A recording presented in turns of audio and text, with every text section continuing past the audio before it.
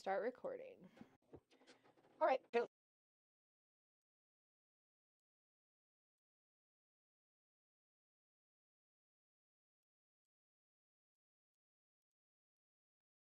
Start recording.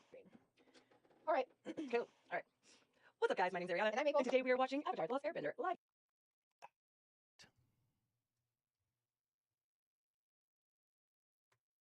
What's up, guys? My name's Ariana, And I'm Mabel. and today we are watching Avatar: The Last Airbender live action, season 1, episode 7. Woo!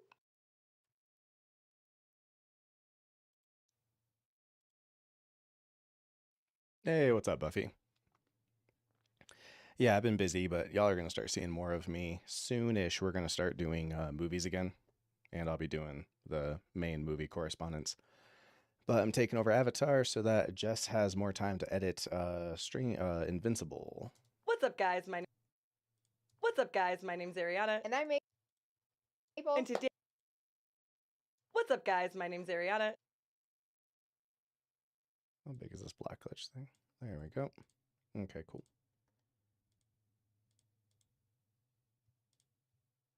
Boop.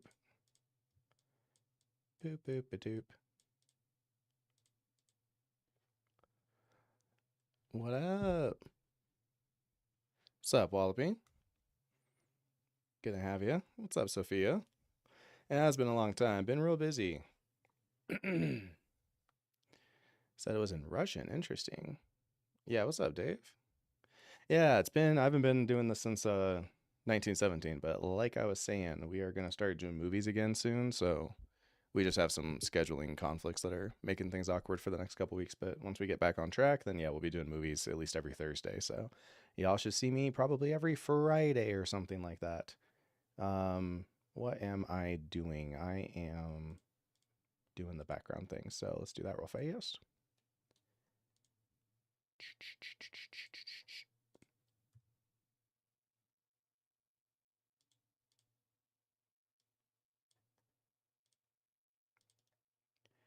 And then I'll grab these and get rid of everything in between.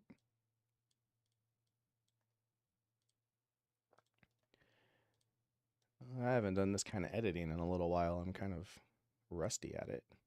See how it goes.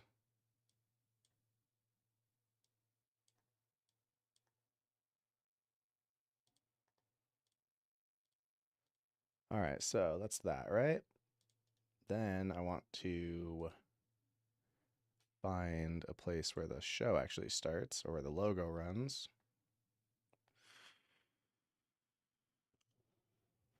Is there a logo in this show? Do they do like an intro thing? I don't remember. So we'll just do this instead. What's up, guys? What's up, guys? My name's Ariana, And I'm Mabel. and today we are watching. Sure. Oh wait, did I go to the beginning? I'm not so sure. Yeah, it's a good busy.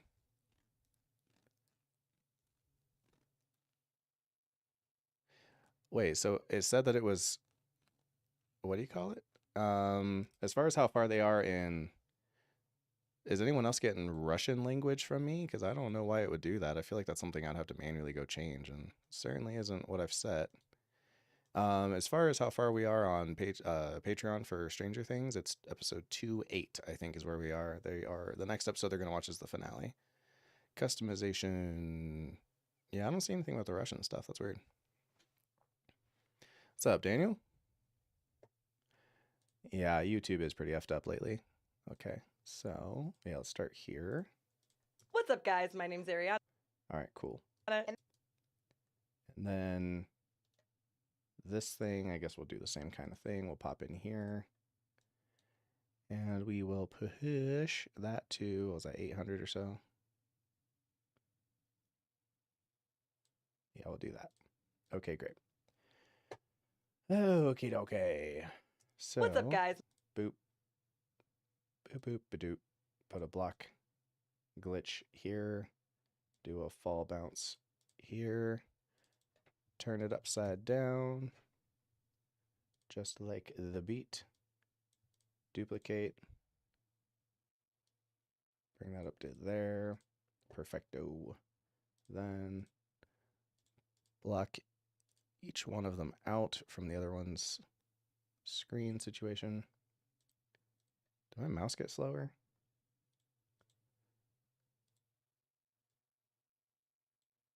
Boom, boom, boom. What's up, guys? My name's... Great. Now I need some audio. Let's go to this guy. Let's look for sound effects. Let's go grab ourselves the glitch sound effect. I guess while we're there, we need also the film strip sound effect. My editors don't have to do this from scratch because they have templates, but I am too lazy to set up a template, which means I end up doing more work than if I had just done the darn template. What's up, guys? My name's Ariana. And I'm Maple. And today we're... Maple. All right, and I forgot I'm doing this all in 4K, so it's going to end up being huge. Let's change our playback resolution to crap. There we go. Probably help me with YouTube as well while we're at it. Did I go to school for this? No, I looked at YouTube videos, brother.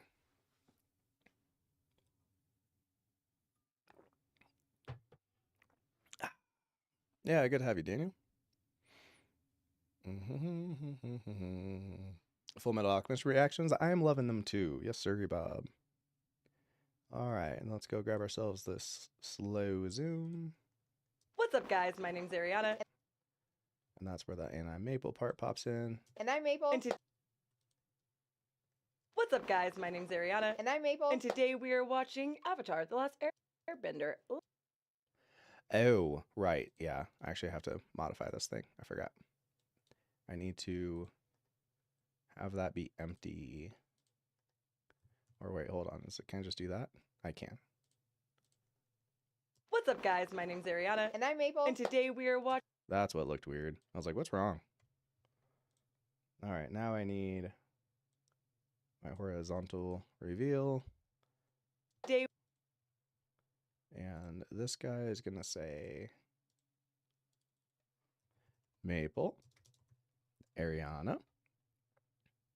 And then this one is going to say edited by, and you know what? Normally I wouldn't care. And I would just say that it was the other editor. But since I know this episode and the next one are going to get a bunch of hate, I will bear the brunt of that rather than blame my editor. But normally I would just give them the credit because who cares? What's this?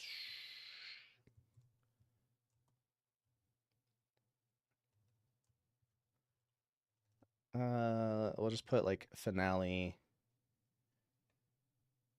I guess. And then on Patreon.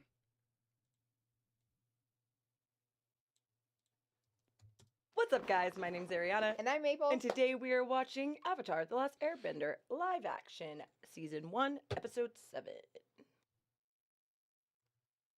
Cut from there.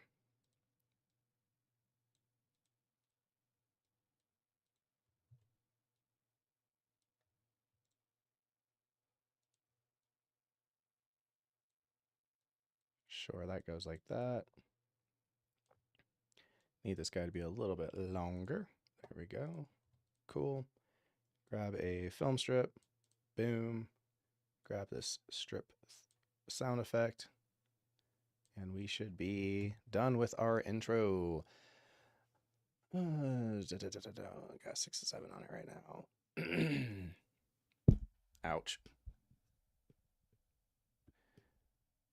Will they do a One Piece reaction? Probably not. One Piece is way too long. It's been, came in navigate Band Lab. I don't know what Band Lab is. Can't imagine sending hate on a reaction video. I can't imagine really sending hate on any YouTube video. Like, if I don't like a YouTube video, I just leave quietly. But, you know, some people are very emotionally charged. What's up, guys? My name's Ariana. And I'm Maple. And today we are watching Avatar: The Last Airbender Okay, I guess we can have more time with that. live action, season 1, episode 7. Okay. All right, we're starting in 3, 2, 1, go. I want one more. Do what you gotta do. We already know. Like, I don't even know what this is gonna look like right now. Because the last episode I was like, ugh.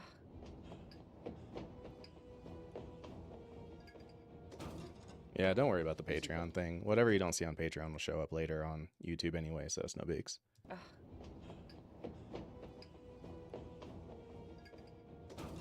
The Patreon is more a matter of like, we have content that's sitting around waiting to get fully processed, and so we might as well have a place for it to go for people who want to see it early. But if you can't afford to see it early, then just wait till it comes on YouTube. Episode 7. Prince Zuko, the Imperial Guard. They're coming to take the prince into custody. What? Okay, am I crazy or is this like super quiet?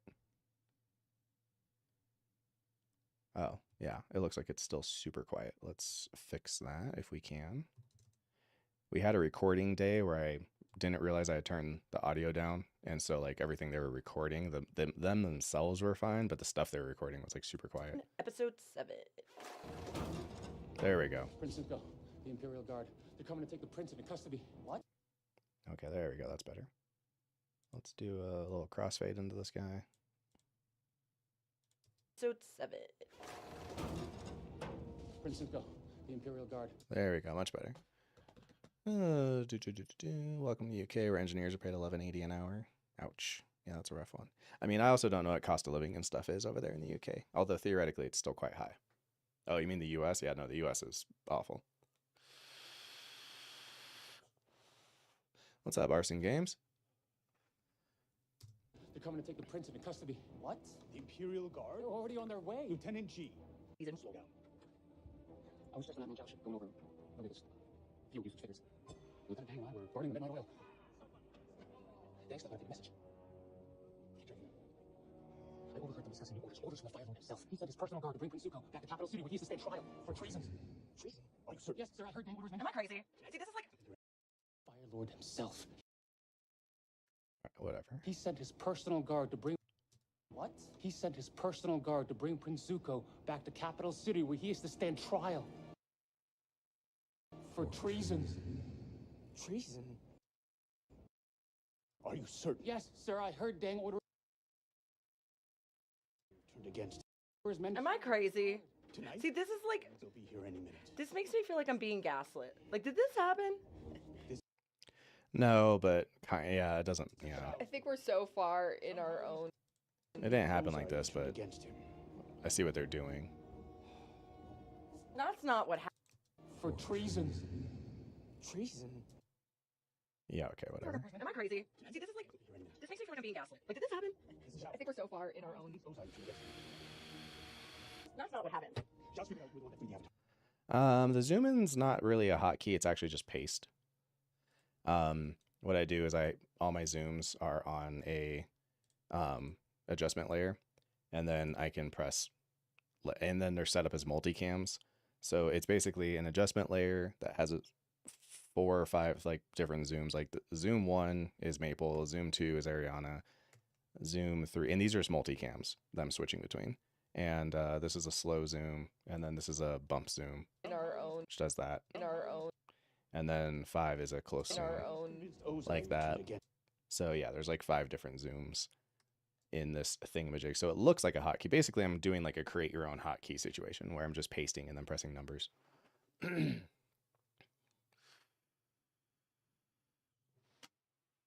I do not have any more Cenobite things cooking because nobody's watching them. So instead, I am working on a screenplay for a web series that I am going to produce.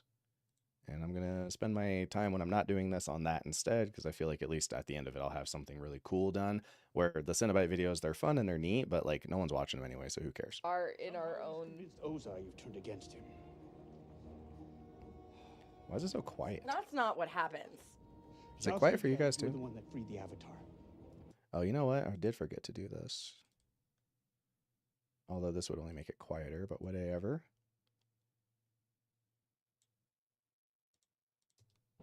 Prince Zuko, you need to leave. Now. Did it happen? Start the engines and My final rating's a 0. I fucking hate this show. I think this show is like maybe 10% better than the fucking movie. I thought the show was terrible from episode 1. The girls at least liked it for the first handful of episodes.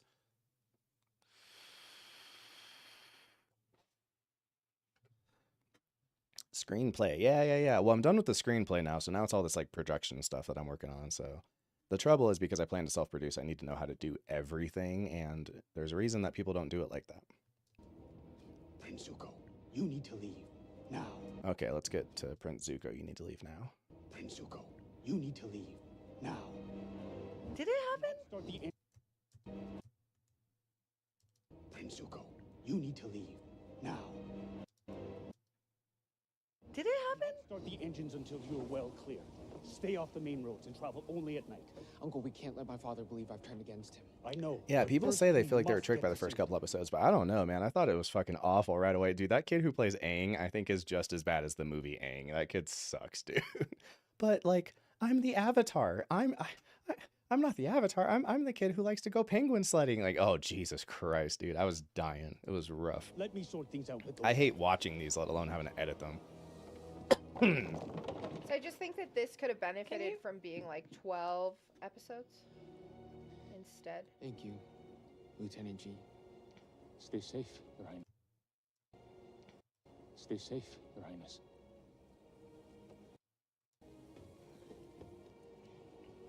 I don't think Sokka holds the start, but Sokka was definitely the character Are you who's looking like it up? the least bad I'm She asking. had no idea. in the beginning. Okay, I don't even need this part. We'll just go straight to he had no idea. Are you looking it up? I'm She asking. had no. I'm She asking. had no idea. It was all too easy to get him to take. All right, I'll just do this. It was all too easy to get him to take the bait. Okay. Too easy to get him to take the bait. Okay. Okay. Never mind. There we go. It was all too easy to get him to take the bait. Okay. Okay. Never mind. There we go. It was too easy to get. Yeah, that's the thing though. Like, okay, so you're saying that the imagery had you ignoring the writing. Like, that's a thing for me that just doesn't happen. That's why I don't like MCU movies, is because I think they try to use the imagery to hide their writing all the time. And it's like the writing's the only thing that matters to me. If the show looked terrible but was an excellent story, I'd be right on top of it.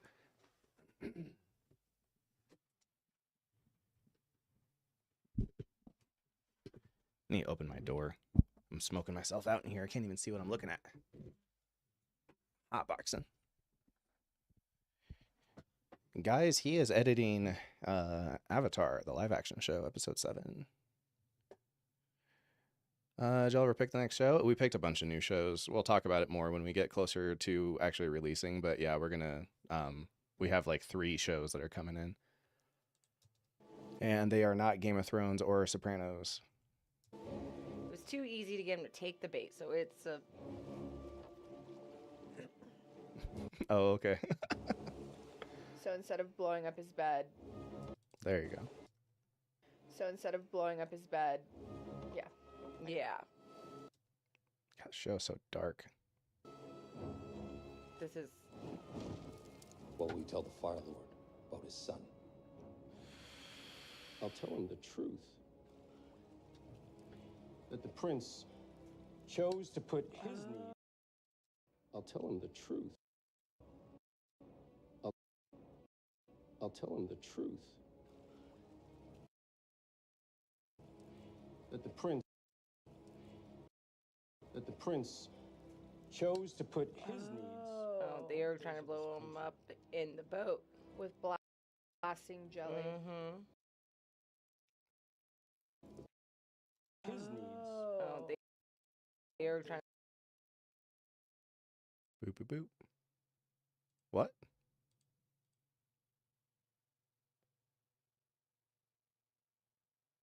Oh. Well, first off, I wasn't supposed to switch. And then second, what's going on? Oh, duh, because I have to decompose it first. I knew that. Don't mind me, just forgetting how to do my job. Trying to blow him up in the boat. With blasting jelly. Mm-hmm. And that his son was a traitor. Got it. So they're just doing it different. Get out of there. Get out of there. Get out of there.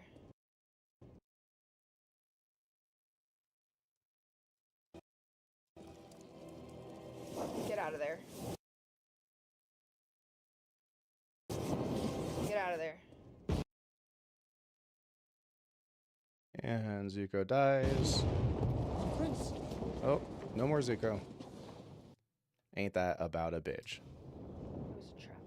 Yep. Okay, so the trap was just set differently. Mm-hmm.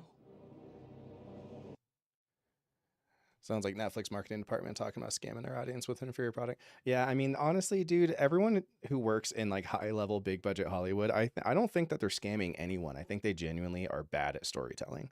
I think that Hollywood has made it, they've rewarded people too much for making bad stuff. So they think that bad things are good. And that's why everything kind of sucks lately. Anything that's not like made by like an auteur director kind of blows. That new Star Wars show looks fucking awful. It's just a different trap. Now I need to deliver my condolences to General Iroh. Am I going I'm sure deaf? he's Everything been sounds through so a terrible quiet. shock. You know what? Fuck it. I'm just going to bring everything. Can I? Do I have room to go? I don't have any room on the girls. Why is this so quiet? All right. That should help, at least on my end. Hopefully you guys aren't dealing with the same problem. All right. Let's see how this looks. What's up, guys? My name's Ariana. And I'm Maple. And today we are watching Avatar: The Last Airbender live action, season 1, episode 7. Prince Zuko, the Imperial Guard, they're coming to take the... All right. Whatever. That's fine. Still seems fucking quiet, but am I on crack? I turned it up so loud and it still seems so damn quiet. I think this needs, I don't know, whatever. It's just a different trap. Now I need to deliver my condolences to General Iroh. I'm sure he's Yeah, been I'm through done a with Star Wars also. I'm starting to realize that I don't know if I even like old Star Wars anymore. It's like, it's just the whole thing's been ruined for me. You fool. You fool. You fool. You fools.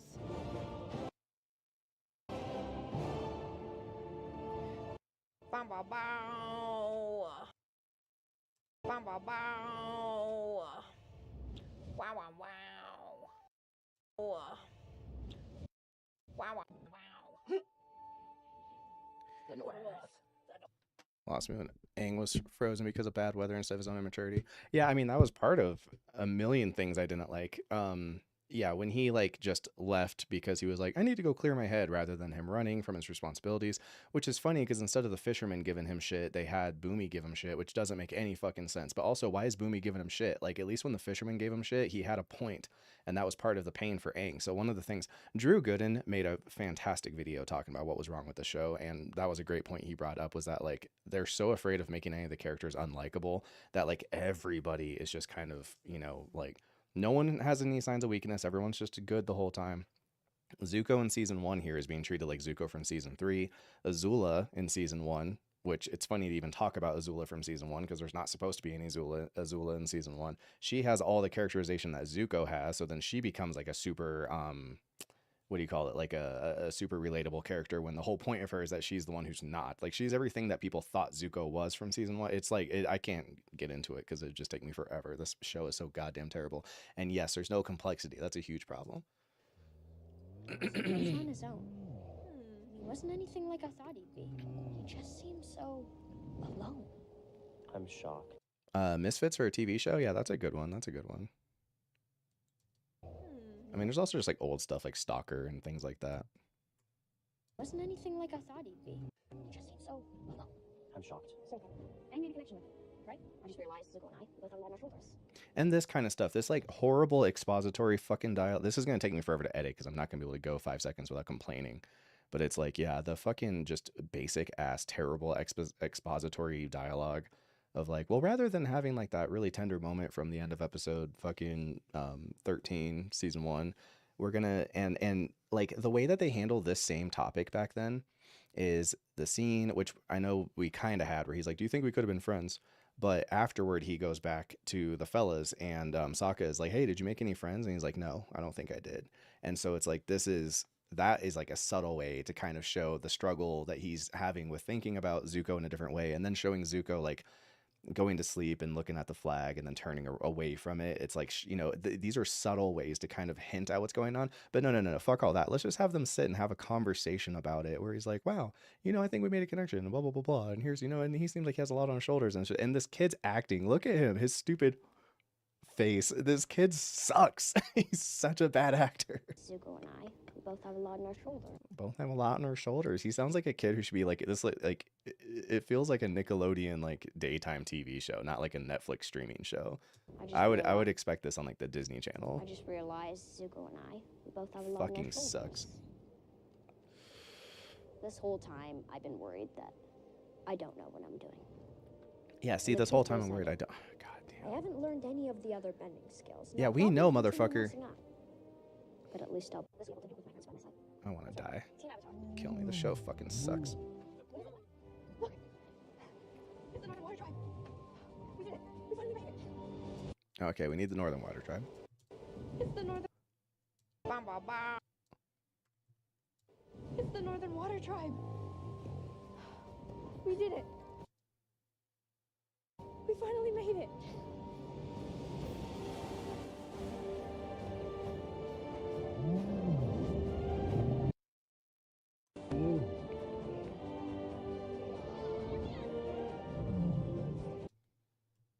At least it looks cool. It does look cool.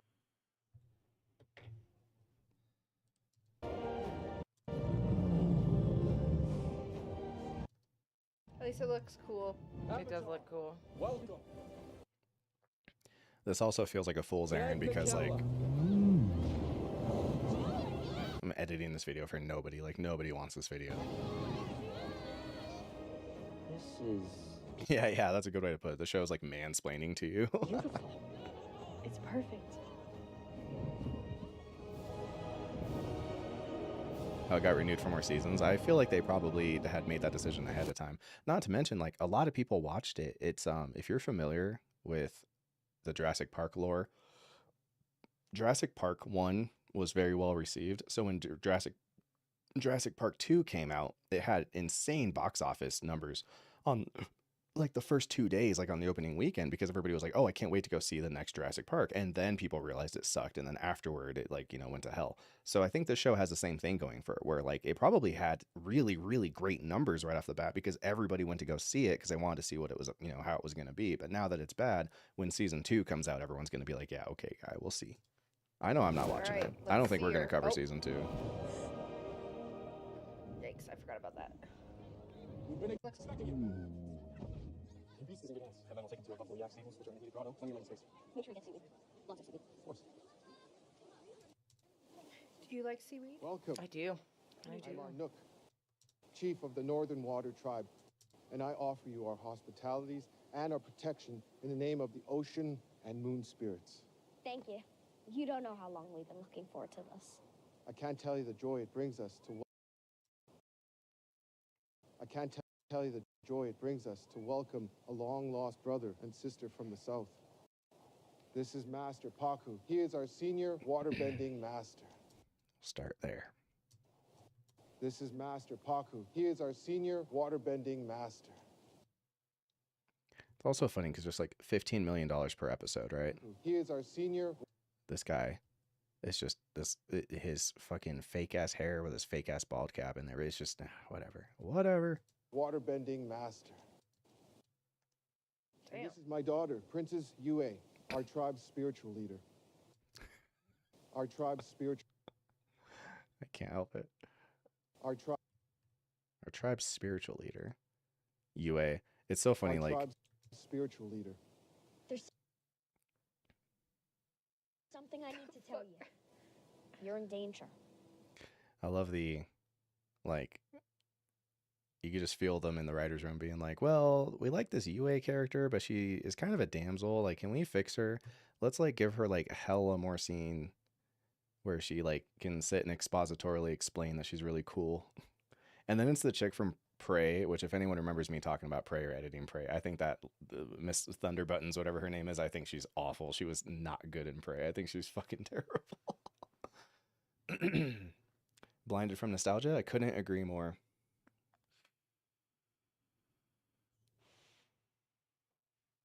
Excellent, Nani. It'll be me and you in there. Avatar A. I know it sounds crazy. Her but I've wig, seen bro. vision, and in it, the North is under. I mean, either we get a penis or we get. So our scout. Avatar A. I know it sounds crazy. Her but wig. Her I've wig, seen bro. vision, and And in it, the North is under. I mean,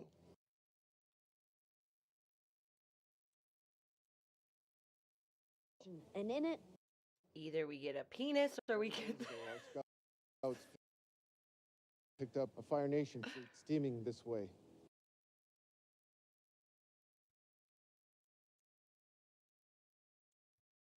Our scouts picked up a Fire Nation fleet steaming this way.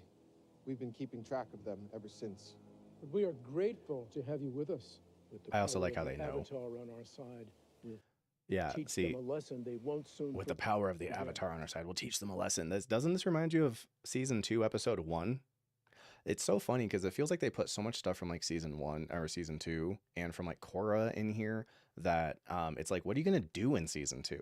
Like, so much of season 2 is a bunch of the stuff they've already been doing with Azula. So I don't, whatever, let it go, Chad, let it go. Citizens, it is a great day for our city as we welcome mighty allies, and we shall celebrate their arrival. It's not about being young to not roll your eyes at the dialogue. It's about being a super fan. Like, it's more of like, how much of a sycophant do you have to be to not roll your eyes at the dialogue? And we shall celebrate their arrival with a feast.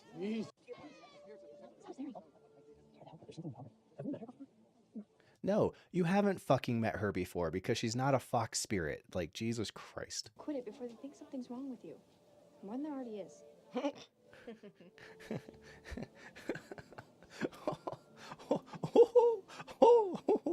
I swear I will not rest until I hunt down these villains. Our enemies can't be allowed to get away with such a brazen crime. And I know where to start the hunt. Yeah, okay, bud. I swear I will not rest until I hunt down these villains.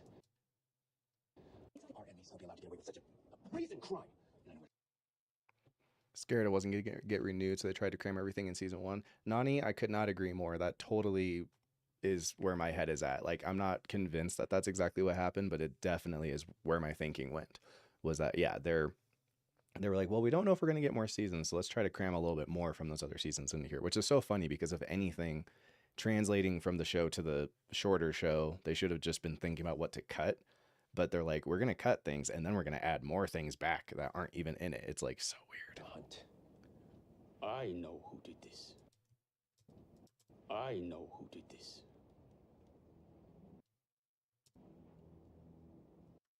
Pirates. It was Ozai. Ozai's lost all shred of humanity. He's become so obsessed with conquering the world, he cannot tolerate anyone who would get in the way of this. Not even his own flesh and blood. He's like, wait, shit. It's expository dialogue. It's so expository. Like, it's like, count how many things people say that isn't just a person explaining something that's happening or is going to happen or explaining how they feel. Like, a shocking percentage of the dialogue is people just doing exposition. It's awesome. I sympathize. It does make what I'm about to say a bit awkward. The Fire Lord has given me the honor of leading a great armada. Which, again, that's episode 113, which they kind of were doing in episode 6. So why didn't they just do it in episode, like, well, let it go, whatever. With orders to conquer the North. This guy's acting is fucking garbage, by the way. His little hand acting. Like, conquer the North. Of leading a great armada. A great armada to With orders conquer to the conquer North. the North. Okay, guy. We know the Avatar is headed there. His hand acting in this scene is weird. What is going on? We know the Avatar is headed there. To the last great waterbender strong. Like, I am setting out to take it. Forgive me, Admiral. But you weren't the first to cut the order into mind for such a prominent mission. I don't like how they. I have little experience in battle. Of course, that also means that I have no track record of failure. Like, that's not the way he was supposed to be. Like, they're making him like a bumbling idiot. Yes, I couldn't agree more about that. That is absolutely true. It's one of the big things that fucking annoys the shit out of me with this show is that they made Zhao gets clowned on, and Zhao is a coward and not as smart as he thinks he is, but he's not a bumbling fool. He is like a legitimate threat. He's a real concern. And in this one, they just made him like the comic relief. It's so fucking weird. And like, he was an asshole. Yeah, he's a dickhead. And yep, here's more Azula. Give me more Azula, hell yeah. Nothing. And seeing Ozai's face, like why are we seeing his face all the time? And what is up with these two? What is going on with these two? They're just standing around all the fucking time, just watching her. Just don't put him in. Just, even if you were going to have Azula, just don't put fucking Ty Lee and May in. It doesn't make any fucking sense. Like, it's so funny, dude. Just, it's like, all they do this whole fucking season is stand around and just look at fucking Azula. It's like, just wait for season 2. You're going to have to go pick them up. Like, so much of this, because it's already handled, like, what other stuff are they trying to cram into season 2? Because they're not going to be able to do it in season. They already have it. Like, that's a whole episode of her going and gathering her little homies, and we don't have any of that because they're already just standing around in the palace all the time. So garbage. It's so bad. Oh my god, I don't know. It's so bad, and it's so fucking boring. I'm already bored.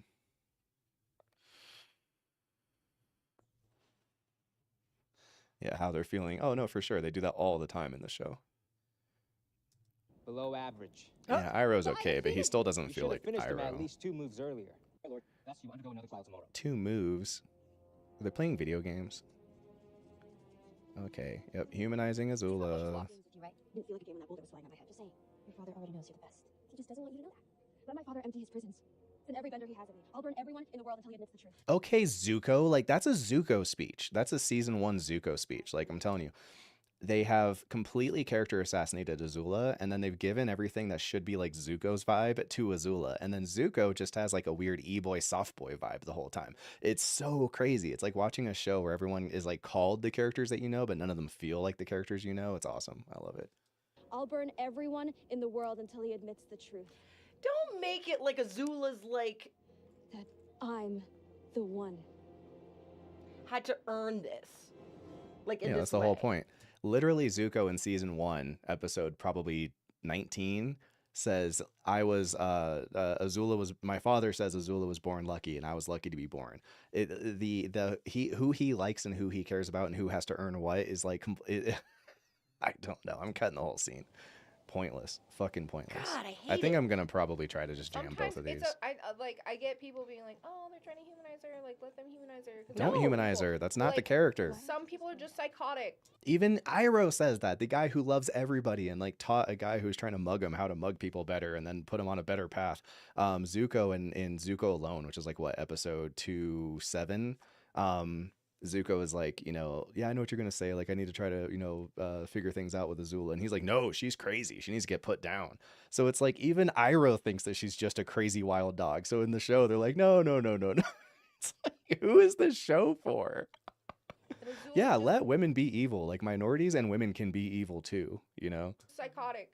Hey there, Sokka, Southern Water Tribe. Which, is that a reference to Zuko in episode, like, what? 316 or whatever, when he's like, hi, Zuko here. Is this like a hi, Zuko here reference? Hey there, Sokka, Southern Water Tribe. Like, I don't know what to keep because everything sucks. I don't like. Well, Zula was just a little girl. She was an evil little girl. Yeah, you can be young and evil. Spiritual leader. She probably sleeps on a throne and only eats dewdrops and sunshine. And I just think trying to make it look like it's more than a mission is like, or her nature. Is it good? I feel like it takes away from the original story. That's just me. Like home. Okay. All right. Yeah, Katara has absolutely no personality. No character flaws. That's the big one. Like, most of our leads have like 0 character flaws. They cut out, like, again, they trimmed down the whole thing where Sokka had like sexism issues for 4 episodes and then had to like learn and become better and grow. Katara had the whole thing where she was super jealous and like stole the water scroll because she was feeling insecure about how her waterbending was versus Aang's. All of this stuff is just super like, no, I'm just the shit. It's very, very like girls get it done vibes with her in this episode. The whole like, you know, oh, you found a master. You're looking at it. Like, oh, Jesus, fucking off, man. I just want to say thanks for helping me get here. I wouldn't have missed it for the world. A world I wouldn't have seen if it wasn't. Yeah, at a certain point, the characters are just the characters. I don't care how old they are, you know? they've designed them a certain way. They are a certain way, so you just accept that they are how they've been presented to you on screen. I don't constantly second guess. Wait a second, they're only supposed to be this old, so why is Azula evil? Enjoying the food, are we? This guy's It's delicious. bald cap. You say you were. Yeah, his bald cap is rough. So, enjoying the food, are we? This guy's It's delicious. bald cap. You say you were entirely self-taught. Yes. The other annoying thing is, like, again, because they wanted to cut out the Zhong Zhong episode, which makes no fucking sense to me. Again, like, we had to cut out the Zhong Zhong stuff so that we can make room for other stuff that happens in season 2. If we had cut out some of the Azula scenes, we could have made more room for that shit. The Deserter. So in the Deserter episode, obviously, as you guys probably remember if you've seen the show, is that fucking Aang burns Katara, and that's when she learns that she has healing capabilities. So it's like they had to push it all the way to the finale for, like, oh, hey, I'm going to learn how to heal, because it's just, ugh, fuck off. I feel like I've come pretty far, but I still have so much to learn. Has he That's why I Waterbended think yet? it's I, right to be to honest with you, I don't other remember. waterbenders and Every episode, like, falls out of my head after it's over. Especially esteemed masters like you. It must have been difficult to grow up cut off from other benders. The Fire Nation's attacks took so much from you. Yeah, they did, didn't they? They removed the part where they don't teach women. The worst part was like, So mad. It's important that you survive. That is what we do. Water is the element of change. And we waterbenders have always adapted to the flow of life. Tomorrow morning, go and find Yagoda. She's one of our finest encroachers, and she can start you on your journey. Maybe. thank you, Mr. Papa. Maybe. Maybe they just don't make it as forceful. All right, we'll add it in here. Tomorrow morning, go and find Yagoda. She is one of our finest instructors, and she can start you on your journey. I'm gonna have to cut out, like, all the girls' dialogue. So I'm trying not to make it just them complaining the whole time, but it's hard not to. Maybe. Thank you, Master Papu. What's up, Kubrick? Maybe. Maybe they just don't make it as forceful as he. Well, it's also like, why old people makeup? Why not just They hire felt older essential actors? just to learn healing. Yeah. How about some... This whole scene fucking Rabbit? sucks. And again, I think this actress is terrible, dude. She was so bad in Prey. I thought she was just absolutely garbage in that movie. She's the most wooden actress ever. It's like going to, like, public theater. Can you help me finish this? Come on, it's pretty good.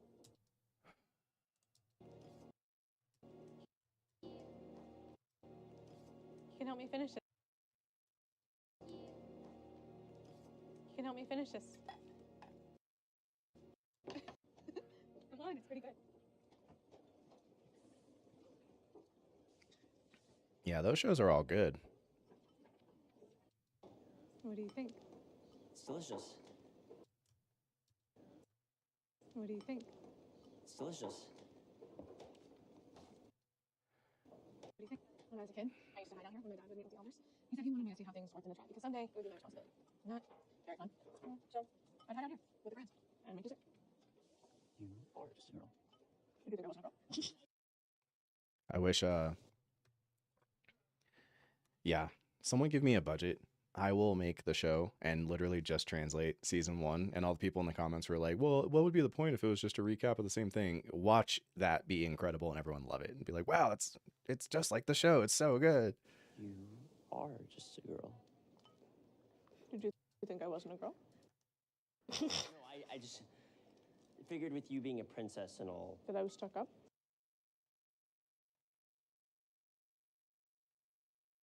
Yeah.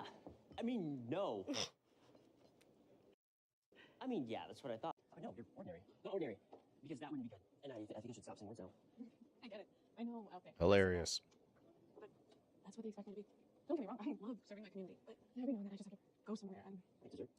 See, when they make changes like this to these characters, it's like they're like, we're fixing it, you know? The show was bad and we had to make it better, so we're fixing it. UA didn't have enough characterization, so let's give her this whole extra scene so that we can really dig into, like, the characterization and give her some more personality. And it's like, okay, so you're making the show, but your standpoint is that the show was problematic and you needed to fix it. Then why are you the one making the show? Shouldn't people who already think the show kicked ass be the ones making the show? Whatever. I get it. Go back home. It was my duty to protect the village. I don't know what won the poll. It didn't really matter what won. We were just using it to figure out some temperatures on some shows that we were interested in, seeing what everyone thought. So, I know that's not how most people use polls, but that's how I use polls. I took that seriously. I hard You're part. like hard oversharing right now. The thing was, Yeah. seriously. Hard overshare. Yeah, and if I didn't do it, who knows what could happen? No, I made a promise to my dad, and I was gonna keep that no matter what. Who? What? Yeah, she's right. Like, what? This conversation is so unnatural. Yeah. How do I know you? Princess Yue. How do I know you? You fucking don't know her, Sokka. How do I know you? Princess Yue. And then this guy not being a tool. Blessing. Like, again, they're like, no one can be unlikable. Everyone has to be likable. Thank you, Han. You didn't have to leave the feast. And then also like the girl power thing where it's like, oh no, we're not engaged. I've already decided I don't want to marry him. So it's like you live in a society where you have arranged marriages, but you're allowed to say no thank you. Like, then how is it an arranged marriage? It's more like a suggested marriage. Like, whatever. Come. It was no trouble at all. Yeah. Oh, yeah. One Piece seems to be so far like the most successful live action adaptation of an anime I've seen. Really? Yeah, they tried doing the Toph thing with the princess. I agree. That's fair. It's very Toph coded. Awkward. There's obviously some feelings. Awkward. There's obviously some feelings.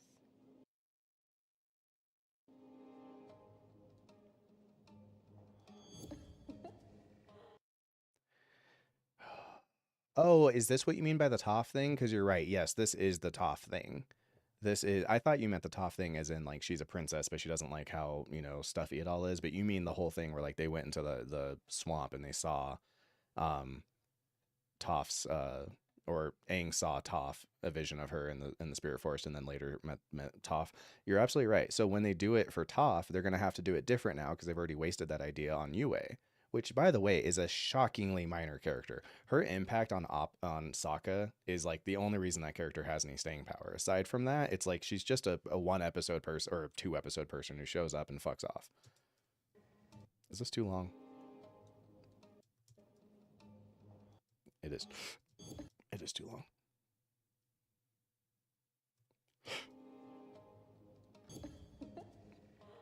Yeah, you're totally right. This is the Toph scene, which by the way doesn't happen until season 2. So like, what are you leaving for season 2 if everything's going to be in season 1?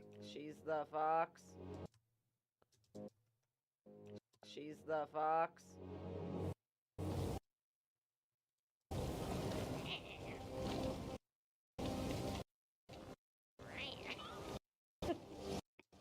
Or no, foxes are more like. Or no, foxes are more like.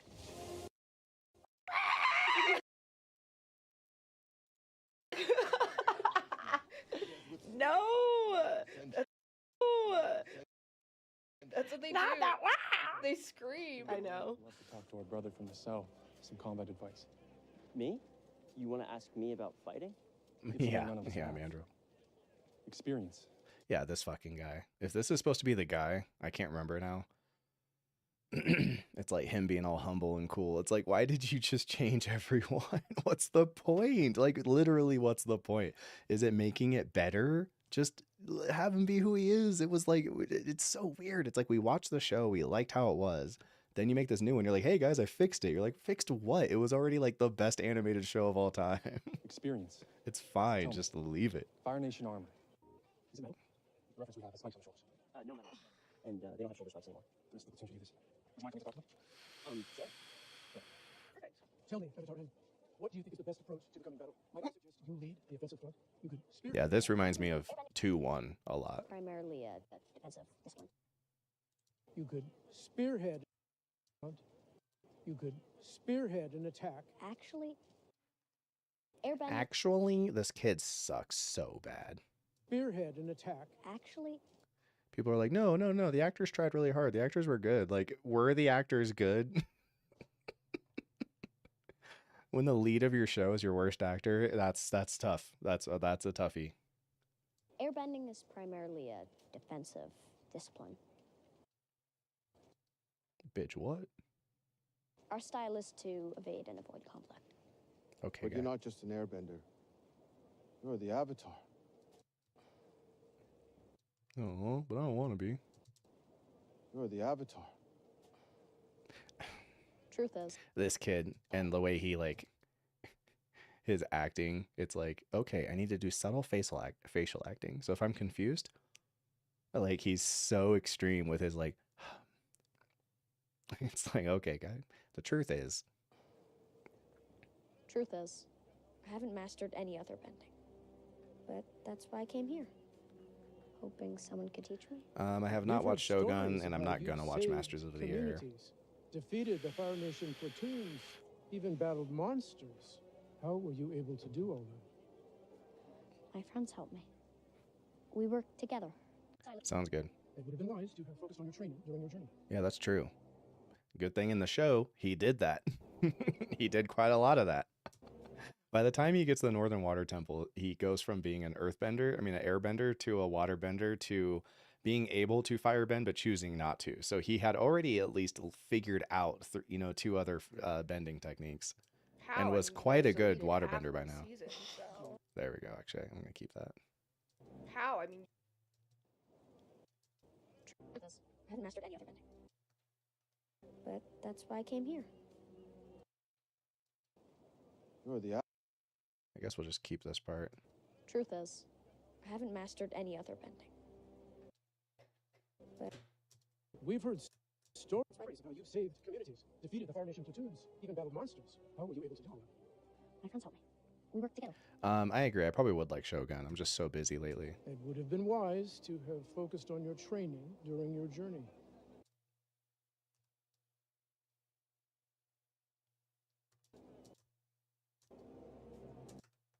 How? I mean, you guys deleted half of the season, so... I mean... I don't know how you're supposed to do that. No, they didn't even delete... The puppet masters willed it away. They didn't even delete it. They just didn't have him do what he was doing. Masters willed it away. They didn't even delete it. They just didn't have him do what he was doing. Yeah. To flourish.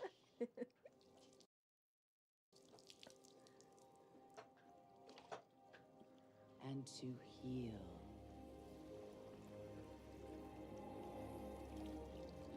Ooh. Nice. And look, she's exciting to hear. Heal. And to heal.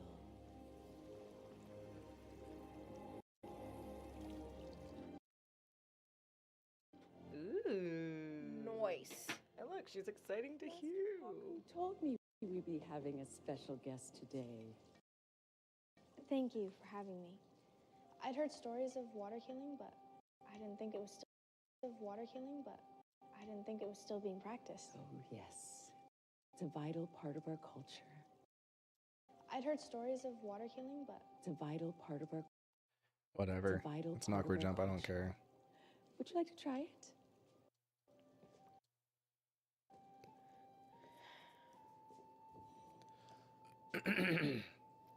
They have bigger things planned for season 2. Yeah, I'm glad that they know better than the original show, that they're adapting. Feel the flow of energy through the body.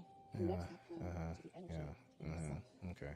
That's kind of suck. Like, instead of having her connect with the women of her own tribe back home, doing healing, and then the whole point of her setting up Which the girls don't remember that part very well, but that's all right. Of her own, you know? Did you learn it? I No. thought there was no other waterbenders, period. I thought There that wasn't. She didn't want to learn healing. Nope, it's not that. That was all they were going to learn. I see, yeah. She learns it in the Deserter. And then she's the only vendor in her community. Which reminds me, when did we get to fight training? Okay, you're gonna have her tell them. Which reminds me, when did we get to fight training?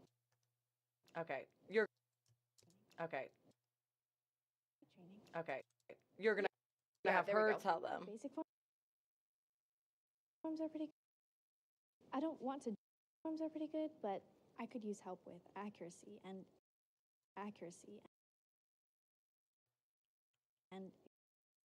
increasing power. I'm sorry, but women don't.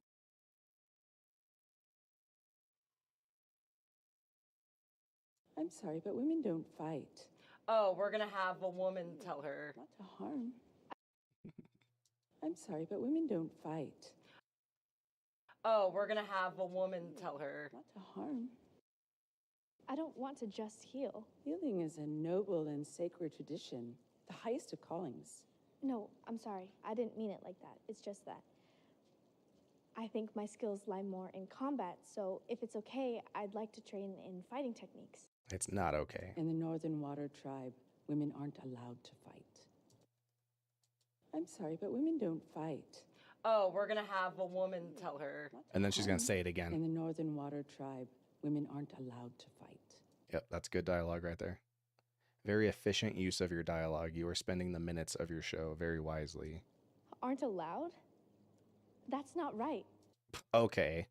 Like, again, just exposition. Just, these are my... That's not right. Looks into the camera, you know? Like, okay, boys and girls. Like, okay. Aren't allowed? That's not right. But that is our way. Okay, lady. All right. I'll be right back. I need to use the restroom. Let me find something for you guys to watch while I'm doing it. Boo boo. I know. I am too old to be getting this worked up over a Netflix remake of a cartoon that came out when I was 11. But this is not just any cartoon. It's not like they're rebooting Jimmy Neutron and I'm pissed off about it. Avatar is a nearly perfect series. It's one I enjoyed a lot when I saw it as a kid, but rediscovering it as an adult actually blew my mind. It's a show that moved me to tears multiple times. It's something that the creators clearly put so much thought and care into getting every detail right, from the world building to the music. Now, for a long time, I thought it would be impossible to translate this world into live action, partly because of how intricate and beautiful the animation is, and partly because the last time they tried to do it, it was a fucking disaster. I've seen way too many people say in regards to the Netflix adaptation, hey, at least it's better than the movie.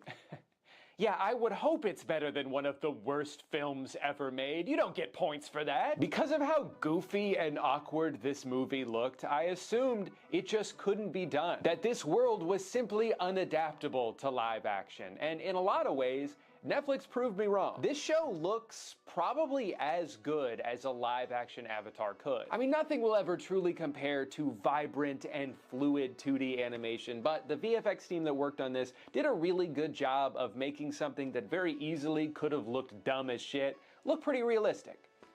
Except for the airbending. I don't know what happened there. Yeah, a lot of the scenes are directed a little jarringly, and it's way too dark sometimes, but with what they were tasked with bringing to life here, I think they deserve a lot of credit. But it's funny to me that Netflix nailed the part that I thought couldn't be done well and messed up all of the stuff that should have been a slam dunk. Let's start with the pilot, because I started writing this video 10 minutes into the first episode. The pilot condenses the first 3 episodes of the animated series into one premiere, which on paper works really well. The end of episode 3 really is where the prologue ends. We've established the world, we've introduced the characters and a little bit of their backstories, and they're literally flying away from their past as they venture forth onto their journey. And while the very beginning of the show doesn't quite reach the heights that it eventually will, I think this is all paced really well and does a good job of doling out enough information to explain what's going on while still having the restraint to hold on to some things that can be revealed when the time is right. We open on 2 of the 3 main characters, Sokka and Katara. We learn that they're siblings who live in the Southern Water Tribe. Katara is a waterbender, Sokka is not. He belittles her ability, they bicker for a bit, it escalates, and then Katara waterbends so hard that a 12-year-old bald kid falls out of an iceberg. Wait, that's not just any bald kid, that's the Avatar. No one's...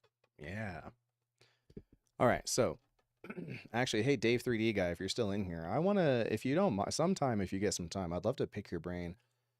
The show I'm working on, I'm getting ready for like pre-production, but I need to put some shot list stuff together for the VFX, and I'd love to pick your brain about how you would handle some of the VFX ideas that I am working on. I see. I think it's just because...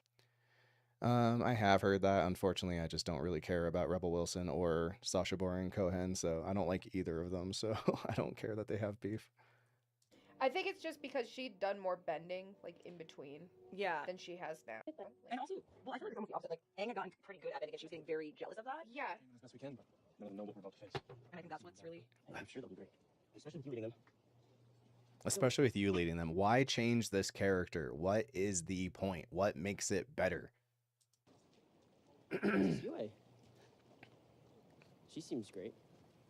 Anyway, she's dedicated, kind, generous. She represents the highest ideals of her tribe. She's the best of us. It's so boring. Watching a bunch of nice people just be nice to each other is the most boring fucking shit in the universe. You like her? Is that on Netflix? Is what on Netflix? The princess and I. We were betrothed. The princess and I. We were betrothed. It was arranged by our parents when we were children, but when she turned 16, she broke it off. She broke it off. Broke it. Again, how does a person break off an arranged marriage? Broke it off. Which.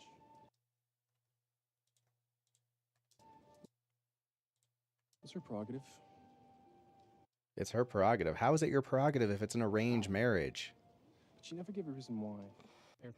So the women can't fight, but they can call off their own arranged marriages. Thank you. Wow. Thank you. It doesn't make any fucking sense.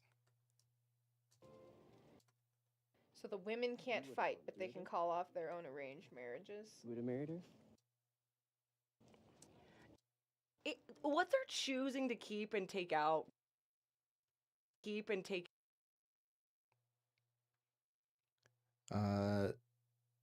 The Avatar. This show? Yeah, it's a Netflix show. Take out really doesn't make any sense in my brain, but it is what it is. Because then the whole like coming to pay your respects to Avatar. Forbidden love is sure to do a little bit more than that. It was so cute. I'm hoping Kuruk can help me make Yeah. a difference in this fight. More Yue talking to Aang. Yep, remember when they used to talk all the time in the show? Is that a problem? This kid. People are like, no, he's good. The Avatar kid's good. It's the writing that's bad. The actors are good. Look at this line delivery again. Tell me he's good. Is that a problem? Yep, that's how a good actor acts. This kid is like, he would probably make it in like his high school play just because he was one of the kids who was down. You know, it's like, well, he was willing, so I guess fuck it. We'll use him. Like, this is a meme gif I want to use. Like, is that a problem? I'm gonna turn this into a gif. Is that a problem? Is that a problem? Fuck me. Like his, you know, he read a book somewhere that said like, when you act, make sure that your face is selling what you're saying. And he's like, oh, I'll sell it. I'll sell it. Is that a problem? A problem? It's just been a long time since. And she is the opposite. She's completely made out of wood. And I would assume it was the show, but I've seen her in Prey and she was equally fucking wooden and terrible in that movie. She's easily the worst actor in that movie. Why is the worst actor always the lead? It's so crazy. Like, who is her dad? Who is her mom? Like, does she have an uncle in the business? It's just been a long time since anyone went to Kirk for anything. The truth is, Sokka was fine. That's the thing, is like Sokka seems so much better than he is because he's fine and everyone else is so bad that at least he's like not embarrassingly bad. He's just okay. He's like serviceable. But Katara, it's partly the acting, but it's partly, again, they just character assassinated her so bad. She has no character. She is such a bland fucking person in the show. Yeah, I don't know if she's a Nepo baby, but it feels like she would be because she's so poor at this. During his time as the Avatar, Kirk didn't engage much with the world. Some say he became enamored with the spirit world and spent most of his time there. She broke it off, but I don't know why. That meant he wasn't around much. Yeah, I brought us to the spirit world, but I don't know how. Yeah, that's a really good point. Yeah, somehow Emperor Palpatine has come back. Deal with our problems. Any show recommendations? Yeah, Peaky Blinders. It's one of my all-time favorite shows. And Severance on Apple TV. I think it's the single greatest season of television ever made. And Succession on HBO is probably the best show I've ever seen altogether. So he didn't do his job as the Avatar. Yeah, they lost a lot of their personality. That's very true. I believe there must be more to his story. Yeah, you know what, Mandrill, that's a great point. That like with Prey, it makes sense because there's probably not that many Native American young actresses out there. So they just could get what they could get. But with this one, whatever. What's wrong with a Nepo baby? Everything. A lot of people get jobs ahead because family and friends. Yeah, it's corruption. It's called cronyism. The problem with it is that if you are a person who's trying to break into Hollywood and you're just working really hard, good fucking luck. But if you're, what's his fucking face's son, Philip Seymour Hoffman, then you get to be your first movie is a Paul Thomas Anderson movie. Like, one of my favorite movies of all time is There Will Be Blood. Paul Thomas Anderson is incredible, and not through just sheer skill alone and being awesome, fucking Philip Seymour Hoffman's son just gets to be the star in hit one of his movies. Like, fuck off. It is exceedingly corrupt. And the real struggle with it is that it's only going to get worse as it goes on. We're already at the point where, like, Maya Hawke and stuff, or certain people are like third generation Nepo babies, where it's like their grandfather was in the industry, and then their father was in the industry because their grandfather was, and now they're in the industry. And in another 20 years, it's going to be like literally everybody who acts is a child or a grandchild of somebody who's already in the industry. So, like, how does a person who, like, is trying to get in there from meritocracy going to break in when everyone there is like, oh, well, who's your dad? Nobody. Next. It's fucking ridiculous.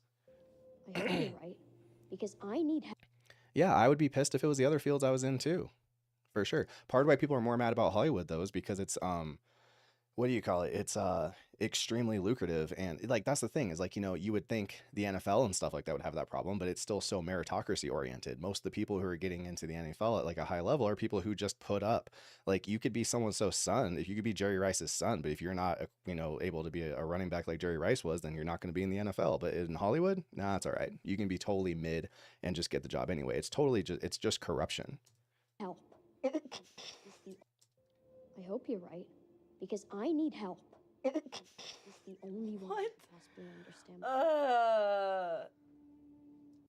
Takeout really doesn't. I hope you're right, because I need help. He's the only one. Yeah, that's what I'm saying, right? Like, Michael Jordan's sons didn't make it just because he was their dad, but in Hollywood, that's not the case. Like, you could be mid as fuck, and you'll get 8 chances because just who your dad is, and so that's why it gets noticed more in Hollywood, because it's a prestigious thing. People aren't complaining as much about, like, plumbers and electricians because it's not such a high prestige job that pays to a point, where it makes people, changes their whole lives. Okay, so she was in Anne with an E, and she was pretty good. So yeah, that's fair. Directing will have a huge impact on how good of an actor, like, you can come across as. Like, I could take the best actor in the world, and if you direct him like shit, they'll look terrible. So that's definitely part of what's happening here. But this kid's stupid fucking facial expressions and stuff, like, that's not the director. That's on him.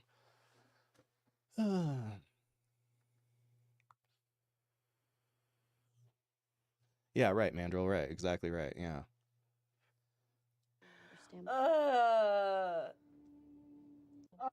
They're talking like they're sharing hot gossip. I hope you're right. I feel like I need help, dude. Dude, I need some help. Like, Yeah, you do need some help, guy. I'm sorry, like, they had me the first 3 episodes, and now I'm just like, it's still not as bad.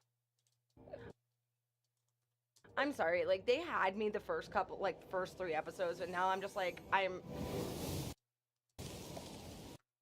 it's still not as bad as the movie, but it's almost. Me. Like, but it's lost me. Like, it's completely. It's like, it's not as bad as the movie. I don't know, man. I think it's almost as bad as the movie. Like, if it's not as bad as the movie, it's like 20% better. I'm taken out of it, Hello, A. Hello, Ang. Hello, Ang. I see you made it to the north. Yes. This is the Northern Water Tribe syndrome. Yo. The Northern Water Tribe syndrome. Yo, can we pause for a second? And then I just. Wait. Wait. Oh. Sorry, I accidentally when I hit space, it paused. It stopped recording the show, so I need to go back. Yeah, it's close. Okay. I'm gonna click on 22:12 for the time on the show, and then I'm gonna clap. Victor, if you want to see people who are giving it a pass because it's just not the M. Night Shyamalan one, then go to the comment section in my last episode, episode 6, and you will see lots and lots and lots of people defending the show, because at least it's not the M. Night Shyamalan show. That's the thing. When people want things to be good, some people will look at it and go, well, it wasn't. And then some people will look at it and go, like, I will go through any mental gymnastics I can to make it seem like it's good because I need it to be good to be okay. And those people will react very violently to people with different opinions. It's very like The Matrix with the woman with the red dress scene, where he's like, anybody who's still plugged in, like, they will fight tooth and nail to keep the reality as they see it. So if you go and say something different, they're going to have a very strong reaction. Like, it's the same kind of thing here.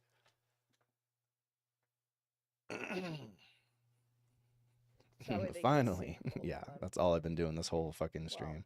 Like, the girls have been 1,000 times nicer to the show than me, dude. I thought it was fucking terrible. I think is what I need to do. I don't know. Maybe not. I'm just gonna allow you as many opportunities to sing as you can. But no, so Chad had said something. So Chad had said something about the acting before, and I was like, I really don't think it's that bad. I don't know. That was bad. I don't that know was if they're so bad. I feel like I don't know if like the budget and energy dropped by the end of the season. I feel like that's what it was. I feel like that has to be what it was. Because you know what I mean? Like it all I totally agree, Mandrill. I think that people are just getting kind of used to a lower level of quality. So their standards are just like at the floor. And it's like, was it in focus? Could I understand what they were saying? Good show, you know? And there's also people who interact with media different. Like when I watch a show, I want to be like sucked in. I want it to be like the best thing ever. I don't watch shows that I'm like if you ask me about shows I watch, I'm not going to bring up anything. I'm like, yeah, it's not that great, but like I just kind of watch it while I'm eating or if I'm on my phone. Like I don't interact with media that way. So when people who do interact with it that way run into me, they're like, why are you being so critical? Because they're used to kind of like, oh, my favorite show is, you know, 2.5 Men, and I just kind of watch it on repeat and I'm on my phone and I'm like cooking dinner while it's on, and like that's how they interact with media, and it's just totally the opposite of how I interact with media. all made sense, and then it just stopped. Like, were there making tensions on set? Fucking sense. It had to have been, right? It just that was so bad. Am I crazy? That was bad. Yeah, clips online, yeah. Yeah, like their favorite movie is Ready Player One. That's a great fucking way to put it, yeah. Just look at it like an adaptation, not a remake, but it's literally... Yeah, that's true. But also, even if it is an adaptation and they're doing something different with it, that still has to be good. A lot of them were like, if you hadn't seen the cartoon, you would have thought this was good. No, I wouldn't. I promise I wouldn't. Like, this show absolutely doesn't stand up on its own.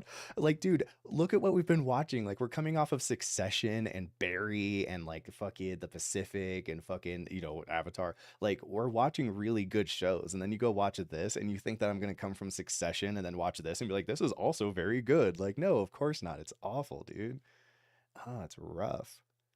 The only reason I didn't bring up The Office is I think The Office is actually pretty good, but it's like, oh man. That was bad. I hope you're right. I hope you're right. Okay, we cut that part out. And then because I need help. You have to find me, eh? It's I. Hello, A. Hello, Wang. Hello. Got bright eyes. All right. That man looks like he drives a Harley. But like, and works in his garage on the weekends. Like, and so much fake pleather, but not because he wants it to be pleather, because he can't afford real no. leather. And then he's like the cool dad, but like he's always in the garage. Always in the garage. Like, he probably. I mean, I don't mind being an adult and liking cartoons. You just should like good shows, and I think Avatar holds up. I think it's actually a good show. Changed 3 diapers ever and has 4 kids ever. Yeah, like best dad. Like that's what that man. Like that man, whoever that man is, that's exactly what he looks like to me. All right. Sorry. Yeah, that's a good point. Like, we're currently watching Stranger Things, which is another kind of family show for, you know, that's oriented around kids, and it's like a Netflix show also, and that show kicks fucking ass in comparison to this. Like, even season 2, I don't think is very great in comparison to season 1. I think season 1 is way better than season 2, but season 2, I'll watch that 3 times before I watch this again. Had to. I was like, yeah. Okay, starting in 3, 2, 1, go.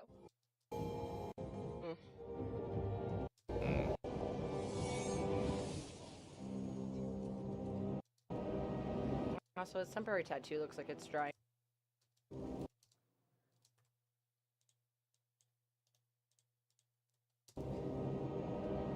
Also, his temporary tattoo looks like it's dry. Also, his temporary tattoo looks like it's drying out. That's it. All these. It's drying out. That's it. All these kids look crusty. Like, I don't know.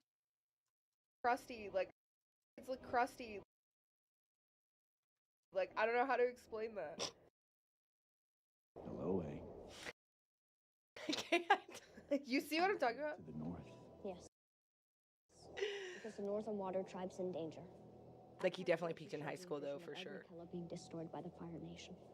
I need to stop. What's up, that from Optimal? happening. You can't. If she showed you the North being destroyed, then it will. If she showed you the North. If she showed you the North being destroyed, then it will happen. Okay, guy. Timothy Chalamet in Stranger Things. No, you're thinking of Finn Wolfhard. It's just end Stranger Things with season 2. I don't see the hype with 4. I didn't watch 4. So I saw season 2 and I didn't like it. So I didn't watch season 3 or 4. So I'll be watching season 3 and 4 with the girls for the first time. Alongside them. Love binging FMA. Yeah, FMA is awesome. I love that show. I wish it was doing better. I thought it was a lot more popular of a show than apparently it is. Avatar's plot's fun, childlike, but still has bigger meaning and adults relate to. Blah, blah, blah. Yeah, exactly. It's just a good show. Yeah. But the battle's outcome is I don't know still what you would uncertain. do in a Stranger Things video game. But the battle's outcome is still uncertain. Okay. Whether the Fire Nation prevails, whether the Waterbenders survive, all of that is up to you. Why is he not blinking at all? No, you are the Avatar. When I was Because at he's Kyoshi thinking Island, about his lines Kyoshi really helped hard. me unleash these incredible energies. The Avatar state. Yes, she said it gave me the strength of 1,000. I'm sorry. This kid, he's such a good actor. No, he was trying. Yes. Yes. It's like, maybe he's done some stage acting before. Yes. Yes. Yes. She said it gave me the strength of 1,000. I'm sorry. This guy is not a good actor. Yes. She said it gave me the strength of 1,000. I'm sorry. God, he's so extra. I can use that power to save the North. But to gain control over it, you need to first master the other disciplines. Except she was able to. Except. Except.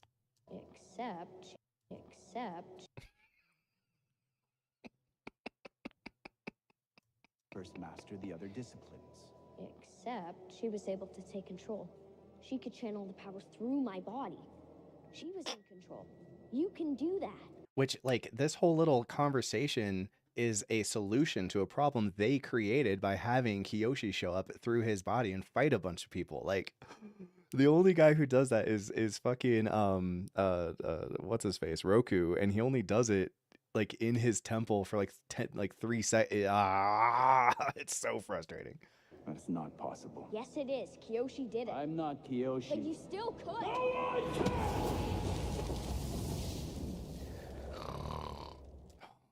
Kill myself. After I became the Avatar, I discovered dark spirits were on the verge of crossing over into our realm from the spirit world. I had to stop them. So that's what he was So doing. I spent my life fighting them. Did you? Is this not the same guy who was the go with the flow dude who stole his girlfriend's face? Because his whole thing was that I was a lazy piece of shit.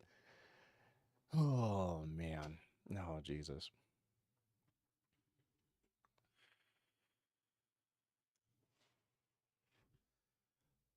Oh, a Telltale game would make sense. That would be a good way to do a Stranger Things video game for sure. Telltale would be a perfect way to do that. I think people are embracing the show because it's not the M. Night Shyamalan film. It's not that bad in comparison. I think it is. I don't think it's that much better than the M. Night Shyamalan film. I think it's like maybe 10, 20% better than the Shyamalan film. But for the most part, it's just about as bad. I would put them both in the dumpster. Yeah, Russian Doll they would probably like, but it would do terrible. And anytime, Juggernaut Noetic. Well, people aren't uninterested in M. Night because he's old. Like, people like Martin Scorsese and he's a million years old. It's because he made 100 bad movies in a row. The war Yeah, exactly. Yeah, the 10% of it being better is because they at least pronounce the names right. waged on the spirits Oh my God. damaged my body. Okay, whatever, and guy. corrupted my soul. Yeah, okay, In my bud. condition, You have a condition, I okay. wouldn't be able to control the Avatar state any more than you could. Okay, whatever. Then get someone else. I have 1,000 past lives. Go get Juan. And despite all my sacrifices, What are you talking about? I don't care. I'm so sorry. couldn't save the one that mattered the most. Okay, so this is that guy. So they just completely rewrote his character. Again, it's hard not to take offense at the feeling that they're approaching it from the point of view of like, yeah, the show had some problems. We're fixing it for you. It's like, oh, well, that guy said his whole thing was that he was a go with the flow guy and he wasn't paying attention. By the way, when does he say that? Is it right before the fucking finale? Like, Jesus Christ. It's like part 1 of a 4-part finale of the 3rd season, and we're having this conversation in season 1. This does feel a lot like they're covering it because they just didn't think they would get more seasons. They just wanted to kind of have the whole show in this one season. Did Peaky Blinders win? No, it did not. Any plans on watching Shogun? I might watch it myself, but I have not heard enough buzz around the show to want to cover it for the channel. Somebody tell this dude polar bears are in danger. Yeah, he was the go with the flow avatar, and then they like changed him. So what were they doing? Were they fixing him? Did they not like how he was, so they need to fix the character? Like, again, if you have so much disdain for the original show, why are you making an adaptation? A predatory spirit came to seek vengeance on me. Umi, my beloved. Again, it's just non-stop exposition. It's so wordy. There's so much exposition. Everyone is just explaining everything all the time. Is there any dialogue where someone isn't just explaining something to someone else? Paid the ultimate price. The spirit stole her faith. Oh, Ko. Listen to me, Aang. Oh, this is how we tie Ko back in. Must okay. Walk alone. What? Okay, whatever. Me, Aang. Listen to me, Aang. Oh, this is how we tie. I want to die. Listen to me, Aang. Oh, this is how we tie Ko back in. Must okay. Walk alone, or else the ones you love will suffer. Okay, guy. Listen to me, Aang. Oh, this is how we tie Ko back in. Okay. Walk alone.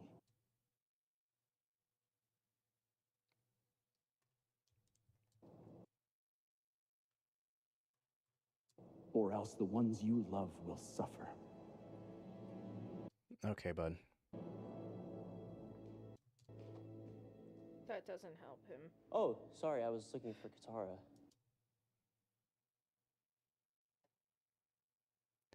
Amber Mid-Thunder. That's what it is, right? That's her name? I should get going. Sup, AX? Avatar core reactions. Your fantasy reaction is not universally praised this one just because it's a shiny highlight reel. Well, so the thing is a lot of those people aren't just praising it because it's a shiny highlight reel. They're also praising it because they're afraid of their audience like bullying them. You know, that's what happened to us on episode 6. Like, if you go check that comment section, it is feral. It is a cesspool.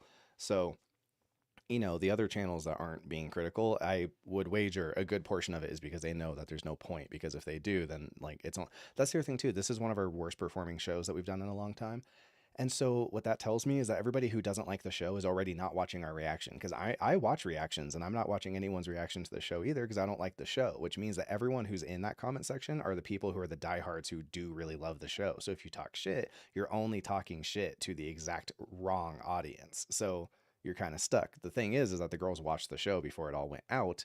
So luckily, like, the comment section wasn't able to inform their opinion. So they were just saying what they thought without thinking, you know, about whether people are going to be pissed about it or not. Is something wrong? I am definitely not going to watch the Beetlejuice movie. That looks fucking stupid. No, I'm just a little tired. I guess you need to go and recombobulate. She just dropped that word. Oh, it's because it's a reference thing. Oh, whatever. I guess you need to go and recombobulate.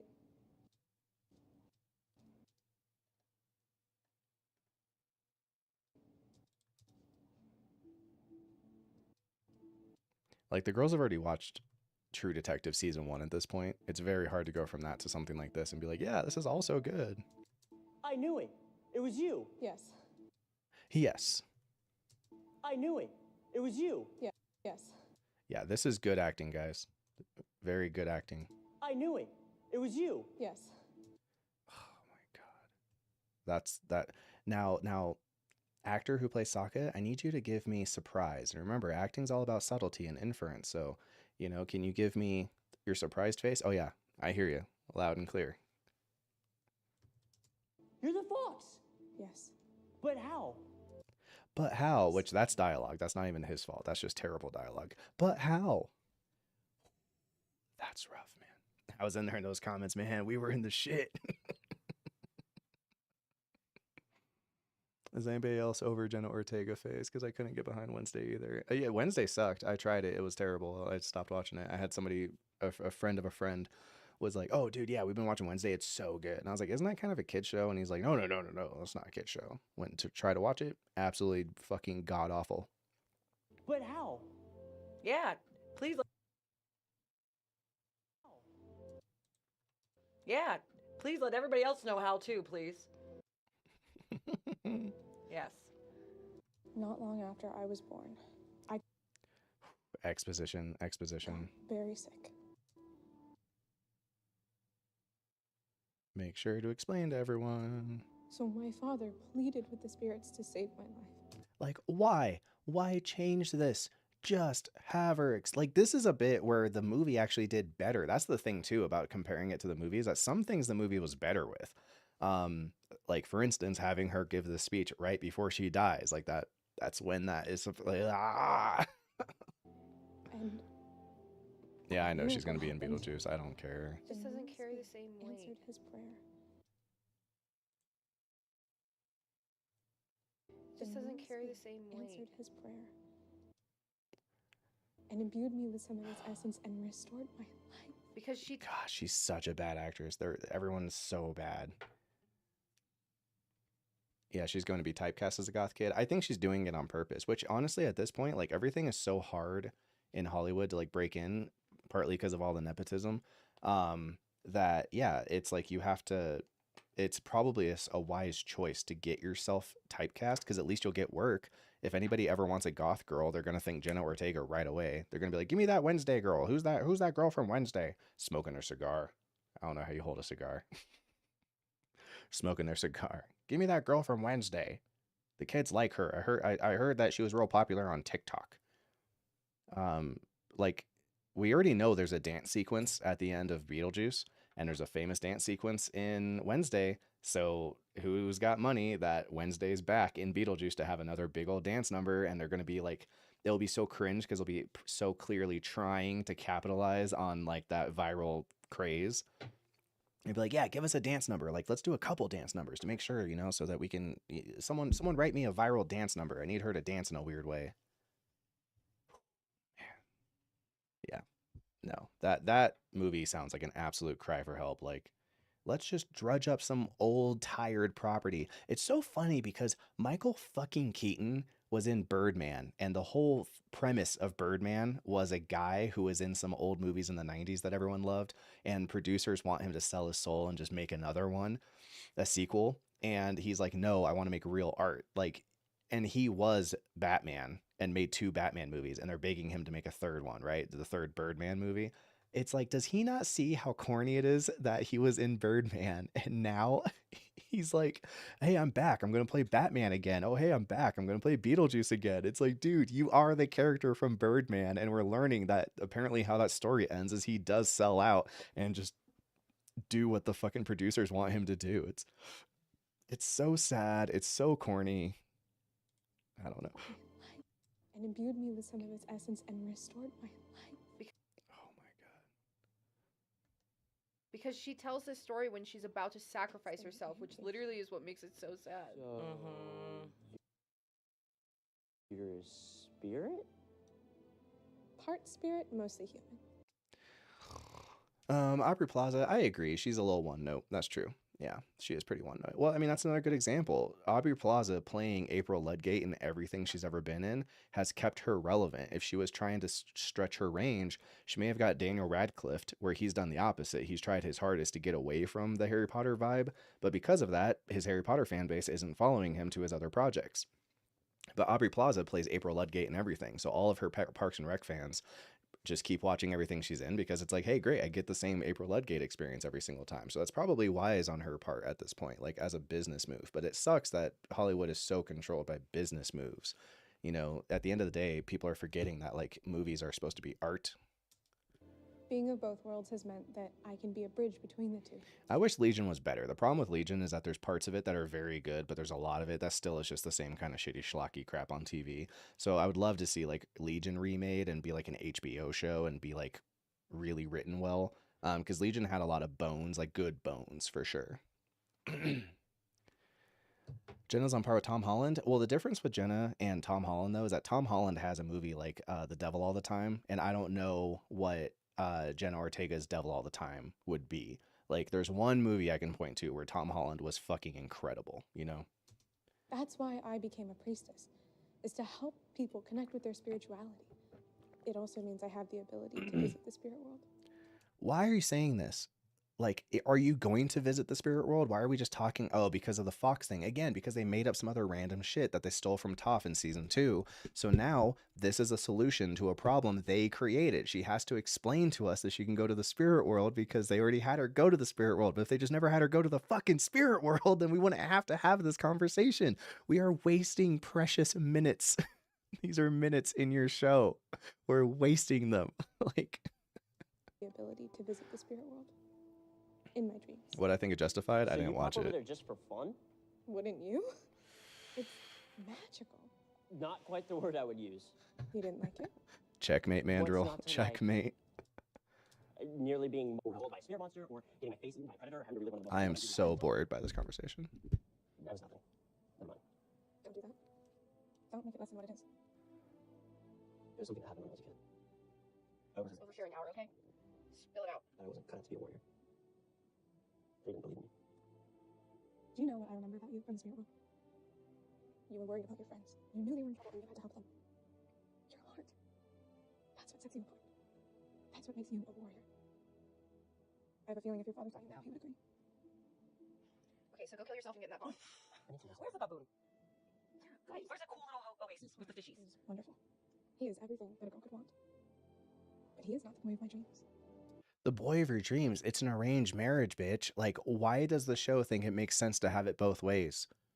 What is the point of an arranged marriage if it's not actually arranged? Like, why even say it was an arranged marriage? Why not just say that, like, he proposed and you got engaged and then you realize later that you're like, you know what, he's not the boy of my dreams, so then you left. And they... Oh.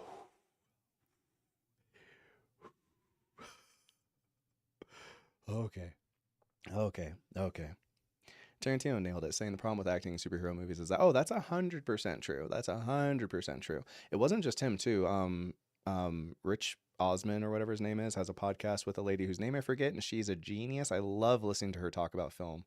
And she was talking about the same thing. And she's like, yeah, any number of these people, like, their fans aren't following them to their other projects. You know, they're like, she's like Jennifer Lawrence. Like, she'll be in some huge franchise like X-Men or Hunger Games, but then she'll go make some small movie like Joy. None of her fans are going to go watch that movie. So, like, actors are becoming a lot less famous than people think they are. They think Chris Evans is more famous than he is, but then he'll go make a Snowpiercer and no one's going to watch it because it's like, Chris Evans isn't famous. Captain America is famous, you know? So that's a real thing. Dave 3D guy, I got a question for you. I'd love to get with you. I have the screenplay figured out and I'm working out my shot list and stuff for my VFX effects, my visual effects. I would love to pick your brain about theory on like how I should handle these things, or if you know any good examples I could look at. I would love to talk to you about that stuff. Timothy Chalamet and Zendaya are going to rise to the top and stay for a long time. Yeah, I mean, that has to happen. You have to replace the older actors with younger ones. No, that's what I'm saying. Chris Evans is really good. Chris Evans in Snowpiercer, like, that's the thing. I didn't know he could act until I saw him in Snowpiercer, and he is incredible in Snowpiercer. I didn't know Jennifer Lawrence could act until I saw her in American Hustle, and she's incredible in American Hustle. But, like, their fan bases aren't going to watch these movies, you know? They just are like, all right, let me know when you're going to play Mystique again, because Mystique is famous, not Jennifer Lawrence, you know, if that makes any sense. Katniss Everdeen is famous, not Jennifer Lawrence. Yeah, famous actors, but not movie stars. That's a better way to put it. That's a much better way to put it. Like, we are as close as you can get to post, like, you know, Anthony Mackie is the first person I ever heard say the Tarantino thing, where he was like, Anthony Mackie's not famous, the Falcon's famous. So, like, you know, it's that thing where it's like, I'm only as famous as I keep making Falcon movies. So I forgot where I was going with that. I was going somewhere. I forgot. Something to do with that. I forgot. What'd you guys say? You'd love to talk shop? Okay, awesome, dude. Thanks, man. Yeah, the guy from The Pianist, his name is Adrian Brody, and he's incredible. To be fair, you've rarely seen him in big movies generally. He's a very good actor, though. I love him. He's also in season 4 of The Peaky Blinders. And yeah, Adrian Brody's an incredible actor.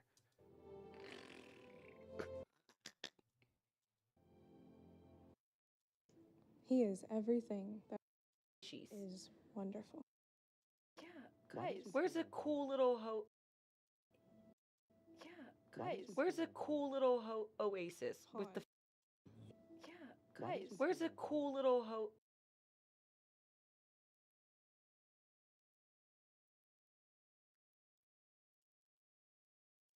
But he is not. But he is not the boy of my dreams.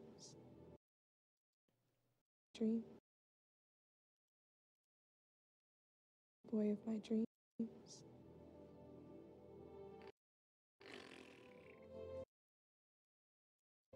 Oh shit.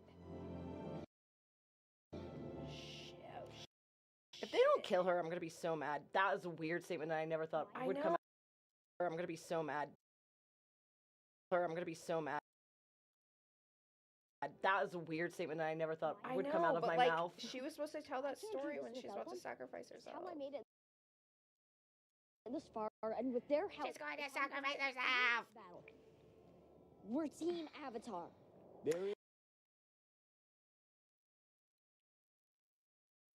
So, a film goer, you know what's tough about the Joker situation is that they only recently lost me. I didn't mind the casting of Lady Gaga because from what I saw, she seemed like she was fine in A Star is Born. So I was like, okay, I buy it. And the connection makes sense because Bradley Cooper was like a big executive producer of Joker. So it makes sense that he was like, oh, let's get Lady Gaga because then he made that movie with her. Then when I heard it was a musical, I didn't mind because I could imagine that working. Like if we have the POV of Harley Quinn and the POV of the Joker and they're going insane. So it's almost like that episode of Scrubs where like they see the world in the form of a musical. Like there's a lot of stuff you can play. A very good director, writer could make that stuff work. I still thought that was a good idea. But when I heard it was going to be a jukebox musical, meaning that they're going to do like popular pop songs rather than like original songs, that stresses me out because that sounds like Suicide Squad or like you're trying to lean on the soundtrack to sell the movie more than the quality of the film, and that makes me very concerned. It's a cheap way to get people to go like, well, I don't know about the movie, but man, I love that song. Like, oh dude, they played, Nirvana. Like I love Nirvana, so now I like the movie. It's this thing where movies are supposed to be a little bit manipulative, but when you do unnecessary roughness, it's when you notice it and then you start to feel like gross. You're like, fuck you. Like, I can see what you're doing. You're trying to trick me into liking your movie because you put things in it that I remember, and it's all like member-berry nostalgia bait. And that feels very like manipulative and not the good way. So I have major concerns about that part, but that's the first news I heard that made me go, ooh, I don't know about that. But everything else up to this point, I was like, yeah, that's fine. I can see it. I could see it. Like it could work.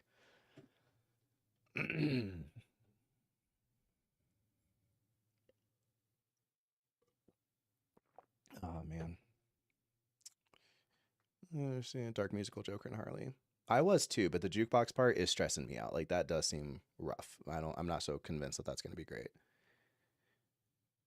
Trash like a better word. And it's basically Glee. Yeah, right. It reminds me of Glee. Like Glee is totally doing that. And I don't even mind it with Glee because Glee is like a lighthearted family show. So if you're going to do it anywhere, that's where you should do it. But I don't think Joker and Glee should have much that you can compare each other to. So that makes me very worried. So I don't know. I'm still going to watch it to see. I'm hoping that he knows what he's doing. The thing is that the first Joker movie is so good. It's hard for me to believe that the second one is going to be like 20 times worse. So I'm trying to trust Todd Phillips that he'll figure it out. This far, and with their help, she's going to sacrifice herself. Yeah. Musical, instrumental dance sequences. No, I'm okay with there being full ass songs, but I just would rather them be like original songs or period songs. The first movie has That's Life a lot from Sinatra. So like, yeah, if there was a bunch of like Sinatra music, like I could even buy that. But if it's going to be a bunch of like 80s pop songs and shit like that, well, what? Yeah, because the first movie takes place in 1980. So I'm assuming the second movie is going to be a bunch of like 80s music. And if I start hearing a bunch of Flock of Seagulls and fucking like, it's just, oh man, a bunch of Madonna, it's going to be like, I don't know. It did not work for Suicide Squad. I'll put it that way. We're Team Avatar. I do agree, though. Making a bold choice to make the second one a lot different than the first one, I did think initially that was a good idea. Like, you don't want just the second movie again, or the first movie again. So it is smart to make a bold choice, but I have concerns about specifically how they're doing the bold choice. I'll see. There is Okay. No, I thought Sweeney Todd sucked. The problem with Sweeney Todd is I just don't think it's a good movie is the problem. So like, you know, and I like the play actually because the movie was coming out. I watched the play on YouTube and I thought the play was actually really interesting, but I just don't think Sweeney Todd is made very well. I don't think it's acted very well. It's yeah, it's rough. We're Team Avatar. There is Also, like, we're Team Avatar. That doesn't happen until season 2. It's the drill. It's episode like 17, I think. Yeah, when Sokka's like, well, you know, Team Boomerang or whatever. It's got Aang in the name, and then like, oh, Team Avatar, and then after a long time, they continue to call themselves Team Avatar. But here we are, season 1, making references to things that don't happen till the next season. So again, I'm like, what are you gonna put in season 2 if you've already put half of season 2 into season 1? We're Team Avatar. There is no Team Avatar. He's right. There is no Team Avatar. Not yet. There is no Team Avatar. There is only the Avatar. Hashtag Team Avatar. Hashtag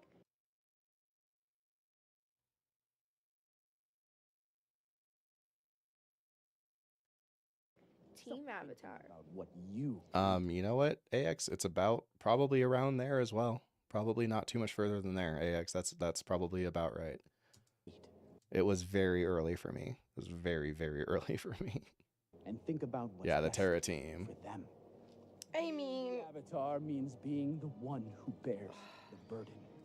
Which again, who is this guy? He's literally like the opposite mentality of his version from the show, which again is like, was your attitude that you just thought he sucked and you wanted to fix the show? Because if your attitude was that you needed to fix the show, then you are not the guy to make the adaptation of the show. Like, no one was like, man, I hope someone does an adaptation so they can make it better, because the show kind of sucks, but it could have been good. Everyone's like, this is the best goddamn show ever made. So what are we doing here?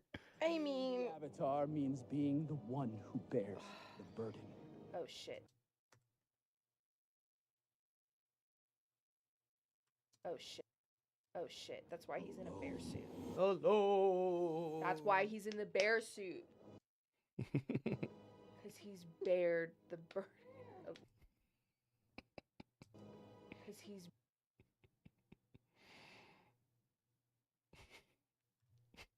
Oh shit. That's why he's in a bear suit. Hello. That's why he's in the bear suit.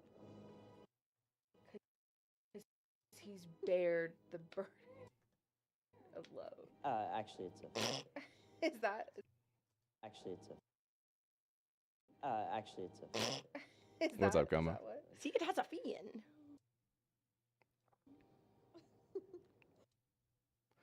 Can't read my Joker face. Oh, I know. Wouldn't that be incredible if it was just a bunch of like Lady Gaga's greatest hits? That'd be the best thing ever.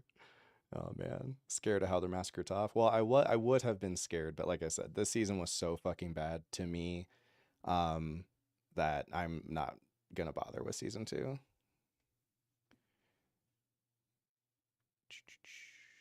What's up, KL? What's happening? Maybe this is how he goes out and finds Zuko.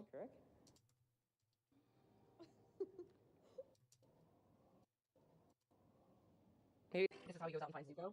No, he doesn't really find Zuko. Zuko finds him. I don't know. No, you can tell me. But the big thing is supposed to be that like Zuko finds him because he's like, him and Katara fight for like Aang is just like, deuces, good luck with Zuko, catch you later. Fucks off. When it's supposed to be that Aang is like, Katara has a very specific point and reason why she's there fighting Zuko's, because she has to defend the Avatar while he's sitting there in the spirit world, and like, it's just it's okay, whatever. Okay, well, maybe explain to them like that he's not super shitty and didn't just leave them there. What's your time with Yagoda? Great, but I wanted to ask, where will I be stationed during the battle? Women aren't allowed in combat. That's a good point. And again, like, why? So we're just now getting to this coming from him. Like, why did we even need all that other stuff? We could have just gone here in the beginning. Like, what's the point? Where will I be stationed during We're doing it anyway. Drew Gooden brought up such a good point too. It's like they're about to be attacked. They're under siege. And she's like, where should I go for fighting? And he's like, women aren't allowed to fight.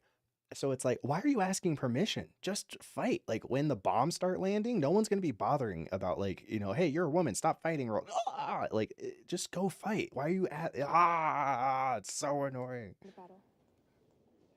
Women aren't allowed in combat. I thought you knew. Yeah, I heard about the whole creative differences thing. No, I didn't. Oh, the acting. No, I didn't. No, I didn't. No, I didn't. Where will I be stationed during the battle? Women aren't allowed in combat. I thought you knew. Okay. No, I didn't. I wouldn't have. Well, it was patriarchy in the show too. It's not a patriarchy problem. It's a timing and placement problem. Just like where they're putting things and why, and the changes they're making. If you're making a change, there should be a substantiated difference. There should be some reason why. Like, what is it fixing? What problem are you solving? But they're just changing things. It almost feels like because they can. I've accepted it if I did. It's not a matter of accepting anything. Yeah, RLM antagonizing their audience in that last Wheel of the Worst. Yeah, for sure. It's how things are done. It was a good Wheel of the Worst, Stupid, though. and it's wrong. It's stupid and it's wrong. It's just the way the exposition, the expository dialogue, everyone just saying. She's already said this, by the way. It's wrong. You shouldn't be like that. It's like, okay, all right, like, all right. It's stupid and it's wrong. This is not up for debate. There we go. Firebenders ever since I left home. Yeah, okay, no one cares. Can any of you men say that? Just go fight. Just go fight. No one's like, is he physically restraining you? Just go fight. That doesn't matter. What's the Because problem? This isn't about them, it's about you. He sucks too. Like I can't find two actors I could rub together that make a good actor. Why not? Because this isn't about them, it's about you. Doesn't matter. Why not? Because this isn't about them, it's about you. Like, oh my god. Everyone's either giving too much or not enough. Like this guy's not enough. Aang is way too much. You're not strong enough. Women aren't strong enough. Thank you. You haven't been trained. Jerk face. Having to lay down your life. Yeah, basically within the first 3 episodes is the whole like prologue of the show. We basically need it. We know everything about the backstory before the show starts. After roughly the 3rd episode, they're going to keep giving you nuggets as time goes on, but the really important expository stuff is going to take place over roughly the first 3 episodes. In this one, I don't know, man. Life for everyone here. And I'm not going to let what happened to the Southern Tribe happen here. And I'm not going to let what happened to the Southern Tribe happen here. Did what happened to the Southern Tribe happen because the women were fighting? If anything, wouldn't doubling your fighting force have given the Southern Water Tribe more chances to be able to win? Whatever. Supposed to be Chinese or in Avatar? Well, do you mean in the cartoon or you mean in this? They're supposed to be Eskimos in the cartoon show.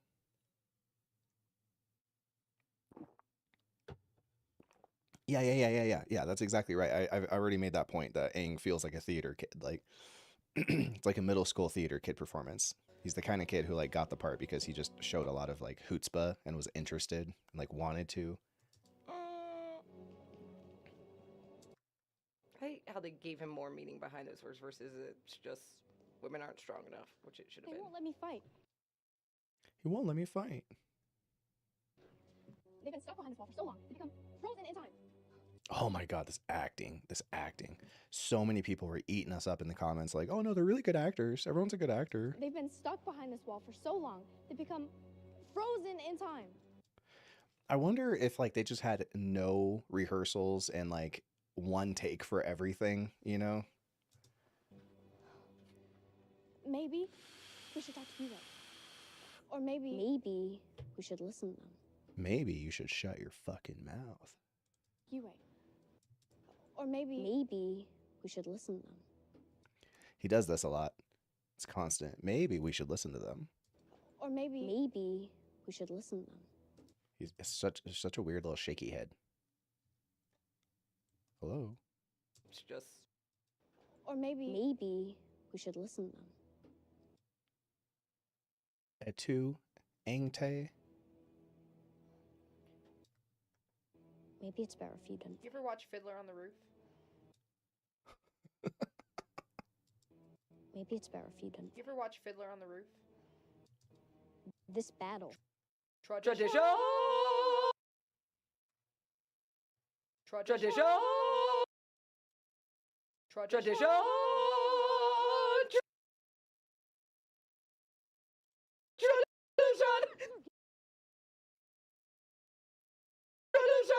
Thank you. Oh, I was there. I knew it was coming. Chadvatar. Do I love him? These people need the Avatar. Don't leave the Avatar with you around. I'm sorry. I know we were supposed to care. Is the live action worth watching? No, it is not. Also, you only saw the worst season of the cartoon. It's still a very solid season, but like I think it only gets better with time. I think that season 2 is better than 3 or 1, and 3 is better than 2. So if you're wondering like why everyone is so hyped about the show, you've only seen like the season that is the least reason they're so hype. The show gets much better, but it starts good. The first couple episodes are definitely the roughest ones. You can see that they're trying to figure it out. I'm sorry. I know we were supposed to care about that scene, but that was way too fun. That was funny.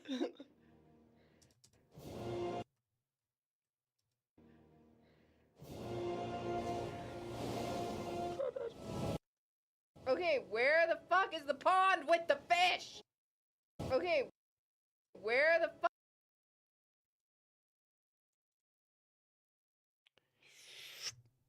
fuck is the pond? Where the fuck is the pond? Pond with the fish. The spirits. We're not quite there yet. The moon. He's gonna take out the moon spirit. Like that's the whole point. It's a. Aang's voice actor is already deeper. He's getting taller. I don't think it'll be acknowledged at all. Yeah, that's probably true. It's just a downer that a year of build-up for Atla and Korra reactions led to this. That's also true. Every once in a while, they remind me why I love the reactions. Well, I mean, the thing too is like we started Atla way before we even knew this was coming out. So like I just had them watch Avatar because I just knew they would like it and it's a good show. So it's not like, you know, I've been watching Mish and D and they've been reacting to Avatar and Korra, but they watched Avatar because they knew the live action was coming. So like in preparation. So I mean, I would assume they would be more saddened by it than we are. But like, you know, I just had them watch the show because it's a good show. It wasn't like, you know, okay, cool, let's get ready for the live action. So hopefully that lessens the blow, you know. Reactions are better than the show. I agree. Did I watch One Piece? I watched your boy Roshi watch One Piece because I have not watched the anime because it's way too long. And I also just don't like it. I don't understand the appeal of One Piece. The moon. He's going to take out the moon spirit. Like that's the whole point. It's a full moon. They're going to have too much power. Yeah, that's going to happen. Like, we're going to kill the moon. We're just not there yet. Yeah, that's like the dumbest thing about him. Yes. This is all like episode 19 stuff. We're not really in the episode 20 stuff yet. Like, maybe Zhao the Conqueror. The other difference too is like I've seen the cartoon like 20 times and the girls have seen it 1 time. So like my memory is a lot, you know, harder on the show than for the girls. If I understand these battle plans, you're attempting a frontal assault on Agna Keller. The city is surrounded. Dude, never go full frontal assault. It's front. If I understand these battle plans, you're attempting a frontal assault on Agna Keller.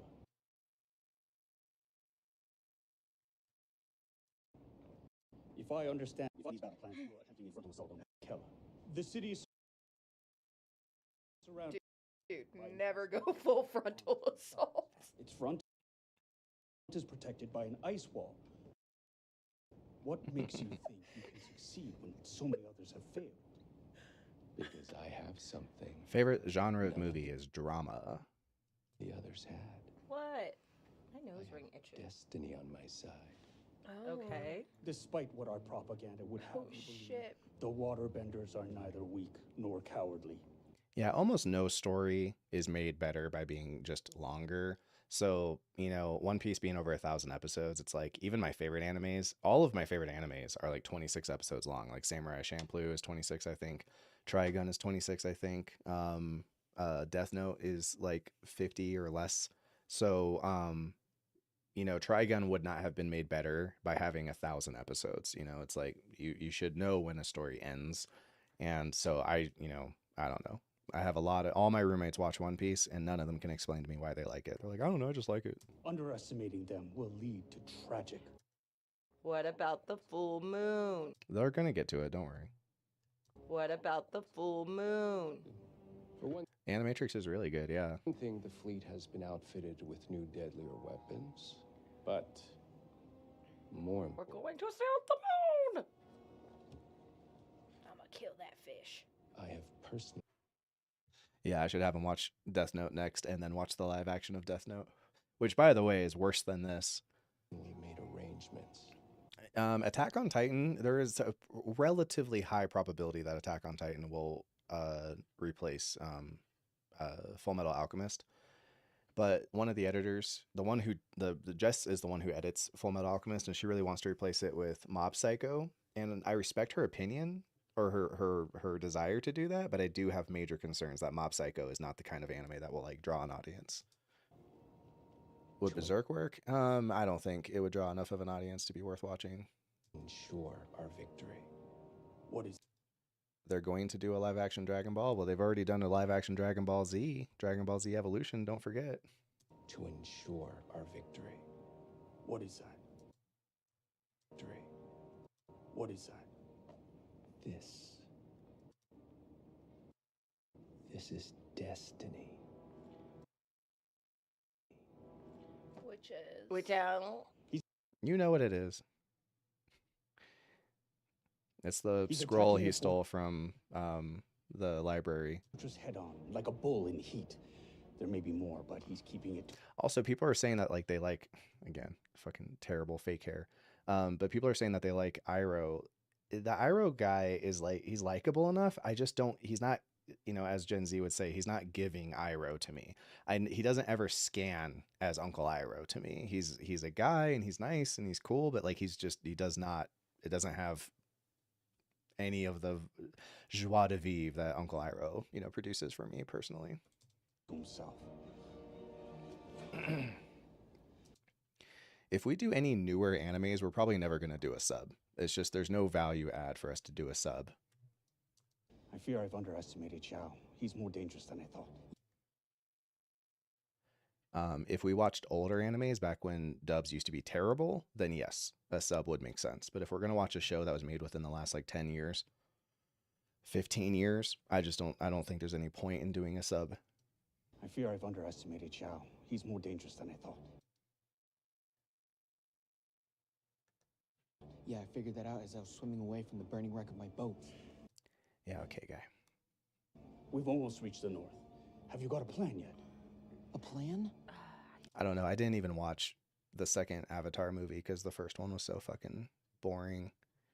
God, the fake hair is so funny looking. Why did you do The that plan to is me? to prove my father wasn't It was a wrong. beautiful in tracing moment, this but now it's mission. stuck in my head and I can't turn it off. The plan is to go and Tradition? capture the Avatar once and for all. The plan is to reclaim what's rightfully mine. Yeah, I know. I've been thinking about that with you know, other shows. Another one I've thought about is like My Hero Academia. I feel like that is a good mix of quality and popularity. So no plan. Yeah. I'm working on it, Uncle. I'm still surprised by That was Xiao's actually funny. boldness. I'd have thought it beyond him. Yeah, I know. There's people who are like, but the sub's always better. But why? Why? Why is the sub always better? I don't get it. I'm gonna be honest with you, man. I think that's weeaboo shit. I think that's just some weeb stuff that people heard. The problem is that used to be true. If you go back and watch animes from the 80s and the 90s, a lot of them, most of them have really bad English dubs because they were grabbing whatever random guys to do it. But there are very talented professional voice actors now that are super good. I mean, half a Critical Role is voice actors. Oh, wrong spelling. Oh, maybe right spelling. Forgive me. And it's like Travis is great, Bailey's great, like Ashley Johnson's great. So it's, you know, if dubs were all terrible now, then I would agree. But I think dubs got better. But people get into anime and they hear from old heads that subs over dubs. So everyone treats it like a religion that it has to be subs over dubs. And I don't think that's based in any truth. It's like, they're better. Why are they better? Well, they're just better. We don't speak Japanese. So we speak English. Let's just do it in a dub. If it was live action, I would do subs because I don't want to see their mouths not match up. But it's an anime. Everyone's just going watermelon most of the time anyway, so it's fine. It's almost as if he's working with someone else. Azula, even though he was never working with Azula. Oh yeah. Oh yeah. It's almost as if he's working with someone else.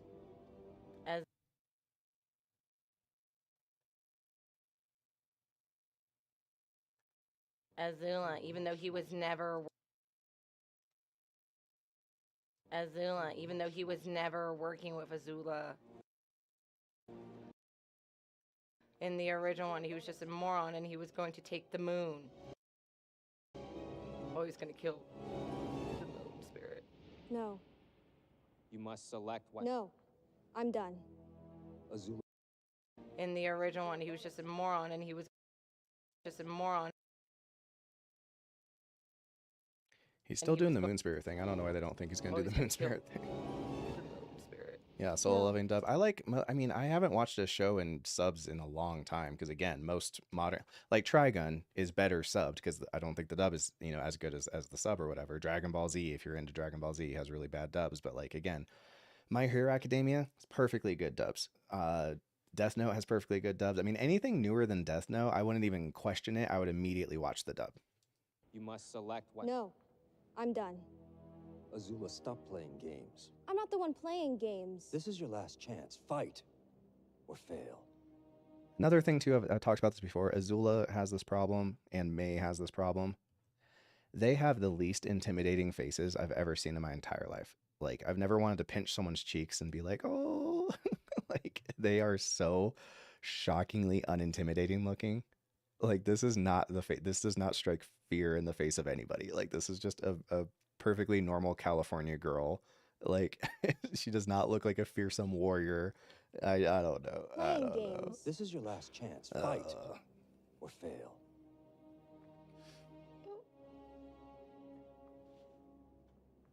No. I think this is where she shoots the lightning. All right, move it along, move it along. Dude, I swear to fucking God, if they try to make it like Azula and Zuko together take over the Fire Lord, I'm going to literally... They're not. But what they're doing is that they're giving all the personalization from Zuko to Azula. Azula is basically going through like the internal struggle that Zuko went through in the first season, when Azula has no internal struggle. That's the whole fucking point of Azula. That's why it's so cathartic when at the end she has that mental break in part 3 of the 4-part finale, Sozin's Comet, because it's finally getting to see some cracks in the armor, like she's so, the cartoon is very good. It's just good writing. It's just that simple. They just wrote a good show. They put effort into the writing and the thought into the writing. And then these guys came in like a fucking bull in a china shop and just broke everything. And we're like, okay, whatever. Like it because, you like the original show. Yeah, meanwhile, her dad has a perfectly sculpted face. Yeah. Dope, though.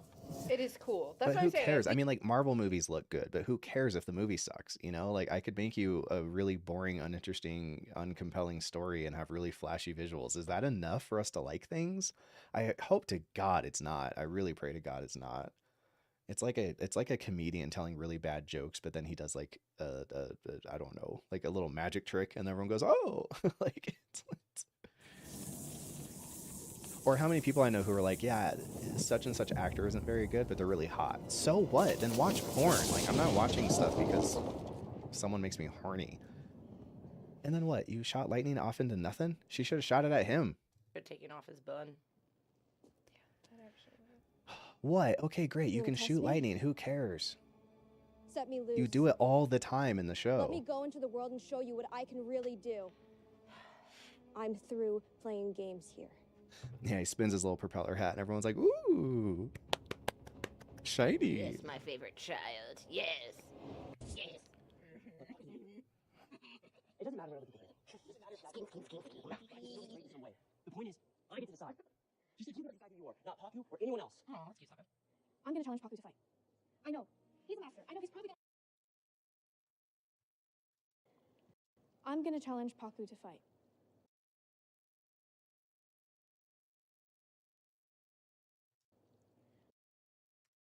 I know. He's a master. I know he's probably gonna mop the floor with me, but it doesn't matter. because everything I'm going to say this whole episode is going to be just exposition. So I'm going to explain everything to you. I'm going to challenge him to fight, and he's going to mop the floor with me. But it doesn't matter, because this is wrong, and I'm going to fix the misogyny in this place that I've been in for 10 minutes. It's like, oh my God, in the middle of us being attacked. All my life, I've held myself back. Like, that's why it worked in the show, is because all this happened before they were being attacked. So it didn't feel like, why are you so focused on such a low stakes problem when there's such a higher stakes problem? They didn't know they were being fucking attacked yet. But when these guys show up, they're already saying, yeah, we have like messengers and we know that there's ships on their way. This doesn't matter right now, dude. Like, we don't have time to fix the fucking patriarchy in the middle of this place while we're under attack. The show understood that, so the show wrote it accordingly. God damn it, man. I'm not just gonna let someone else do it to me now. It does feel flat. But the other thing too is that in season 2, it's season 2 episode 1 that we see Azula doing lightning. No one makes a big deal out of it. You know, it's just the other two ladies who are like, yeah, not perfect. Like, you have a hair out of place. And she's like, not good enough. I need to do it again. She's a self-motivator. Like, she knows that she's a badass and she's all about it, you know? And then this one, it's like, oh my God, is she shooting lightning? Oh. Which, by the way, is going to take the wind out of the sails when Zuko finally goes to shoot lightning. So it's like, well, if it's... I don't know. Oh, I don't know, man. Both times I tried to ice out the show creators. Yep, turns out this is what you get when you ice out the show creators. Oh, man. I'll be right back. I have to use the restroom again. We can keep watching Drew Gooden talking about the show. Seen him in 100 years. What? I tried Blue-Eyed Samurai. I couldn't get behind it. It had very, very strong girls get it done energy, and I couldn't do it. The hell? No time to stop and explain everything, though, because they have inadvertently alerted a nearby Fire Nation ship of their presence. This is Prince Zuko and his uncle Iroh. They've been banished from their home and sent on a now 3-year quest to find the Avatar, a quest that may just be about to end. Some chaos ensues, a fight breaks out, but ultimately with the help of his new friends, Aang is able to escape Zuko, and the three of them fly into the sunset. Now that brings us to episode 3, and there is still a crucial piece of information that the showrunners have not yet revealed to Aang because they're waiting until the right moment. The gang heads to the air temple that Aang grew up in, a place where Sokka and Katara know is probably filled with dead airbenders, but they don't have the heart to break it to him. He's so cheerful and excited to just show them where he used to play with his friends. How do we tell this kid that everyone he knew and loved was murdered by the Fire Nation? Instead, they try to cheer him up and keep him distracted. We see a flashback of Aang's former life. He's talking to his friend and mentor Gyatso, someone who we can tell he clearly cared a lot about. Aang talks about how overwhelmed he is at the thought of being the Avatar, and Gyatso assures him that everything will be alright. We cut back, they keep exploring for a bit, they find Momo, a little pet to go with their big pet. Things are going great, until... oh, shit. Firebenders? They were here? Gyatso. Oh, man. Come on, Aang. Everything will be all right. Let's get out of here.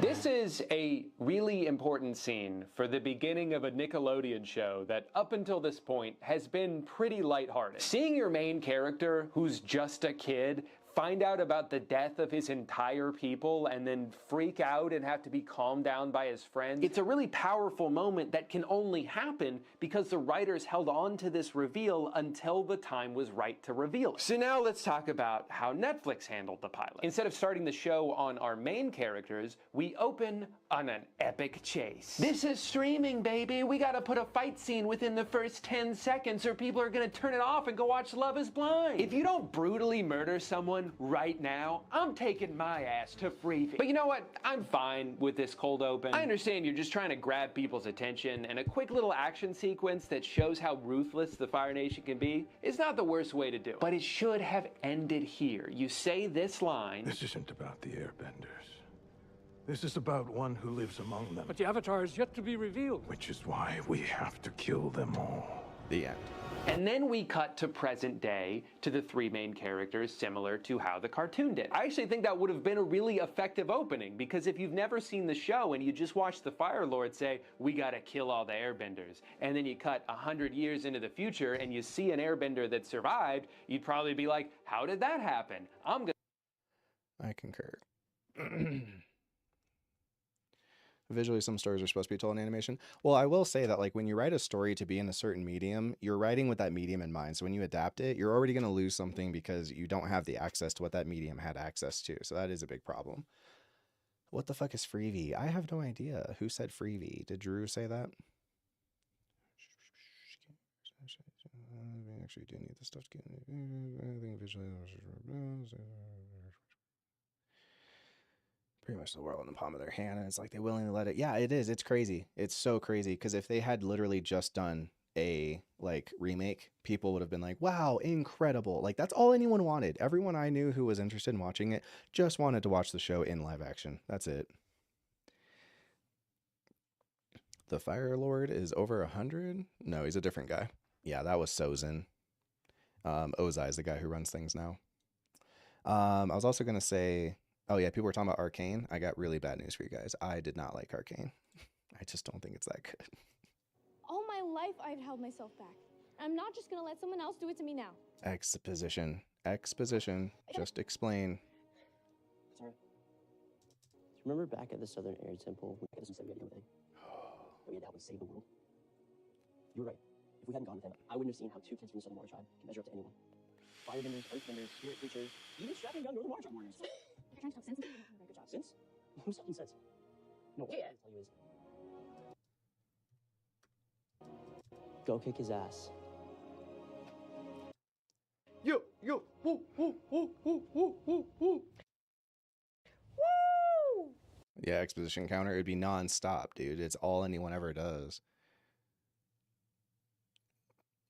Well, yeah, exactly. I think that if you really wanted to do a live action, by far the smartest thing to do would have been to connect Avatar with Legend of Korra and cover the comic book stuff in between, because we don't have anything for that is in a, moving picture form. There's not even an anime, so no one could compare it to anything and it'd be like, okay, great. But the problem is that even aside from that, this show standalone isn't good. Like it doesn't, like people all say it looks good. It looks like they are in Disneyland to me the whole time. Like this is not good cinematography. Their costumes are way too clean and too neat and perfect. They're like, look at his perfectly clean face, his perfectly manicured hair.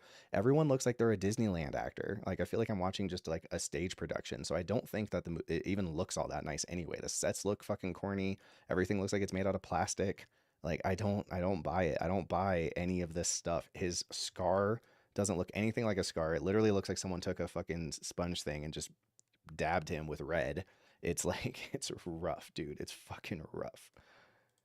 Woo, woo, woo, woo, woo, woo. Woo! I'll take that. Yes, you're right. The odds are stacked against you when you have to do child actors. That is tough.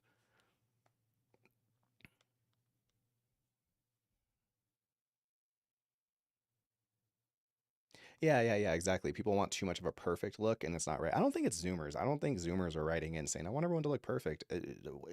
Good movies still get made. They're rare, which, of course, and good shows get made. They're rare, but people like them when they, it's like, it's producers more than I think. I'm not blaming Gen Z. I think it's the production company's faults. Kick that old man's ass! Kick that old man's ass! Kick that old man's ass! Kick that old man's ass!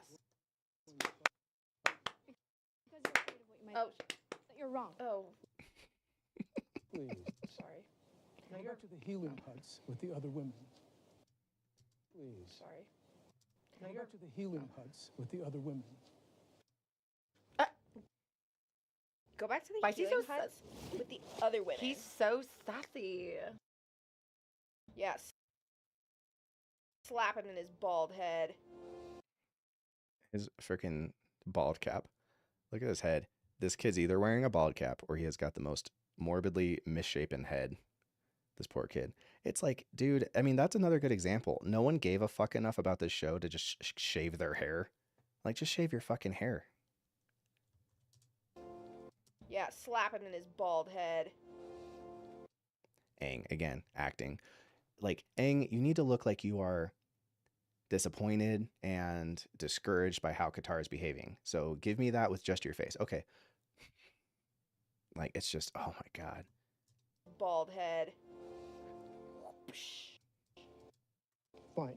You want to learn how to... Fine. You want to learn how to fight? Study closely. Study this ass whooping. All right. And then these fight scenes that I think are still, again, the fight scenes are much better than the movie, but they're still mad boring.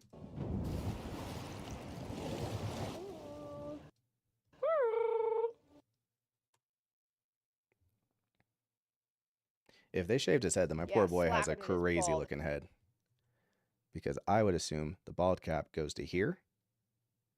And this line that you can see, where his head bulges out on the sides, that to me looks like hair. Also, how it's misshapen up here in the corner. This all looks like pockets of hair. So I could be wrong. I could totally be wrong. If that's just what his head looks like, then I am sorry, kiddo, that your head is looking like that.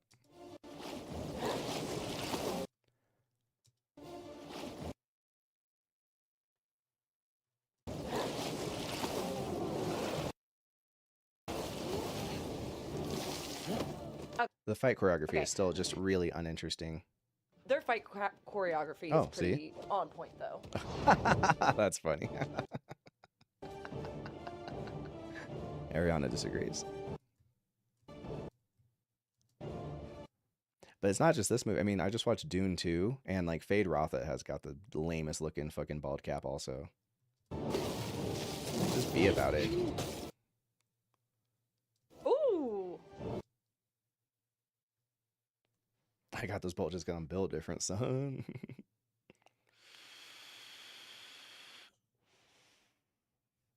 Well, the difference is that Paku is an antagonist and Sokka's a main character, and they don't want anyone to dislike Sokka, so they made it a point to make him more nice. They did it to everybody. Everybody's just got like really unproblematic opinions.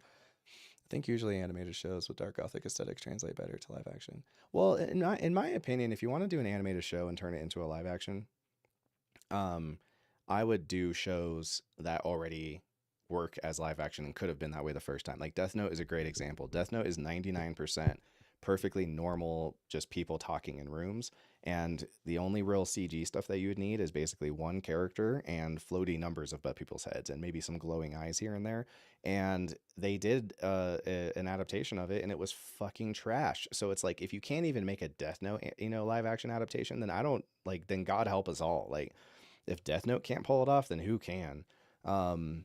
Thoughts on Dune 2? I think it's fine. I think the Dune franchise is the worst franchise that Denis Villeneuve is working on. Like, they're above average movies, but they just aren't anything like Arrival or Prisoners or Blade Runner 2049. Like, I think Denis Villeneuve is kind of punching under his weight with the Dune franchise right now. Yep, everything looks neat. Characters have no bad traits. Willem Dafoe wasn't even a good casting choice at all. I don't know why they chose Willem Dafoe. I love Willem Dafoe, but I don't think he's Ryuk. Come on, Katara. I like how they're like, come on, Katara. It's like, you remember she loses this fight, right? In the anime. Come on, Katara. Time to rise up. The voice. Okay, I mean, yeah, I guess that's fair. Green Goblin. Yeah, but that's the thing. People wanted him from his other terrible role to be in this. Like, who's out there like, dude, that Green Goblin performance was so good. Time to rise up. Gang, gang. Southern Water Tribe forever. Why is my voice going out? Green Goblin changed my life. Dune book is so good. They didn't do justice. Yeah, exactly. I'm reading Dune right now, and I've always thought Dune was fan-fucking-tastic. It's just Denis is just taking a overly safe approach, in my opinion. So the movies just feel kind of like devoid of like life. I'm just kind of watching them, and I'm like, okay, yeah, like I'm enjoying it more than looking at nothing. But like, they're just, I don't know, they're fine. They're just fine. They're not like my favorite movies. I'm not gonna like in 10 years from now be like, oh, dude, my top 5 list of like best sci-fi ever is Dune. Like, it just isn't, Like, I still think Arrival is a much better sci-fi movie by Denis Villeneuve. I think Blade Runner 2049 is a substantially better sci-fi movie than Dune. So it's like they're good, but it's just not like my favorite thing. And the Dune universe is fantastic. The books are very, very, very good.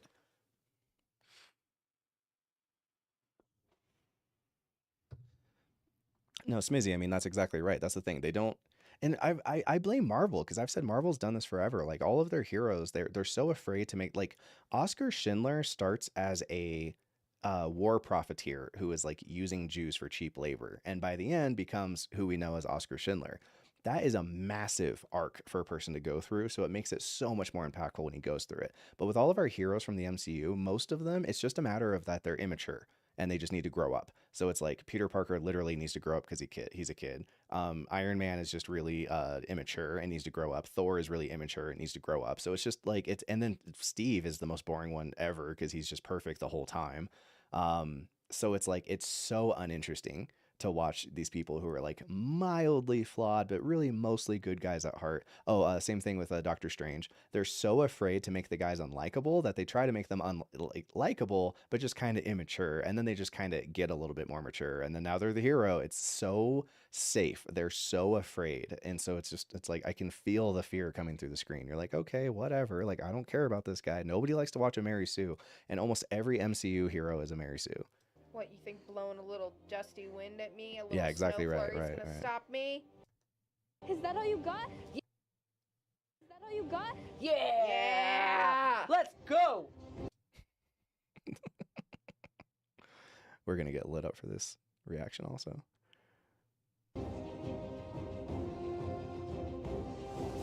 Yeah, Gamer Jojo, I think that's 100% right. Yeah, Blade Runner 2049 is in your top 3. I think that's a perfectly fair, like, that's fair. I would not poo-poo someone saying that that was one of their favorite movies of all time. Like, it's a very, very good film.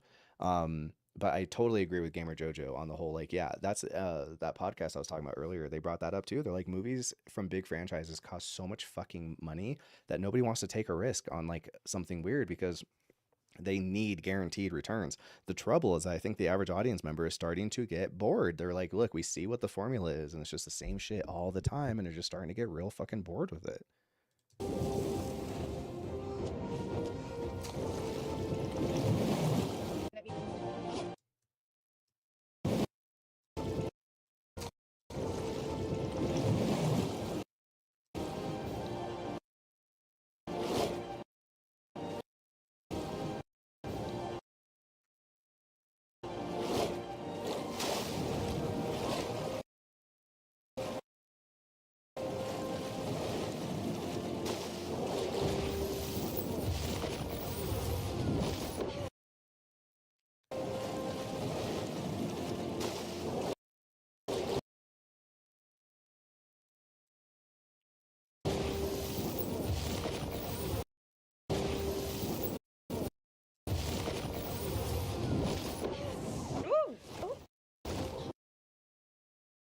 I think the fight choreography is unbelievably uninteresting. Like, if you want to watch really good fight choreography, watch The Raid 1 and 2. They have insanely interesting, visually interesting fight choreography in those films. Hot dang! Woo! Saw his reflection.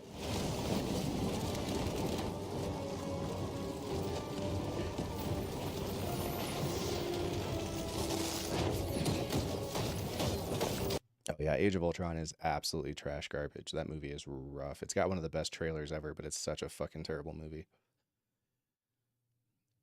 So hyped by the end of Zuko switching sides because I didn't see it coming from the beginning already. Yeah. No, AX, we could not agree more. That's exactly correct. Yeah, for sure. That's exactly right. And a lot of that same kind of characterization that they were kind of trying to work on with Zuko, they've been giving all of it to what's her stupid face, Azula. So Zuko just has not much going on at all. Yeah, Age of Ultron, Civil War were mostly just names. I completely agree. Fun fight choreography in the new Roadhouse. I totally believe you. That makes sense because if the movie was going to do anything right, that's what they need to do right.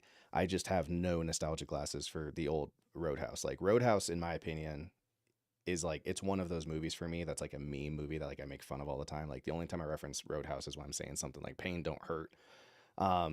So it's like, I just, you know, because I don't have a lot of fond feelings for the old one, I don't have any hopes that the second one is going to be the one that changes my mind. And casting Conor McGregor in it does not help that. Although Jake Gyllenhaal is in like my top 10 actors, though. He's so good.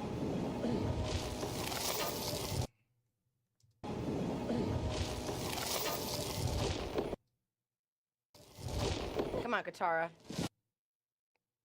Just curiosity and surprisingly fun. I'm sure it is. That's another thing I struggle with too, is like if movies are just, I don't watch a lot of fun movies.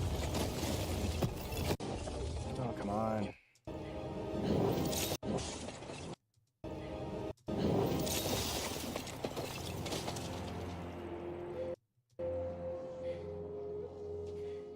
Aang's face. Come on, sneak attack. Come on, sneak attack him while he thinks he's got you down. I'll say this. Fight pretty good for a girl. You're an excellent waterbender. But you still won't let me fight. No. See, after this part in the cartoon, they fight. So it's like, let's have them say the line. You're an excellent waterbender. But you still won't let me fight. No.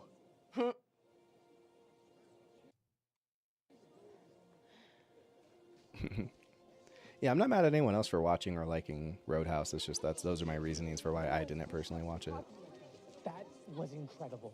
Those ice discs. This. How What did is you do this? that? What is Can you show me? this? Well, I doubt anyone's gonna say you're not strong enough now. She should just be like, no, because I can't fight here, so have fun dying in the war. I will be honest with you. I am a little surprised also that they didn't have Katara win. If Katara won, I would have rolled my eyes, but I would have been like, yep, figures. Well, I doubt anyone's gonna say you're not strong enough now. You've proven it. Girls get it done. Like, okay, cool. All right. She should just be like, no, because I can't fight here. Like, no, because I can't fight here, so have fun dying in the war. Bye. Bye. Yeah, she kicked ass. They subverted our expectations.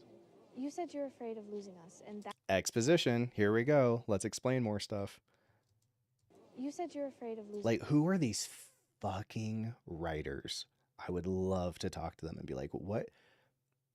Did you have a guy in a room with a gun at your head the whole time telling you like you need to explain everything all the time?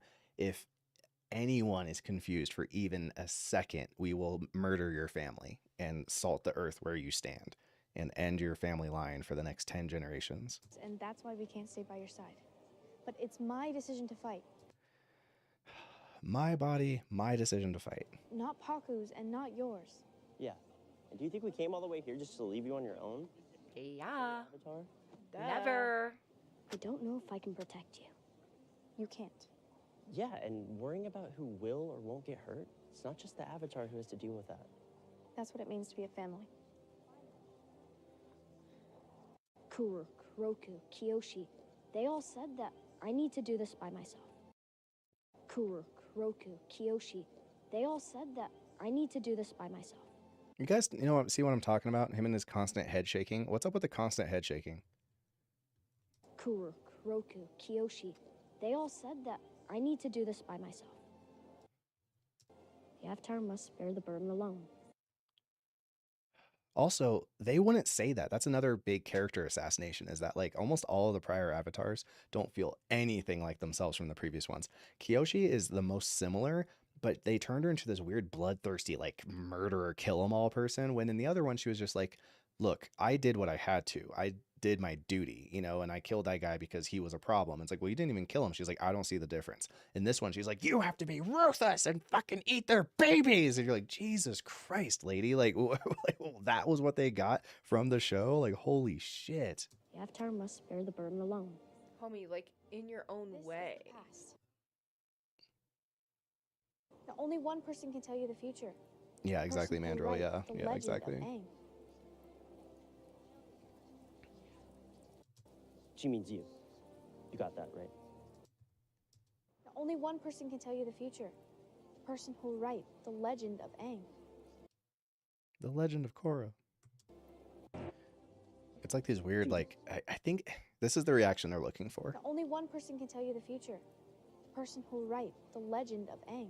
Oh, the Legend of Aang. It's like a Legend of Korra reference. Oh my God, I love the Legend of Korra. Do you remember Legend of Korra? I love to remember Legend of Korra. Like, fuck off. She means you. You got that, right?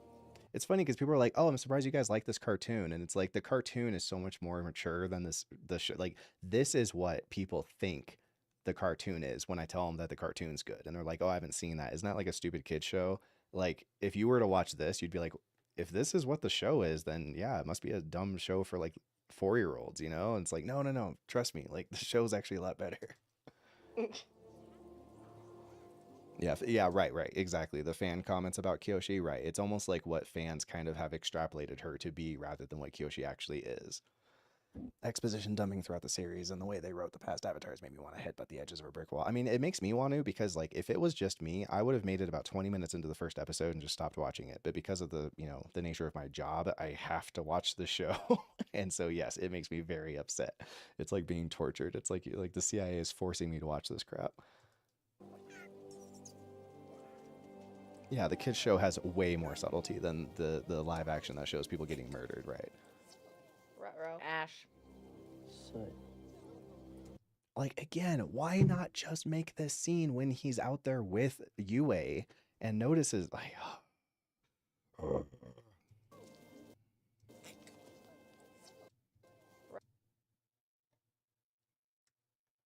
Ruh-roh. Ash. Soot. Shoot. Shoot. Shoot. Time to fight. Bam! Time to fight. All right.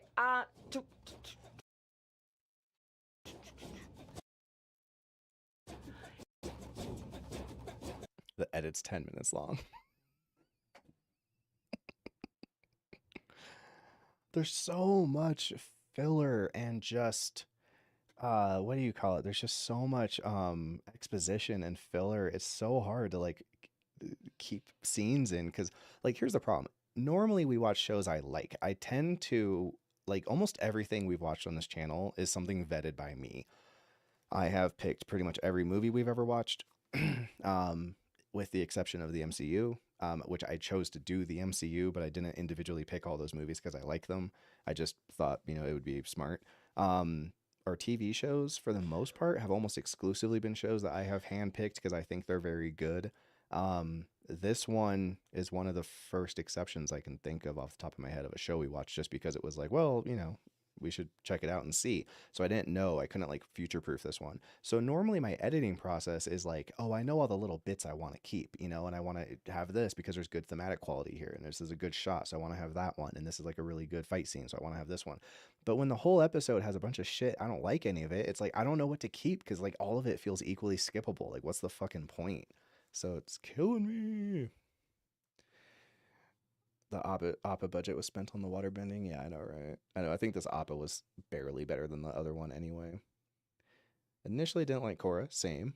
Retrospect because just wasn't Atla. Rewatching Korra from your reactions much better than I remember. Same. Have you considered the average viewer needs the exposition dump to hear the background while they look at their phone? Yeah, Mandrill, I think you nailed that. Slam dunk again. Checkmated. Are you going to react to Better Call Saul right after BB? Yes, we are. Yes, sirree, Bob. That will be another show that I can't vouch for because I've never seen it. But it makes sense. Like, we're going through Breaking Bad. We might as well keep it going. So we'll do Breaking Bad, then we'll do El Camino, and then we'll do Better Call Saul. So I lied. We will not be doing Better Call Saul right after Breaking Bad because in between, we're going to watch El Camino, which is only a movie. So in essence, yes. Okay. I wouldn't let me pause. Just push back. We're not watching another one as well. Netflix, how many days between you and Hulu? I'm over it, man. Over it. I'm so over you. Yeah. So pretty much the fight choreography is pretty tight. I have not heard enough buzz around Shogun to be tempting for us to cover it on the channel. But I am thinking about watching it in my own time. The trouble is I don't have a lot of own time lately. I'm a very, very busy man. That's not a brag. I just literally am extremely busy. All right, let's think. Yeah, so pretty much the fight choreography is pretty tight. That's keeping me here. I pretty much hate everything else about what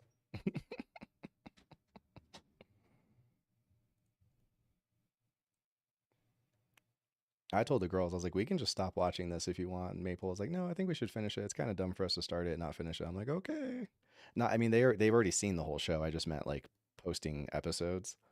Because I was like, look, if they're gonna be mad that you don't like it, and we just keep posting more episodes of you still not liking it, like I don't know who we're doing it for at that point. Like everyone's just gonna be pissed. So like, might as well not. But she was like, no, we might as well. So it's like, okay, we will. But I'm just anticipating, like, all right, we already know how this goes. Like everyone's gonna fucking hate this reaction. So I don't know. Whatever. We'll see how it goes. Why does it do that? 10 minutes long. This is so funny. I don't know. I'm thinking about it. I might, what time is it? Midnight? I might just do the next episode and just jam them into one.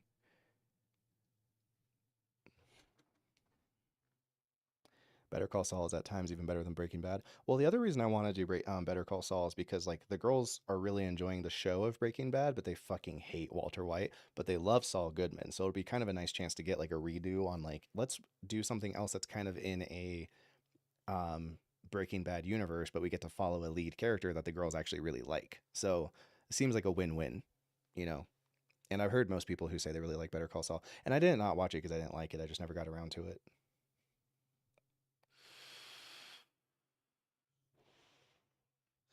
Yeah, Smizzy, I totally agree. It's like 9.2 on IMDb, and that deserves it. Yeah, that's true. That's a good point.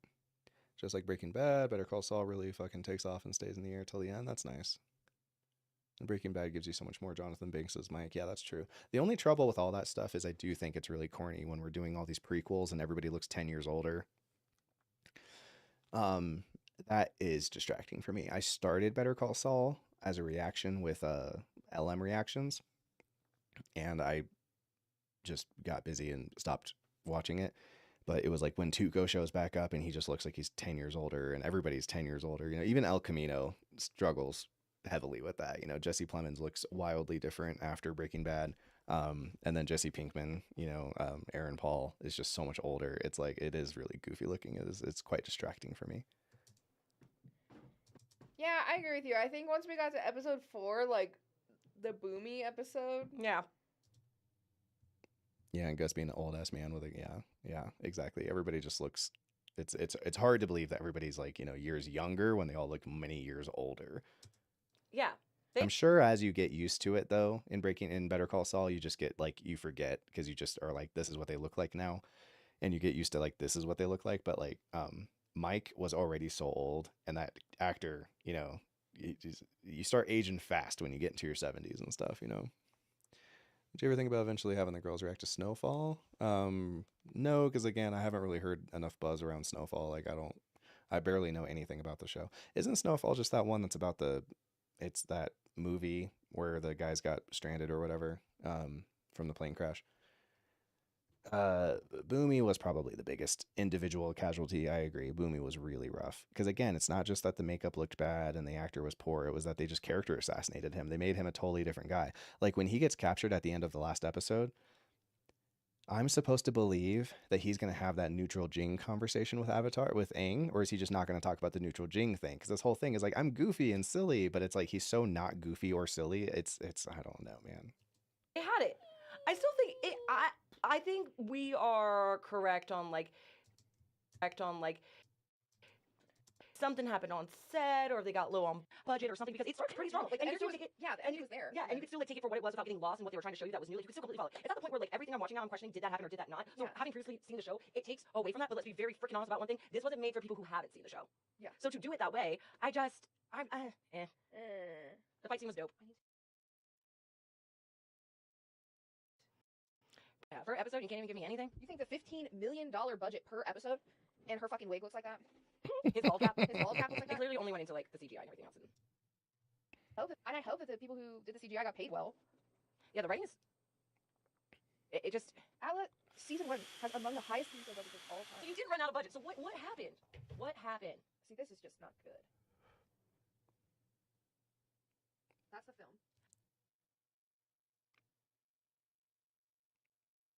Yeah, I just don't know anything about Snowfall. Like, I'm just just curious, like, were they not getting along on set? Well, like, I know that they had started with the original writers or some of the original writers, and they had backed out of it. I had heard that rumor. I don't know how true that is. I had heard that, okay. you know. But I just, again, though, it's just I don't. We've done it before. Unfortunately, it didn't do well, but I thought it was it's one of my favorite reactions we've ever done. I had them react to Troll 2, and it was fucking super fun. It was a blast to edit. It was a blast for the girls to do. It was a blast. I made a video like talking about the movie afterward using their reaction. Like I thought it was a total slam dunk, and just nobody came to watch it. It is a year old and it has 17,000 views. I have reactions to Breaking Bad that are 2 days old that have 17,000 views, you know? So it just sucks because it's like, this was so much fun. And I really, really wanted to like do more of this, but we can't afford it. Like, that's the thing. It's just about time equity. And like, I don't have enough free time to edit, you know, to like record, shoot, and edit a video that no one's going to watch. And it blows because this was a really, really fun reaction. That would suck. It just stopped. The forest. He noticed a presence. Is that really just how that started, though? It seemed to giggle as they followed in his footsteps. Why is he so beautiful? I don't know. He is gorgeous, though. Those green eyes. Forest dweller and impudent. The other vengeful and evil. Yo, they straight up don't. They look like they have masks on. Like, it doesn't look like. What did they want with him? Oh, okay. Peter do to the goblin? The problem with prequels is that they're always designed like sequels. So people are like, oh, if you're going to watch Star Wars, you should watch episode 1, 2, 3, then 4, 5, 6. And that's absolutely incorrect because when they go and show you C-3PO and there's this big reveal of like, oh my God, like you're supposed to know who that is, it's because the prequel is set up like a sequel. They expect you to have seen them in the release order. So it'd be the same problem if you try to watch Better Call Saul. There's all these references to the original show because they assume you've already seen the other show, and those are supposed to be like big payoffs. So even though it's technically before in time, it behaves like a sequel. They treat the writing like a sequel. Oh, Troll 2 is probably one of the best bad movies I've ever seen. I think it's 1,000 times more entertaining than like The Room. The problem with The Room is that it's bad, but it's also really fucking boring. Troll 2 is very, very entertaining. Why? I just don't know why. There's so many choices where I'm just like, well, why do it that way? I know, they just like Wish.com did. Yeah. And it's just like, I don't feel like it adds anything to the story. I think it dramatically takes away from the story. It's hard to even follow what they're trying to do. I know, because you're like, wait, this happened this way, and this is because this, and this, and this. And And like, it's like, when they don't include that, then it's like, okay, what is happening? Now I don't even feel like I'm watching what I thought I was watching, but then they do something and it's like, oh, okay, it's like that. So it is different. But like you said, oh, they can't waterbend, but this woman can go and decide that she's not going to do the arranged marriage. Yes. That's what it is. Why are you picking and choosing what you're picking and choosing? Also, like, you've literally incinerated people on camera. Like, I think I can handle the concept of, like, you like having to be in an arranged marriage, and then they don't overshare that much together at the beginning because they have this forbidden love, and it's like her story like literally had me in tears. I have seen, well, technically I have seen 0 Neil Breen movies, but every time someone covers them, I tend to watch all of them. So the only one I think I'm waiting on is just the newest one. But I've seen yourmoviesucks.org cover every Neil Breen movie that he's covered, and I've seen Red Letter Media cover all of them. Those are the kinds of movies I really enjoy watching other people like shit on, more so than just sitting and watching them. Because Neil Breen, I think, also makes extremely boring movies. It's a lot of walking around and just narration, and it's just, he's like a conservative guy who just wants to, or he's more like a libertarian who just wants to talk about how, you know, there's greed and corruption and I'm gonna stop it. And sacrificing herself as she's sharing, like, who yeah, RLM Neil Breen is peak RLM. like what she is and like why she is the way that she is. Who am I? What am I? Twisted Pair, is that what that's called? Why she's basically like the saving. I don't know, and maybe they do that, but I have. Well, the other problem with The Room is not only that it's dated, it's also like it's been done to fucking death. You know, like it's kind of like it's the Wizard of Oz of bad movies. Like just everyone's seen it, everyone's talked about it. There's nothing else to say about it. Like even if we were to do a reaction to it, there's like it just feels like, yeah, been there, done that. Like everyone's kind of over, you know. So I feel like The Room is kind of like your mom who has recently learned about the concept of so bad they're good movies. She knows about The Room, you know, but she maybe doesn't know about Trolls 2 yet. You know, like there's like deeper cuts that I think are higher quality. The fish, and I haven't seen the. Yeah, he's like an extreme. He's like a terrorist libertarian. And I haven't seen anybody threaten to kill. Yeah, that's a great point. Right, once Hollywood once you know, Ellen DeGeneres is saying the meme's dead. So that's the same thing. It's like once you make the disaster piece or the disaster artist, whatever, that's like the final, like, okay, we can all go and watch the disaster artist and like, you know, reminisce and stuff, and now it's done. Like we've done it. There's really not much more to do other than just beat a dead horse. except for Dick the Birthday Boy. That's true. Dick the Birthday Boy is what kind of put it on the map. But that's the thing, though. That's why no one was saying Dick the Birthday Boy or thinking about it before Ellen. So Ellen started the thing. So that makes it less cringe. But like if Ellen starts saying, you know, damn Daniel, you know that meme is over. You know, it's like once your news anchor is going like, oh, this seems like a real epic fail for the White House. You're like, okay, well, we're done with that. No more of that. Thank you. It's clearly something in that fucking box that the Admiral has. And I'm just bored. I'm bored with bringing in Ozai and Azula super early to again make changes that actually make the storyline weaker. It doesn't make it, like, again, like how do you root for Zuko's character development when it's watered down with they basically have him do nothing. It's just ass. I mean, for nothing. It's kind of well, and even like Aang, like at this point. Yeah, exactly. When your local newscaster is dabbing, you're like, okay, we're done. He we're would done have with that. technically already been able to waterbend to some degree. That's slightly better or quicker. When your dad's doing Tara, it, yeah, which was her whole thing. Like she not only felt like she needed to prove herself to like herself, but like to Aang, and like it, like not that they were having beef like by the time they get there, but like it's like they kind of did have beef. They did. They got in like arguments about it before. So taking that completely away, like he's done nothing. He hasn't done anything. Well, and then like Katara doesn't have any spice. Like then you just took out all of Katara's spice. Yeah, she's just not. Where's the spice? spice? That's the reason. Like she is, but like she's like the freaking like I don't know, like the mom of that group. Like she's like dabs for Ukraine. Oh no, dicks out for Ukraine. Not that's a legitimately sad issue, by the way. Like that, not to make light of it. That's like a real serious thing. That sucks. So like really badass. Like so it's like you just completely deleted that personality trait. It's not very skibbity toilet of you. Yeah, they spent way too much time on what's his face. Freaking. No, I completely agree with the girls. I totally agree. The only thing that the girls kind of slip up a little bit on is, like I said, they've only seen the original show one time. So like I can tell you most events, like what episode they happened in, like what season, what episode. I can chapter and verse it because I'm like, I've seen, not only have I seen the show multiple times, but I've watched like 10 different reactions to the show. So like I'm very, very like in. So sometimes they kind of mix up like when a thing happened, but they know enough to know when this version's doing it wrong. Like they at least understand that. But sometimes they're wrong on like what episode something happened. Like they thought that Katara, they forgot that Katara learned how to, you know, water heal in the deserter episode. But like these are details. It doesn't really matter. It doesn't make their point invalid. That's trying to conquer. What's his name again? Admiral Zhao. Yeah, they wasted way too much time on his character. Like why? He did not need to have all these. Like no, I he was always a conniving asshole against Zuko, but you don't need to add all these.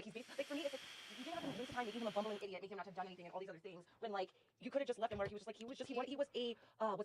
climb the like political ladder. Could have just left it like that. Like versus like you have no track record, you've never been in war, blah blah blah. That's not how the original. Well, and again, he's like the primary antagonist of season 1. I mean, like, if you want to call Zuko the primary antagonist, then he's at least the secondary antagonist. But in this one, they just made him such a bumbling idiot. I think they forgot that, like, oh, he actually has to be kind of intimidating, and like there's a problem. His like weird Nazi speech that he gives in episode 13 of season 1, like that stuff is played straight and serious. It's very scary. If Zhao is actually in control, like we're all fucked.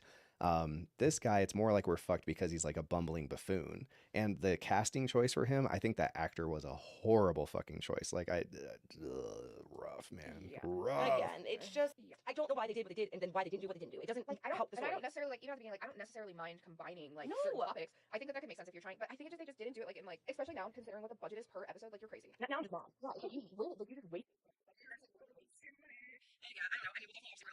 There's so many things like Team Avatar, obviously. Team Avatar. Homage to Korra. Yeah. No, it's not.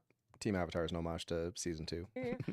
Yeah, I don't know. I mean, it's a homage to The Drill, and it's episode 217, I think. And well, definitely, obviously, we're gonna watch the last one, but like, there's just so many things like Team Avatar. But like, there's just so many things like again, it like just bringing in the stuff from season 2 into this year's episode and like making Ko-9 be right here, right now, but he did help mess with that Avatar and like again, it's just I just like, yeah, I'm the fox, and I'm gonna overshare again with you right here, right now, even though I'm not gonna myself. He's not the man. Maple is saying overshare when I think she means like just too much exposition. There's just hella exposition. Everyone is just explaining things the whole time. The dialogue. So I've been talking. I'm writing a screenplay right now for a web series that's like a horror noir combo, kind of like Supernatural meets True Detective. I hope. That's obviously very lofty to say, but it's the goal anyway. I'm probably going to fall short, but at least it's what I'm trying to do. And that's a huge thing for me, is like I've been trying so hard to write in a format where I'm showing you what's going on, and there's so much subtext that's showing you what's going on, that then when I go back and like sweeten the dialogue, people don't have to just explain things to each other. Or if there's a scene where someone kind of has to explain something to someone, then I can try to go back and see if I can rework things before, so that we don't have to have a person just sit and explain things. But in this show, they said, fuck it. Like, why show when I can tell all day long? Like, the show is like watching a book. You're just like watching people explaining all these things. It's He's rough. not the boy of my dreams. Yeah, so what I'm telling you is like absolutely obsolete. Like, doesn't even matter. It doesn't care the same way as it does in the real episode, because I'm not gonna die right now. You is like, yeah, so what I'm telling you is, I guess that's fine. We can keep that part. Nope. Or, and you, it wasn't forbidden love. It wasn't like, oh, we overcame this and we're gonna be loving now. I can't. And you, it wasn't forbidden love. It wasn't like, oh, we overcame this and we're gonna be loving now. I can't have you, even though we fought to be together. Again, we're watering down parts for no reason. And Yeah, I think I'm gonna turn my other channel into a like video diary channel, and so I'll probably like, as I work on the show, I'll try to have like behind the scenes footage to cover like what I'm doing. And because like I said, I've been making video essays, and like I enjoy it, but it's not a good it's not a the ROI on like my time isn't there. And I don't know why I can't get those videos to do anything, but I can't, so it is what it is. So I'd rather spend that time like making a project, and then so then I think that channel now will probably just be kind of like a place for me to drop like video, progress updates of like what I'm doing.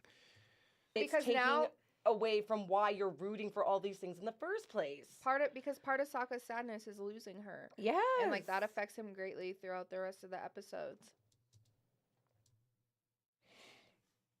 On a lighter and dumber note, what's your go-to element? I vaguely remember these two saying water. Oh yeah, I'm hard earthbending. The problem is like a lot of people, when they think about what element they like, they think of it in terms of like fighting, and it's like, I don't fight people. I haven't been in a fight in fucking 20 years, or probably maybe more.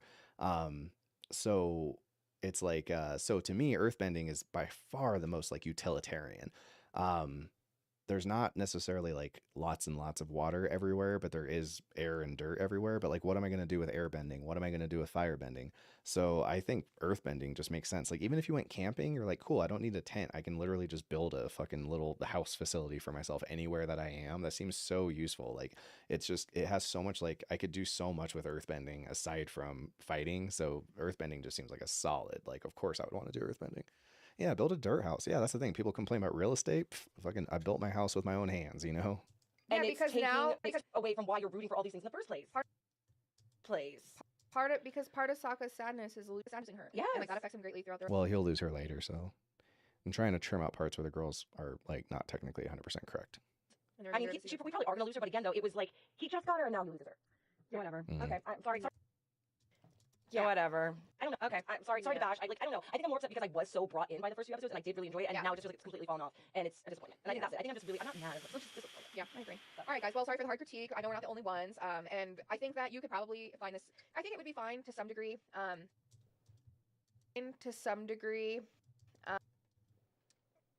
If you were not familiar with this, again, like it's the same. Do airbenders have a special thing?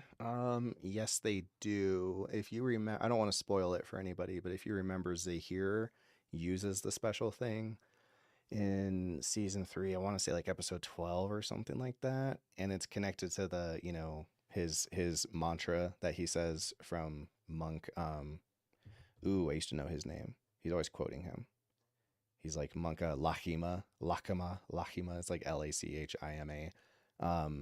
That is their, yeah, there you go. Yeah, that's their special thing. If you were not familiar with this, again, like it's the same issue.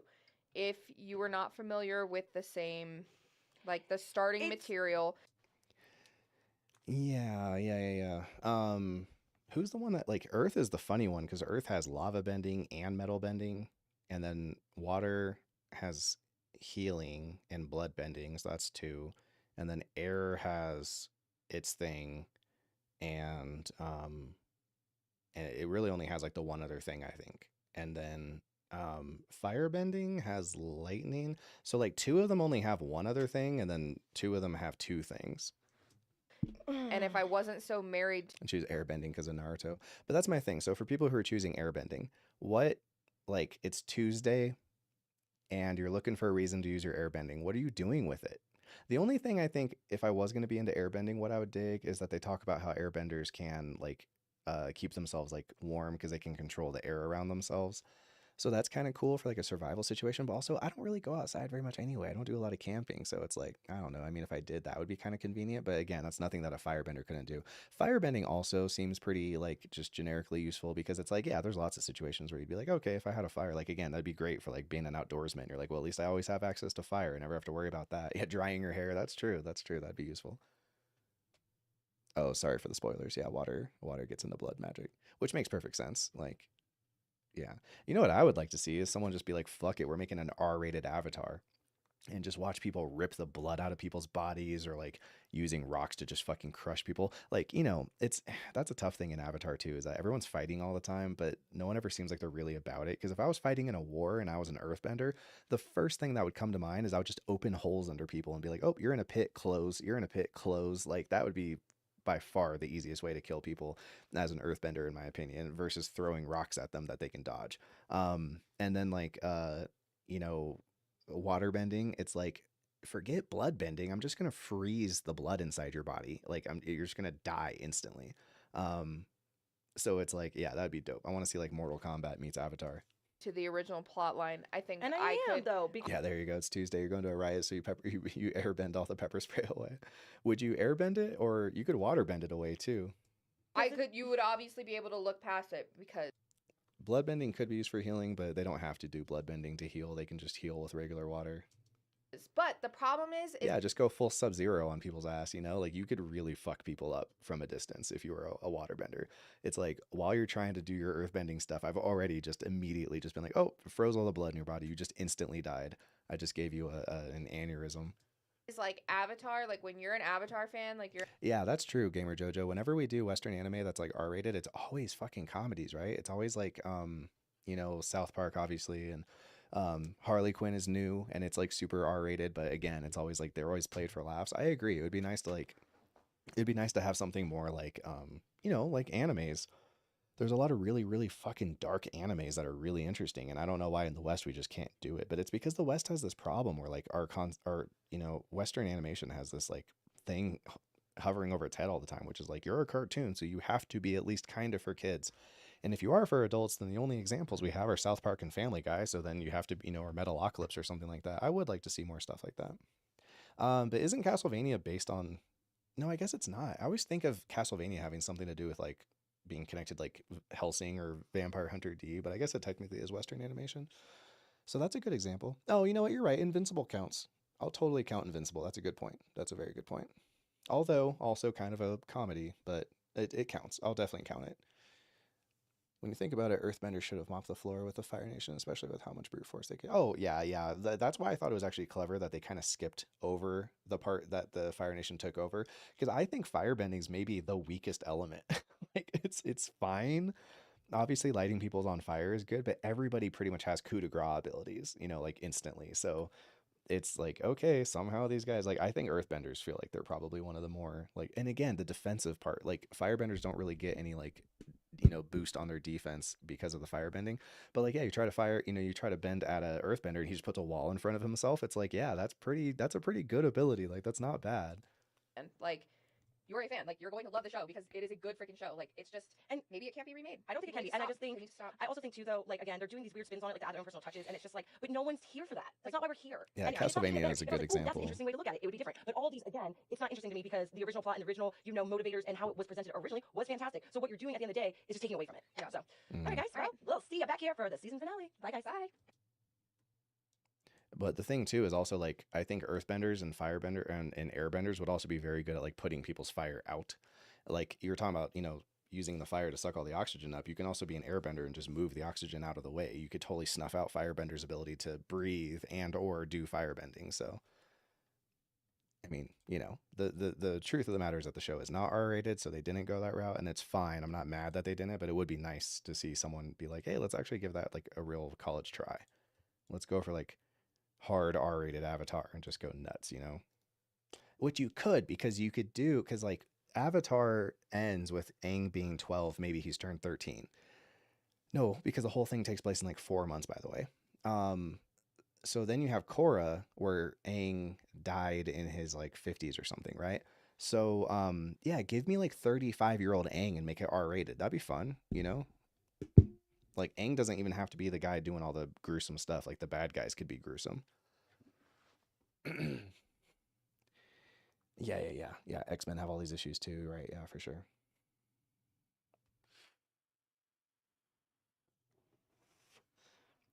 I remember Spawn. Yeah. I saw a couple episodes of that. That was an HBO show, wasn't it? Or at least when I watched it, it was on HBO at the time. So here, let me revise what I said. It's not that we never do it. I wish we did it more often. Yeah, I saw a couple episodes of the old Spawn show. Always been a Spawn supporter.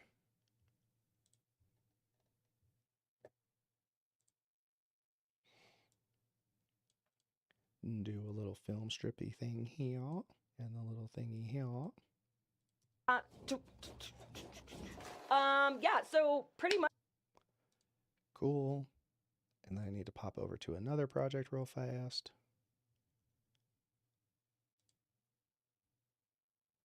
Ooh, yeah, almost didn't save it.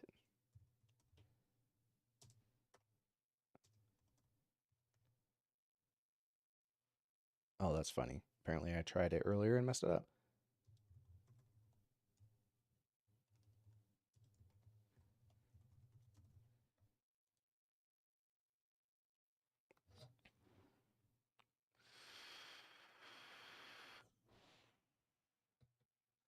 Oh, so the story was kind of. That's the other thing too that matters is like the story has to be good. That's also the problem with like Invincible lately is that Invincible season 2 I just don't think has been at the same quality level of season 1. Like season 1 was just I found it way more compelling story wise. So it's like the gruesomeness is a cherry on the top, but you have to have like a good pie in the first place. Or I don't know what you're putting cherries on. Is it a sundae? You need good quality ice cream. Like you can't underestimate how important just having good quality ice cream is.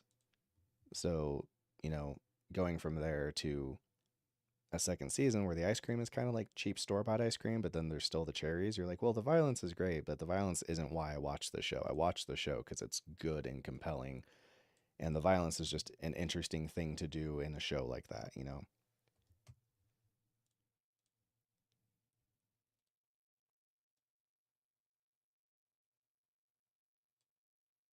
Pretty much the fight choreography is pretty tight. That's what's keeping me here.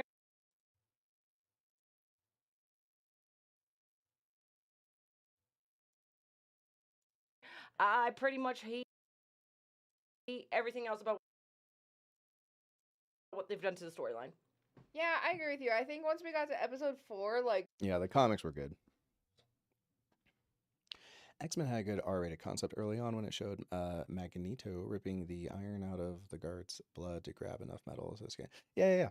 Well, I mean, you know, that was okay, but Logan, right? I mean, like, if you're going to talk about a live-action thing that X-Men's done that's R-rated, I mean, Logan is a perfect example of a high-concept genre film that made sure that it was a compelling drama first and then was like, okay, now it's X-Men. Joker does the same thing. Like, Logan and Joker both pulled off the same thing, which was like, we're going to make genre films, but instead of you know, it actually just being Taxi Driver, or instead of it actually just being what's it called, The Unforgiven, we're gonna do it, but now it's got a guy from a comic book story. So that's why those movies work so well, is because they just work as films first, and then there's the sprinkles.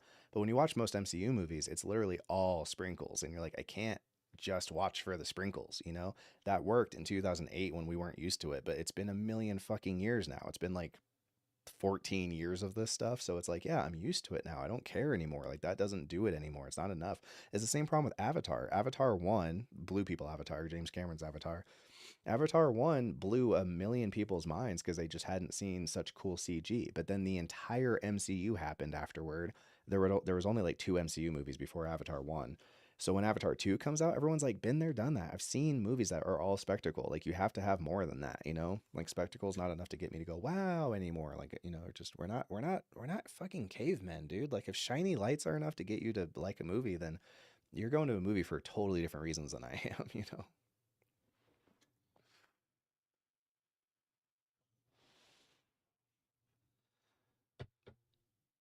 Yeah, you would have thought over the last 20 years we'd have some different things happening.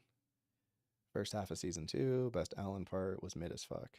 Yeah, besides the Alan part, right? The Alan episode was probably the best stuff. Yeah, and that's the thing. It's just mid. It's like, it's fine. I'm finding myself, I don't feel like I need to know what happens next. I'm not like, oh God, I can't wait to see the next episode. I'm like, okay, like I'm plugging along, you know, I'm just interested enough to keep watching, but for the most part, I'm like, all right, okay, you know, like it's fine. Okay. Random 2-part break. It did not help. That crushed the momentum. When we came back, it was like, wait, where are we and what's going on and why do I care and what's like, the momentum was bad, and the wait wasn't even that long. So why didn't they just wait for the first part until the second part was ready? That was crazy that they're like, we got to hurry and rush it out, and then like 4 months later we'll be done with the next part. It's like, just I'll wait 4 more months to have the whole experience. It's so fucking weird, especially because the show is only fucking 8 episodes.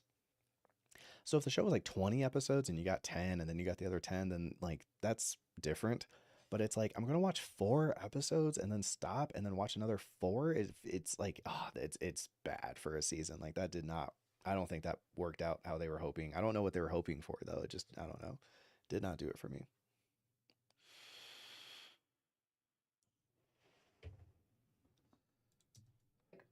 The Boomy episode? Yeah. Yeah, they had it. I still think Okay. Bam, time to fight. All right. Yeah. So pretty much the fight choreographies. So what do they mean by what do they mean when they say by scheduling? Because again, it's like, even if it's scheduling, just schedule it to come out later. I don't know. I don't understand like what excuse they could have for like why it had to be release this now and then wait. Like, just wait for the whole thing until the whole thing can be scheduled to go out. Like, I don't know. It's fucking weird. What's up, guys? My name's Ariana. And I'm Maple. Oh, yeah. I need to turn off my low-res playback. There we go.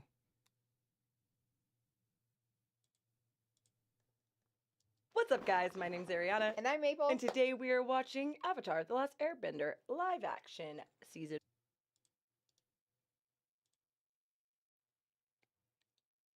I moved Maple down in the other area, but not in this area. There we go. Now she doesn't look like she's towering over Ariana, because she does not. What's up, guys? My name's Ariana. And I'm Maple. And today we are watching Avatar: The Last Airbender live action season 1, episode 7. Prince Zuko, the Imperial Guard. They're coming to take the prince into custody. What?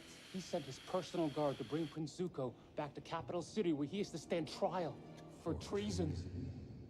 I agree. I think that season 2 right now, the way it's going, I can't imagine it having an ending that feels like a real solid ending. There's so many threads open, and we only have like, what, 2 to 3 more episodes left for the whole season.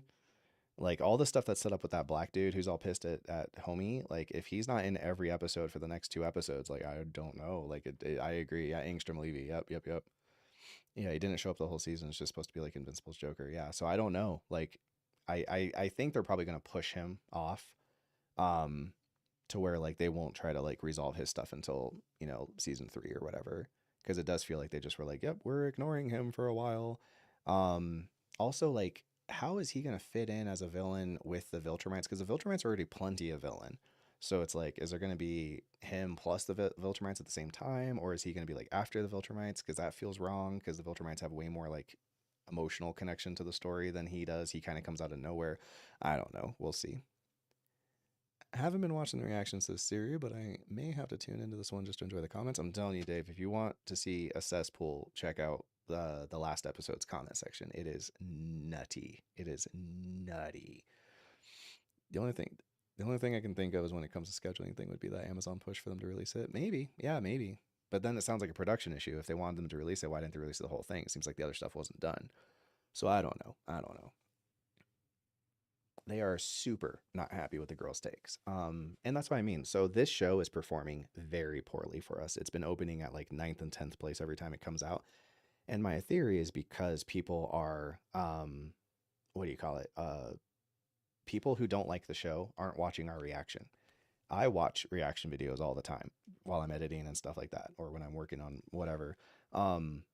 So I don't like the show, so I'm not watching anyone's reactions. So what we're left with is only the small percentage of people who really like the show. So when the girls turned on it, all those people were like, they were complaining to an audience that is not trying to hear it, you know? So it would have been better for them if the girls had lied and just pretended to like it. But obviously that's not the kind of channel we are. So, you know, it is what it is. Because you're tired of arguing? Yeah, I know, me too. Yeah. I've been trying to be better about just like ignoring the comments. Are there any plans for Euphoria? No. Nah. No one's really asking us to watch it. You know, I don't know. Yeah. It's possible we could in the future potentially cover it. Maybe like when another season comes out or something like that. But for now, it's a soap opera. Like, I just don't care about soap operas, you know? It's all about like who's sleeping with who and who's doing drugs and who's disappointed in who. And it's like, I just don't fucking care. It's like super, super low concept, low stakes. Like, it's like, it's Euphoria is just, it's 13 Reasons Why with better cinematography. And I just don't care. So I don't know. Am I a Star Trek guy or not? I mean, like, I grew up watching Star Trek. It has a fond place in my heart, but I don't objectively think Star Trek is like the best thing ever.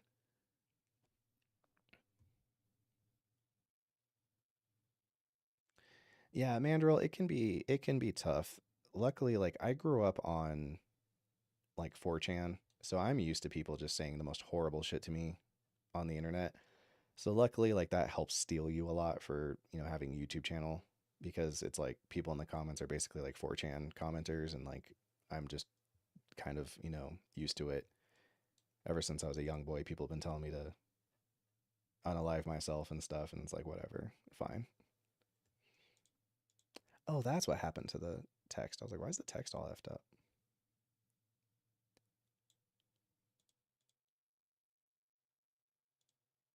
All right, start over. Fine, open sans. Boom. I was wondering what was wrong with the text. I forgot that I had my low res version on. Yeah, so pretty much the fight choreography is pretty tight. That's what's keeping me here.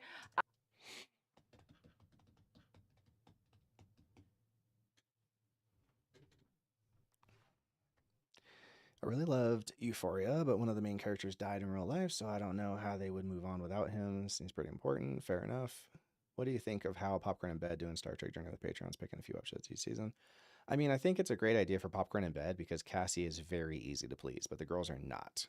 The girls didn't even like Firefly, and I think Firefly is way better than the OG Star Trek movies. Like, I don't think the OG Star Trek movies are good at all. They're fine. The problem with them is they're appropriate for the time they were made. People used to have really, really, really long attention spans, and they could sit and watch a movie with a bunch of middle-aged guys trying to talk to whales, and that was interesting enough and exciting enough for them. But like I said, I've seen There Will Be Blood. I've seen, you know, Blade Runner 2049. I've seen Everything Everywhere All at Once. I've seen Succession. I've seen Barry. I've seen all these great things. So going back and watching a show like that, I'm just like, oh my God, this shit is miserably boring. Like, what the fuck is happening? I don't care about the fucking whales, man. So like, it's tough, dude. But again, that's another fan base where people are just ravenous. They're like, this is the greatest fucking thing. You have to love it. And Cassie is just much easier to please. So like, good for them for utilizing that and taking advantage of it. It's just not something I technically have access to. I don't have reactors who are just like happy to watch anything. As you're seeing from this reaction here, I would be willing to bet that if Cassie had seen the show and then watched the live action, she would probably be like, yeah, it's not exactly what I wanted, but it was still really nice. And I was really happy just to see all my favorite characters again. Like, and I'm not talking shit. Like, I'm glad that she's like that. It's nice. It's the power of their channel. Like, that's one of the benefits that they have, is that Cassie is a certain way. People did say they hated the first Star Trek movie for being too uneventful. Oh, well, there we go. Fair enough. What do you think of Succession? I think it is the single greatest show ever made currently. If I'm going to count like the 4 seasons of a whole show, I think Severance is the single best season of a show ever, but it only has 1 season. So maybe season 2 could suck, but Succession is like 4 unbelievably incredible shows. And then I think that The Bear, season 2, episode 6, called Fishes, is probably the single greatest episode of television I've ever seen. But I don't think The Bear as a whole is better than Succession. So there's like lots of categories where this stuff fits. Oh, sorry. For what it was without getting lost in what they were trying to. All right. Well, you know, I was going to combine the 2 episodes because this reaction was so short, but their discussion was literally like almost as long as the reaction. So that brings the whole thing out to 19 minutes anyway. So I guess I'll just release this as one thing and people can hear the girls complain for a long time. Season 2 of Severance can't top 1. It would be, if I'll put it this way, if season 2 of Succession or Severance is better than season 1, then that might be enough to make me say it's now the best show I've ever seen, because season 1, it doesn't make sense how good it is.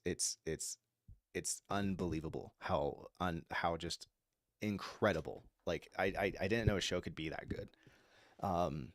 So yeah, if season 2 somehow magically was better, I mean, like, what can you do? You know, it's just the best thing ever. It's incredible. So I have very high hopes for it, but I'm not expecting it to necessarily be better. But I cannot wait to get back in that world, because I watched it on a lark. I dropped acid and I was coming down and kind of sobering up. And so I wasn't quite tired enough to go to bed yet, hanging around in my room, and I'm kind of watching YouTube videos. I'm like, you know what? People have been talking about Severance. Fuck it. I'll give it a shot. It's only 1 season. It's only a handful of episodes. I'm just like, I was up all night and just finished the whole thing. It was like 5 in the morning. And I was like, okay, great. Like, that was incredible. So then I immediately the next day, when I finally woke up, went and I think showed one of my roommates the whole show. And then when we started watching shows, Severance was like one of the early shows that we covered. We did a handful, and like after the first run of shows ended, I think Severance was one of the ones we picked up, and it bombed. It's still probably, I think this show is maybe I think this show is probably going to do worse than Severance did, but Severance did fucking horrible. No, I think Severance was worse. I don't remember. Severance, no one watched our Severance reaction. Ben Stiller is the director still, so we can sleep like babies. Yeah, great. I mean, Ben Stiller, who knew he had it in him? The guy from Along Came Polly, the guy from There's Something About Mary, made like maybe the finest psychological thriller drama show I've ever seen. Like, fucking, I mean, he didn't write it, but still, like, that's sick, dude. Oh, Severance is like Detroit Become Human. That's interesting. I'll have to think about that more. That's interesting though. You don't like shows about rich people. If you don't like shows about rich people, then it's the show for you, because the show doesn't like shows about rich people. Like, that's the point. Yeah. It'd be like watching a movie about racism being bad and being like, I don't like movies that are about racism. It's like, well, it's not like pro-racism. It's not pro-rich people. Like, they're all villains. That's part of the point. But again, it's not even like it's not like saying it's about rich people is so missing the point of like what the show's about. It's about families and people dynamics and how these things connect with economics, and like it's so interesting. It's so well written. The character to character, like, character studies are unbelievable. Like, Succession is one of the best written shows of all time. Happy to get the show episode comment. My lord, I don't even understand. This adaptation could not be watched on its own. People are defending it like it can. I know, it's why I keep saying is they're like, oh, the only reason you don't like it is because you saw the show, and if you don't compare it to the original show, then it's actually really good. No, it's not. Like, I am not blinded by nostalgia. I can tell that this show is bad on its own. If I had never seen the cartoon and just watched this, I would stop watching it. It's not good. And Nolan's Fallout show is coming. What do you think?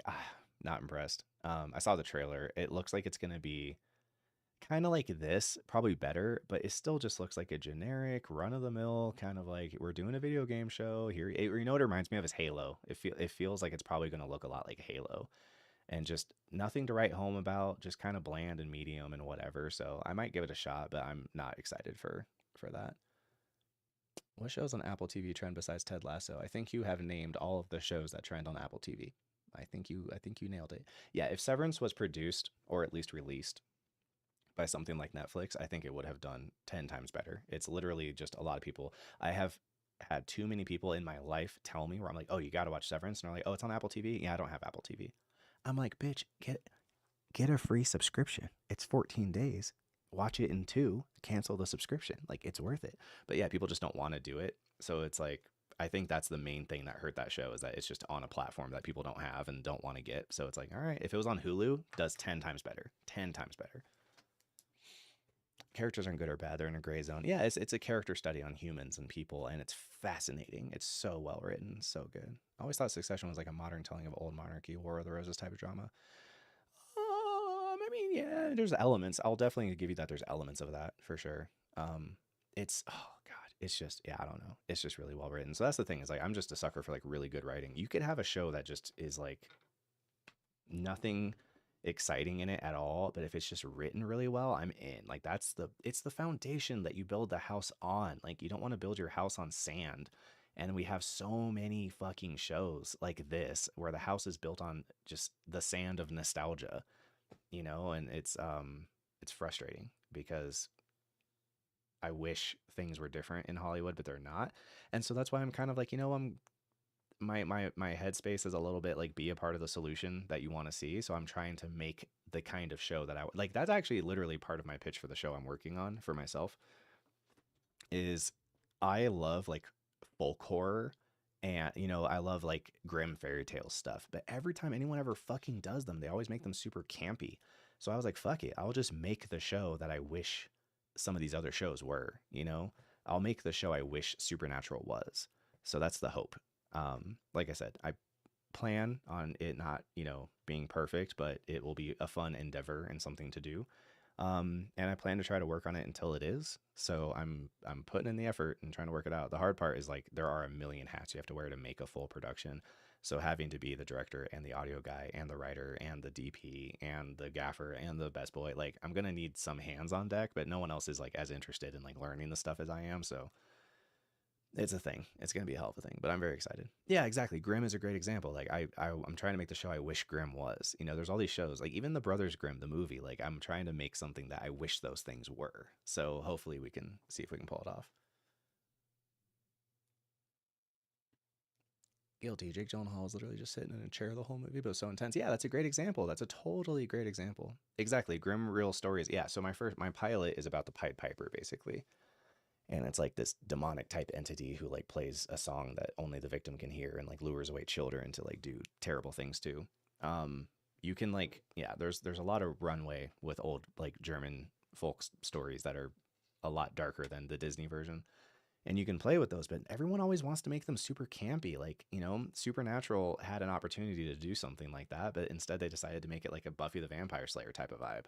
And Buffy is even a good example. Like, even though we're all used to vampires, they still are like an old European folklore thing. And everyone who does vampires, we're always making them super fucking, you know, it's like just, oh, and there's Spike and he wants to have sex with Buffy, but Buffy has another boyfriend, so she doesn't know if she likes Spike. And it's like, I want to try to do something else. Or Sabrina, the Chilling Tales or whatever. Like, it's another Buffy type of like, they're camp, they have soap opera influences.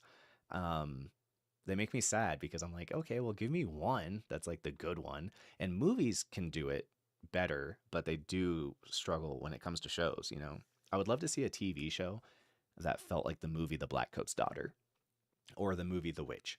But for some reason, when those things get translated into TV, you end up with The Magicians. And you're like, how did that happen? Like, why can we never bridge that gap for some reason? Why does it always turn into camp? So I'm trying to see if you can treat a show with the seriousness that True Detective takes itself, but still have magical elements in it and not have to get into like, now it's going to get kind of jokey and corny and kind of fun for the whole family. Like, how can we avoid that vibe, you know? So we'll see.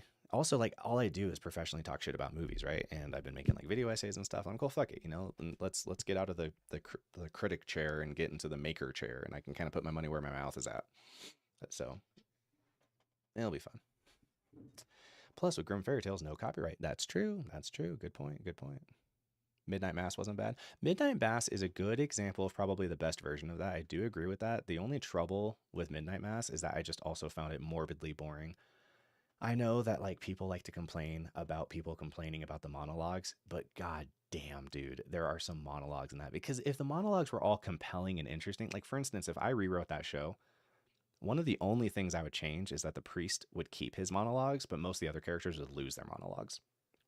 And like, there is a scene where one of the main characters asks another main character what they think happens when you die, and that person answers for like 5 goddamn minutes, and you're like, okay, whew, I survived.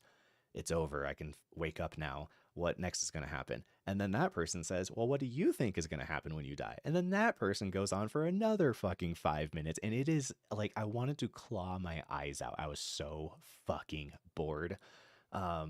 So like that show really, really made it hard for me to dig it. But I will agree, it's probably one of the best examples of that merger that I'm talking about and treating it seriously. That is a good point. I forgot about that one, and good for bringing it up.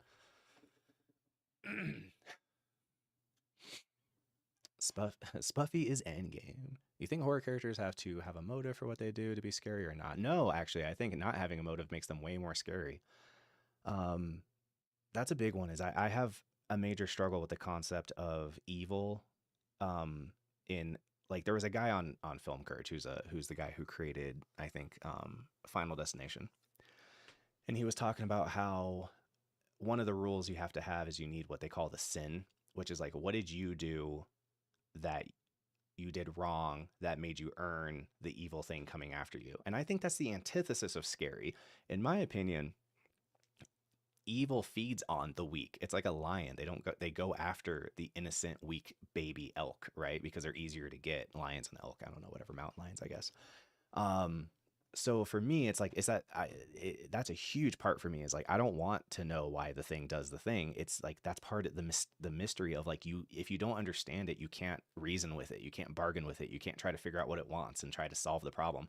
So many horror movies are like, oh, the witch wants this because of blah, blah, blah. Or we took the gold that we're not supposed to take. Or like, I'm using the wish box that I'm not supposed to use, and so I earned it. Well, it's like, if you earned it, then I'm on their side. Fuck you.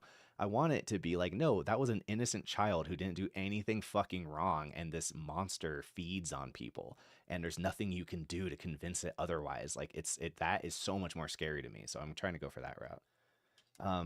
I mean, I like It Follows because it's a well-made movie, but yeah, like, I don't think it makes it scarier when there's like a thing you can do to avoid it. Like, I don't want to be able to avoid it. That's part of what makes it scary, is that like, you don't know, like, some things are just fucking awful. And I also like the idea of like uncaring. Like, the evil stuff in my world isn't even necessarily evil. It's not like mad at you. It's just how it operates. I kind of have this backstory I'm working on, like, just for world building for myself. It's not really going to be in the show. And part of what I talk about is how like monsters are kind of just animals. Like, it's evolutionary, you know? So like, we are their food source. So like, lions don't hate gazelle, but that doesn't make you not afraid of a lion if you're a gazelle. So it's like the animals are the monsters and the cryptids and stuff that fuck with us. It's like, it's just in their nature. It's just how they do things. They're not doing it because like you scorned them. You're the victim this time. Sucks to suck. And I think all of that to me is a lot more like frightening.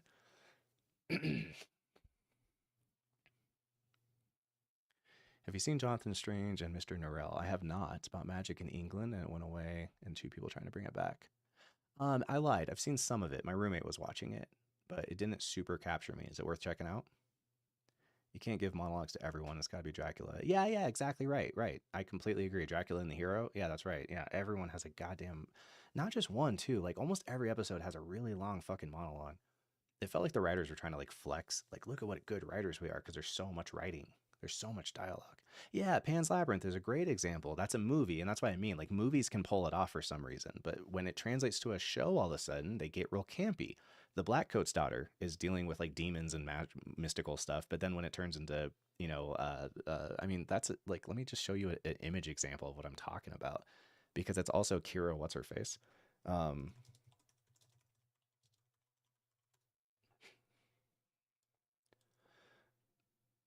It's got, you know, American Horror Story and the Chilling Adventures or whatever, the Chilling Tales, whatever it's called, of Sabrina the Teenage Witch, right? And this movie fucks. It is so dark and so serious and just so good. I love this fucking movie. It's I think Oz Perkins made it. And but then like, when you translate, you know, these 2 actresses into the same kind of thing, you get like American Horror Story, which, as we know, is like just the campiest goddamn shit in the world. Or you end up with, you know, the Chilling Adventures of Sabrina. And it's like, what happens? Like, why, when we make the translation, all of a sudden, everything has to get super fucking camp? So And I'm not saying that those shows weren't trying to be camp, but it's like there's very few. Like you said, Midnight Mass is probably one of the only shows I can think of that actually was like doing magical stuff and trying to take it very deadly serious. And it's not like, you know, for the whole family to enjoy or whatever. What's my time zone? I am in Mountain Time. Midnight Mass was boring too. Yeah, I struggled, man. Final Destination movies are fun. Yeah, they're not for me. The Witch is basically that. Yeah, The Witch is so good. I love that fucking movie. Again, like, show me the show that has the vibes of The Witch, but as a show, I can't find any. So you want to make Supernatural if it existed in World of Darkness? I want to make Supernatural if it existed in the World of True Detective, but I understand your World of Darkness reference. The only reason I wouldn't say World of Darkness is because World of Darkness is also a little bit camp as far as like there's a not so subtle cool filter on the World of Darkness. World of Darkness is very into like vampires are sick and they wear fucking leather and they have like blood orgies and it's fucking dope. And like I don't want the whole like cool element, you know. Autopsy of Jane Doe, I have not. I've seen lectures talking about evil creeps its way into people's sanity. That's fun. I like that. Ash versus Evil is catching strays. Well, again, Ash versus Evil is doing it on purpose. So, like, I'm not mad at Ash versus Evil because they know what they're doing. They're making a comedy show. I just don't know why that's the only kinds we can get. Did you finish Stranger Things? No, I've only seen the first 2 seasons. That praying scene in the boiler room was wild. Yeah, it was. Nothing campier than Scream Queens. I agree. Flameo Chad, what's up? Fahrenheit. So for me, it's way scarier when characters are evil because of personal things that happen to them. See, I don't think that makes it scarier. I think that hurts the scary because it makes them more humanized. You empathize for them and you understand them. It makes a more compelling villain when the villain is the protagonist, like in the movie Joker. Like you need that kind of thing. But you're not even supposed to necessarily be like afraid of the guy. You know, you feel bad for the guy and you understand why he's behaving the way he does. So I think the more you understand a monster or something evil, the less scary they get because now you're like, oh, I can relate to it. And now there's empathy. I'm trying to make things that are cold that you don't have empathy for, that you're just afraid of. It's like when you see that thing, you just have to, like a polar bear. It's like, am I supposed to fight back or am I supposed to play dead for a polar bear? You don't do anything. Like, it will just eat you if it wants to eat you. There's nothing you can really fucking do about it. You're just fucked. And I think that's so much, like, that's why polar bears to me are the scariest of the 3 major bear types in, you know, this area. Not that we have polar bears, but, you know. The Outsider started to be a great horror show, but it fell off halfway. Well, here's what I'd say. Oh, yeah, The Outsider. I'm sorry. I was thinking Midnight Mass. The Outsider and Midnight Mass, they both have extremely strong qualities about them, but yes, overall, they kind of shit the bed. And The Outsider really would have benefited from being like 2 whole episodes shorter. I think the first 2 episodes are almost perfect. I agree with you. And then when you get to the 3rd one, starts to get a little like, okay, all right, I get it. Let's move it along. But the first 2 episodes are killer of The Outsider. That's only the Toreador, I swear. No, it's not. It's a lot of them. But the Toreador more so than others for sure. Have you seen American Gothic? I have not. True Detective was inspired by that. Oh, what's it about? In Schindler's List, Amon's maid and speaking to Oscar said, yeah, exactly right. I agree. I totally agree. She's like, right. It'll be like he starts beating me and I asked him, why are you beating me? And he says, well, now I'm beating you because you asked me why I'm beating you. So it's like you'd never know what to do or not to do. There's no thing to do to be safe.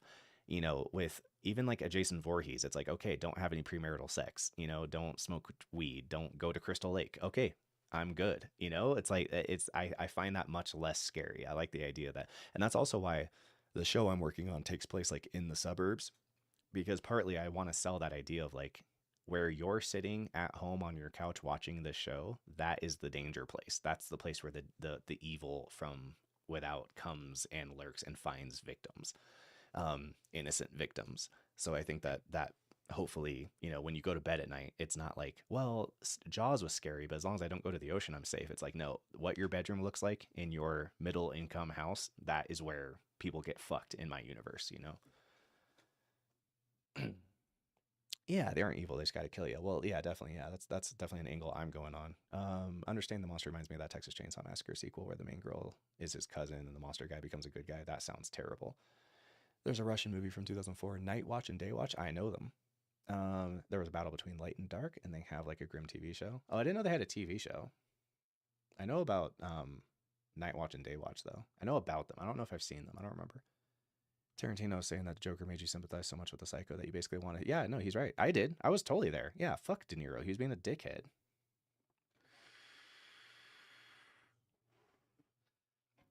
In essence, the long story short is I'm making a sequel to the Monsters, Inc. Yes, exactly right. No, if I had to compare my show to anything, the first thing that comes to mind is basically the other thing I'm doing is Men in Black. But I'm doing like the cryptid version. And my big thing about Men in Black is like the movies that we've gotten, obviously with Will Smith, people think of, but what they're thinking of is one thing I'm playing with is this idea of like, what if you took the Men in Black and you got rid of neuralizers? Once you don't have neuralizers, the Men in Black have to get a lot creepier because when there's all those people who've seen something crazy and they need the world not to know about the crazy thing they saw, not a lot of options on what to do with those people. So if they can't convince you that they're convinced that they just saw a bear, then you have to disappear people. So now the Men in Black get a lot more fucking creepy, and a lot more like gray area, and they're not quite like good guys, So it's really, I think that kind of shit's interesting. I think 1900s Western town would make a great horror setting. I agree, but period stuff is very expensive until Sora becomes a thing and you can just make a movie in your computer. The actual conspiracy theories about MIB stuff's pretty wild. Yeah, that's the kind of stuff I'm digging into, is more of like Men in Black as a cryptid. It's this organization that we call Obsidian. And it's all this like, they monitor everything illegally and they're looking through, blah, blah, blah. You'll see. I'm going to start making videos explaining what I'm working on. I just want to have more progress before I start making videos so that there's not like a long break in between progress. I'm from Romania. Sorry, I wanted to say it was like grim because people can transform into. Oh, okay, I see what you mean. Yeah, that's fine. What does you being from Romania have to do with anything? But greetings from the States. Hello. All right, well, I think you like SCP at all? Yeah, I do. I think SCPs go too far. I want to try to do something a lot more subtle. SCPs tend to go nuts and get really, really, really like, I'm trying to build a world that you feel like maybe could exist just under the veil, but you don't see it. And SCPs often go into places, yeah, like you said, they're goofy. They go into places where if some of those were real, you'd be like, we would have to know about them. Like it's too, like Cousin Johnny that Papa Meat talked about recently was a great example of an SCP cryptid type thing where it starts off like, ooh, that's kind of creepy. But by the end, you're like, if that existed, we would all know about them because it'd be like, hey, did you hear about all those churches where 50 people fucking died? Like it's like, that's ridiculous, right? So I'm kind of like, okay, let's start with like an SCP type of vibe, but let's pull back 50%, and just make things just like, it's just creepy, English is one of your 3 languages. That's dope, dude. Awesome. Well, I couldn't even tell. So your English is very good. Have you seen the TV show Dark? I haven't. I need to give it a try. And I haven't seen Man on High Castle. I don't know. I tried. I don't know. It just wasn't doing it for me. I want to watch Dark. I plan to watch Dark. I just have been busy. I haven't gotten around to it. What is the Volgun? That sounds familiar. I think it's making me think of the Vogons from Douglas Adams' story.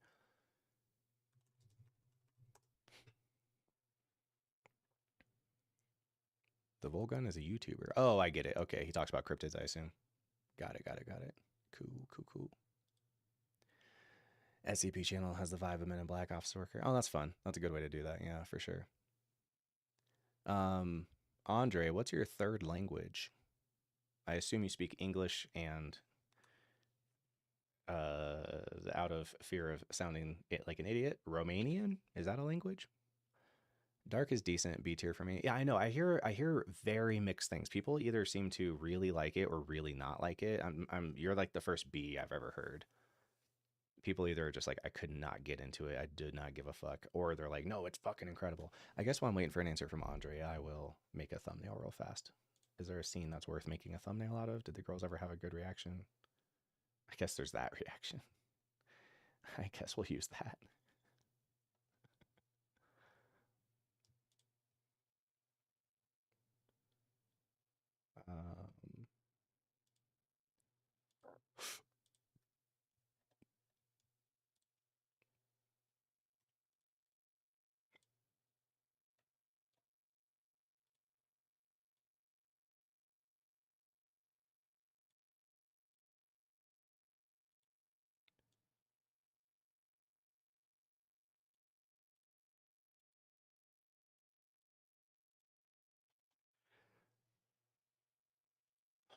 Is he stream? Just thinking. Yeah, I keep saying I'll be back, and then I'm not back. It's because scheduling keeps being weird and not being what I think it's going to be. But I do plan to be back soon, probably a couple more weeks.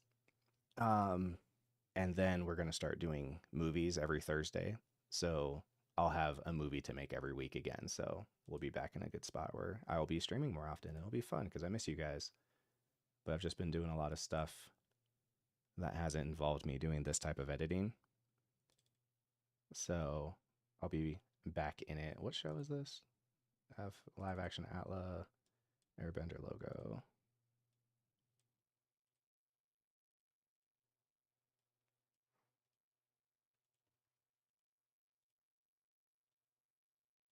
Whoa.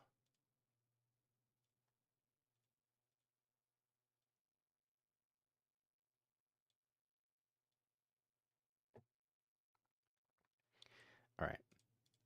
This thumbnail may be a teensy bit antagonistic. There we go. There we go. Not too shabby. People in the comments are going to lose their fucking minds. What episode is this? 1-7.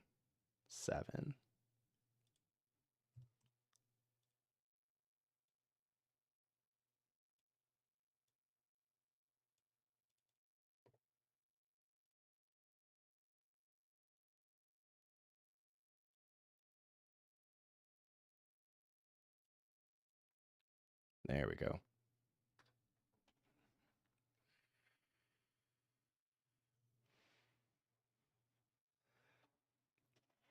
And no one asked, but I also speak 3 languages. All right, what languages do you speak? I speak barely one. I live in America. It is hard to learn another language because we have basically zero necessity to learn another language. If every state nearby spoke a different language, I probably would have learned at least one of them. But everybody within thousands of miles from me all speak the same language.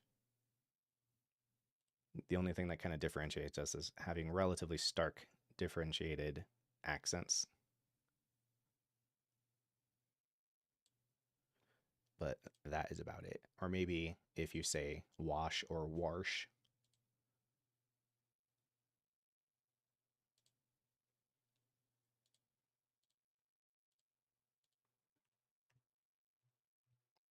Yeah. If we thought the comments last time were bad, they're probably going to be very bad this time. Did I watch the trailer for Rebel Moon 2? I have not seen the trailer. I didn't know it was out. Did it just drop recently? Because I haven't even heard any news about that.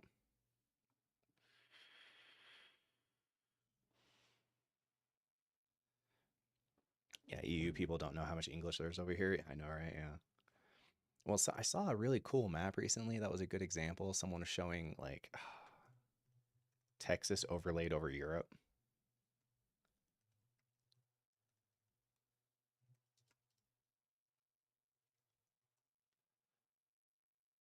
Yeah, sure. I guess any number of these pictures will work. But that's the thing is that, like, yeah, if you take Texas, like, this is one state in the country I'm in, just for perspective on how big this country is. And the difference with America also is that, like, we're not Russia, where there's, like, huge swaths of, like, unusable land, or Australia, where there's, like, this huge center region that there's kind of not much going on. The whole country from the top to bottom is, like, bustling with life, right? So we're this massive fucking country to the point where one of our states, and now it's one of our bigger states, obviously, but one of our states, you know, basically is like driving from the west side of Texas is like to the east side is like going from Paris to Prague. So to put in, you know, so for people who are like, oh, Americans are so lazy, they don't want to learn other languages. It's like you could live in Texas and it would be like being in a massive portion of Europe, you know, like there's just everyone for thousands of miles speaks the same language, you know, so it's like with zero necessity, it means that pretty much everybody in America who speaks another language either because they're from somewhere else or because they, like, as a hobby, they just wanted to. There's some places in America where it could be beneficial to know Spanish, but there's pretty much nowhere in America where you need to know Spanish. Like, you could live anywhere in America, and if you speak English, you speak the native language, and everybody else who speaks Spanish is, you know, there's just maybe a lot of Spanish speakers next to you. But they're the ones who normally have to be bilingual. So yeah, it's like, it's not like we have France next door and they all speak French and I live in Germany, you know, like it's a very, yeah.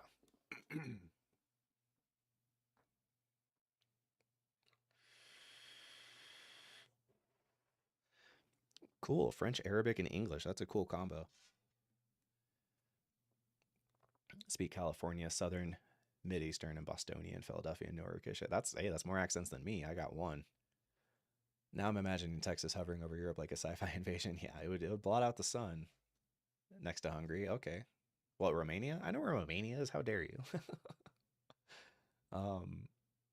Yeah, America takes up the most habitable portion of the entire continent. Yeah, that's a good point. Of North America. Yeah, that's fair. I never thought of it like that. Yeah, if you go much further south, it gets kind of untenably hot. Although there's places in America that are untenably hot. And if you go further north, you end up in Canada and it's untenably cold. That's kind of a good point. Yeah, all the prime real estate was manifest destinied basically across the way. That's a fair point. I never thought of it like that. The whole, yeah, the US itself is basically a continent. Yeah, yeah. Yeah, kind of, yeah. Trailer dropped a week ago. Okay, I'll check out the trailer. That's fun. And something crazy like 80% of Canadians live within 30 miles of the border. Yep, that's true. Yeah, they all look like they're trying to get into America because it's just like, it's the closest to get to like nice weather. When you go too far north, it turns into Siberia. It just becomes like the frozen tundra. Canada says hello in French. Ooh, nice. Well, part of Canada, Quebec, says hello in French. Sure, over 90% of Canadians live within 50 miles. Yep, yep, yep.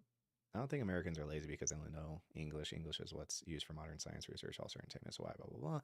Well, I'll put it this way. I don't think it's because we're lazy. I think, like I said, there's no necessity. If you're learning another language in America, it's just because you wanted to. It's like a hobby. But if you live in, you know, lots of Europe, you're surrounded by like the distance from me and a state next door is the difference for most people in Europe to a country next door that has thousands and thousands of years of its own history and its own language development and stuff like that, right? So you're interacting with people so much more that speak other languages. Or if I want to pop off to Utah, everyone is basically the same as everybody here. But if you wanted to pop off to another country in Europe, then it's like it pays benefit to learn that language, right? So that part makes sense. The second thing I'll say is that because America invented Hollywood, we have had such a grip on the whole world's entertainment for such a long time, which we're starting to see slowly change. But for the last 100 years, like everyone around the world who has had access to television has been consuming partly American television. Someone brought up a great fucking point recently in an interview. I forgot who it was, but they said that Australians tend to be pretty good at doing American or English accents if they want to. And it partly probably has something to do with being, what do you call it? They consume a relative mix of British content and American content, where Brits are kind of consuming American content, but maybe not so much Australian content. And Americans aren't consuming, almost on average, aren't consuming any British or Australian content. So if you live in Australia, you've grown up listening to British people and American people. So it's harder for us to do, like, you know, trying to hit people with hello, governor, because like, I just, you know, I watch way more British content than the average person does because I'm really into like panel shows, you know. And I still could not do a fucking British accent to save my life. You know, if someone had a gun to my head, I would die. So I thought that was interesting. But I think a lot of it has to do with necessity. I think people assume that everyone's just working really hard on learning languages. And it's like, no, I think it probably has more to do with this. Just it makes like geography explains a lot about how people behave.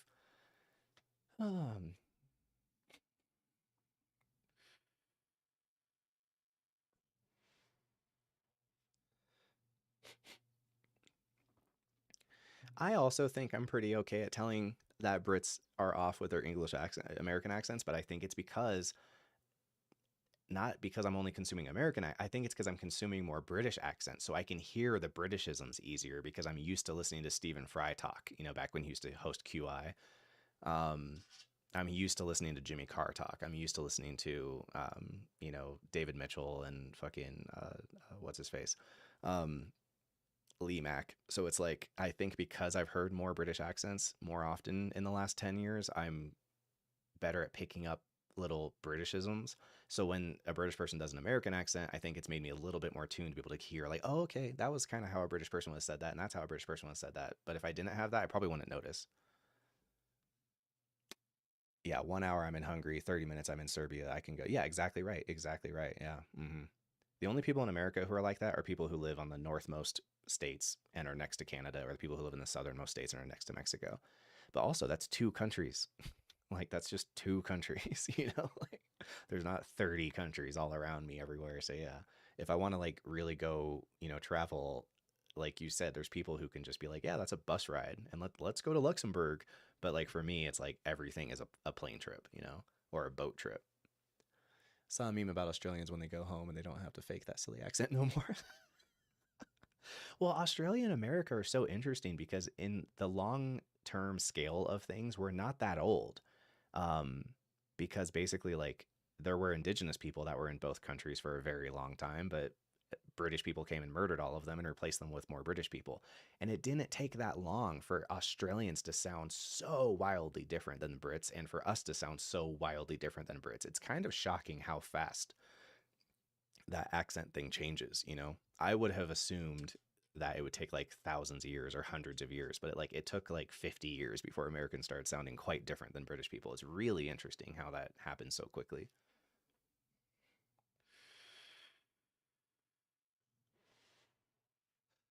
All right, I got one last story based on what Mad Mardigan said, and then I got to go get this thing uploaded.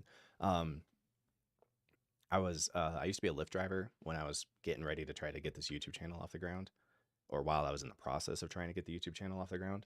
And I picked up a guy who was from Ireland, and we were talking about how good Peaky Blinders was. And Sam Neill from Jurassic Park has an Irish accent in that show. And I was telling him, like, oh, dude, that Sam Neill accent, though, right? Isn't that just the worst fucking accent you've ever heard? And he's like, no, actually, it's like spot on. And it was that thing. It was just regional. It's from a part of Ireland I don't hear a lot. And I was like, oh, that's fascinating to hear from an Irish person that apparently it's a good accent. Because when I heard it, I was like, you are the first person I've ever heard who sounded like that. So I assumed he was just doing a very bad job, but I was just uneducated. You're surprised Wolverine had an accent? That's true. Yeah, he's done an American accent for like 30 years. Yeah. Would you make videos about old comedies like Airplane or Naked Gun type? So it's not that I wouldn't do them because they're old. I probably wouldn't do them because I don't think the girls would find them that funny. I literally think the girls would sit there just looking at each other like, this is fucking stupid. Lots of people have been doing them lately, but like I said, it works better with like the Cassies of the world. It also works good with like, I've been seeing like, who's the Foreign Girls, Movie Munchies? Like they covered some of those types of movies, and I think it works for them. But I think the girls would just be like, this is just kind of stupid. There's like one too many fart jokes in this thing, and I think that would get them, you know. But all right, I'm gonna get out of here. I need to. What's tomorrow? The Bear. Ooh, exciting. Ooh, good episodes of The Bear tomorrow, dude. Some really good episodes. And then for Thursday, this has to go up, so gotta get this stuff done. We have not watched Stand By Me. We have not yet. We might someday. It's not my favorite movie, but it's all right. What do you think of Tom Hardy? I think he was I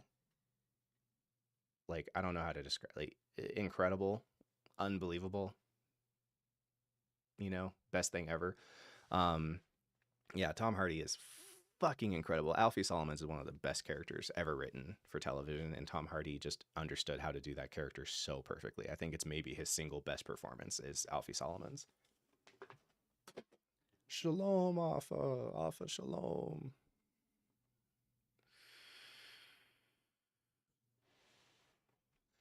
All right. I love you guys, and I'm going to get out of here. We'll catch you next time. And I will hopefully be seeing you guys weekly soon. So I love you, and we'll catch you next time. Ciao.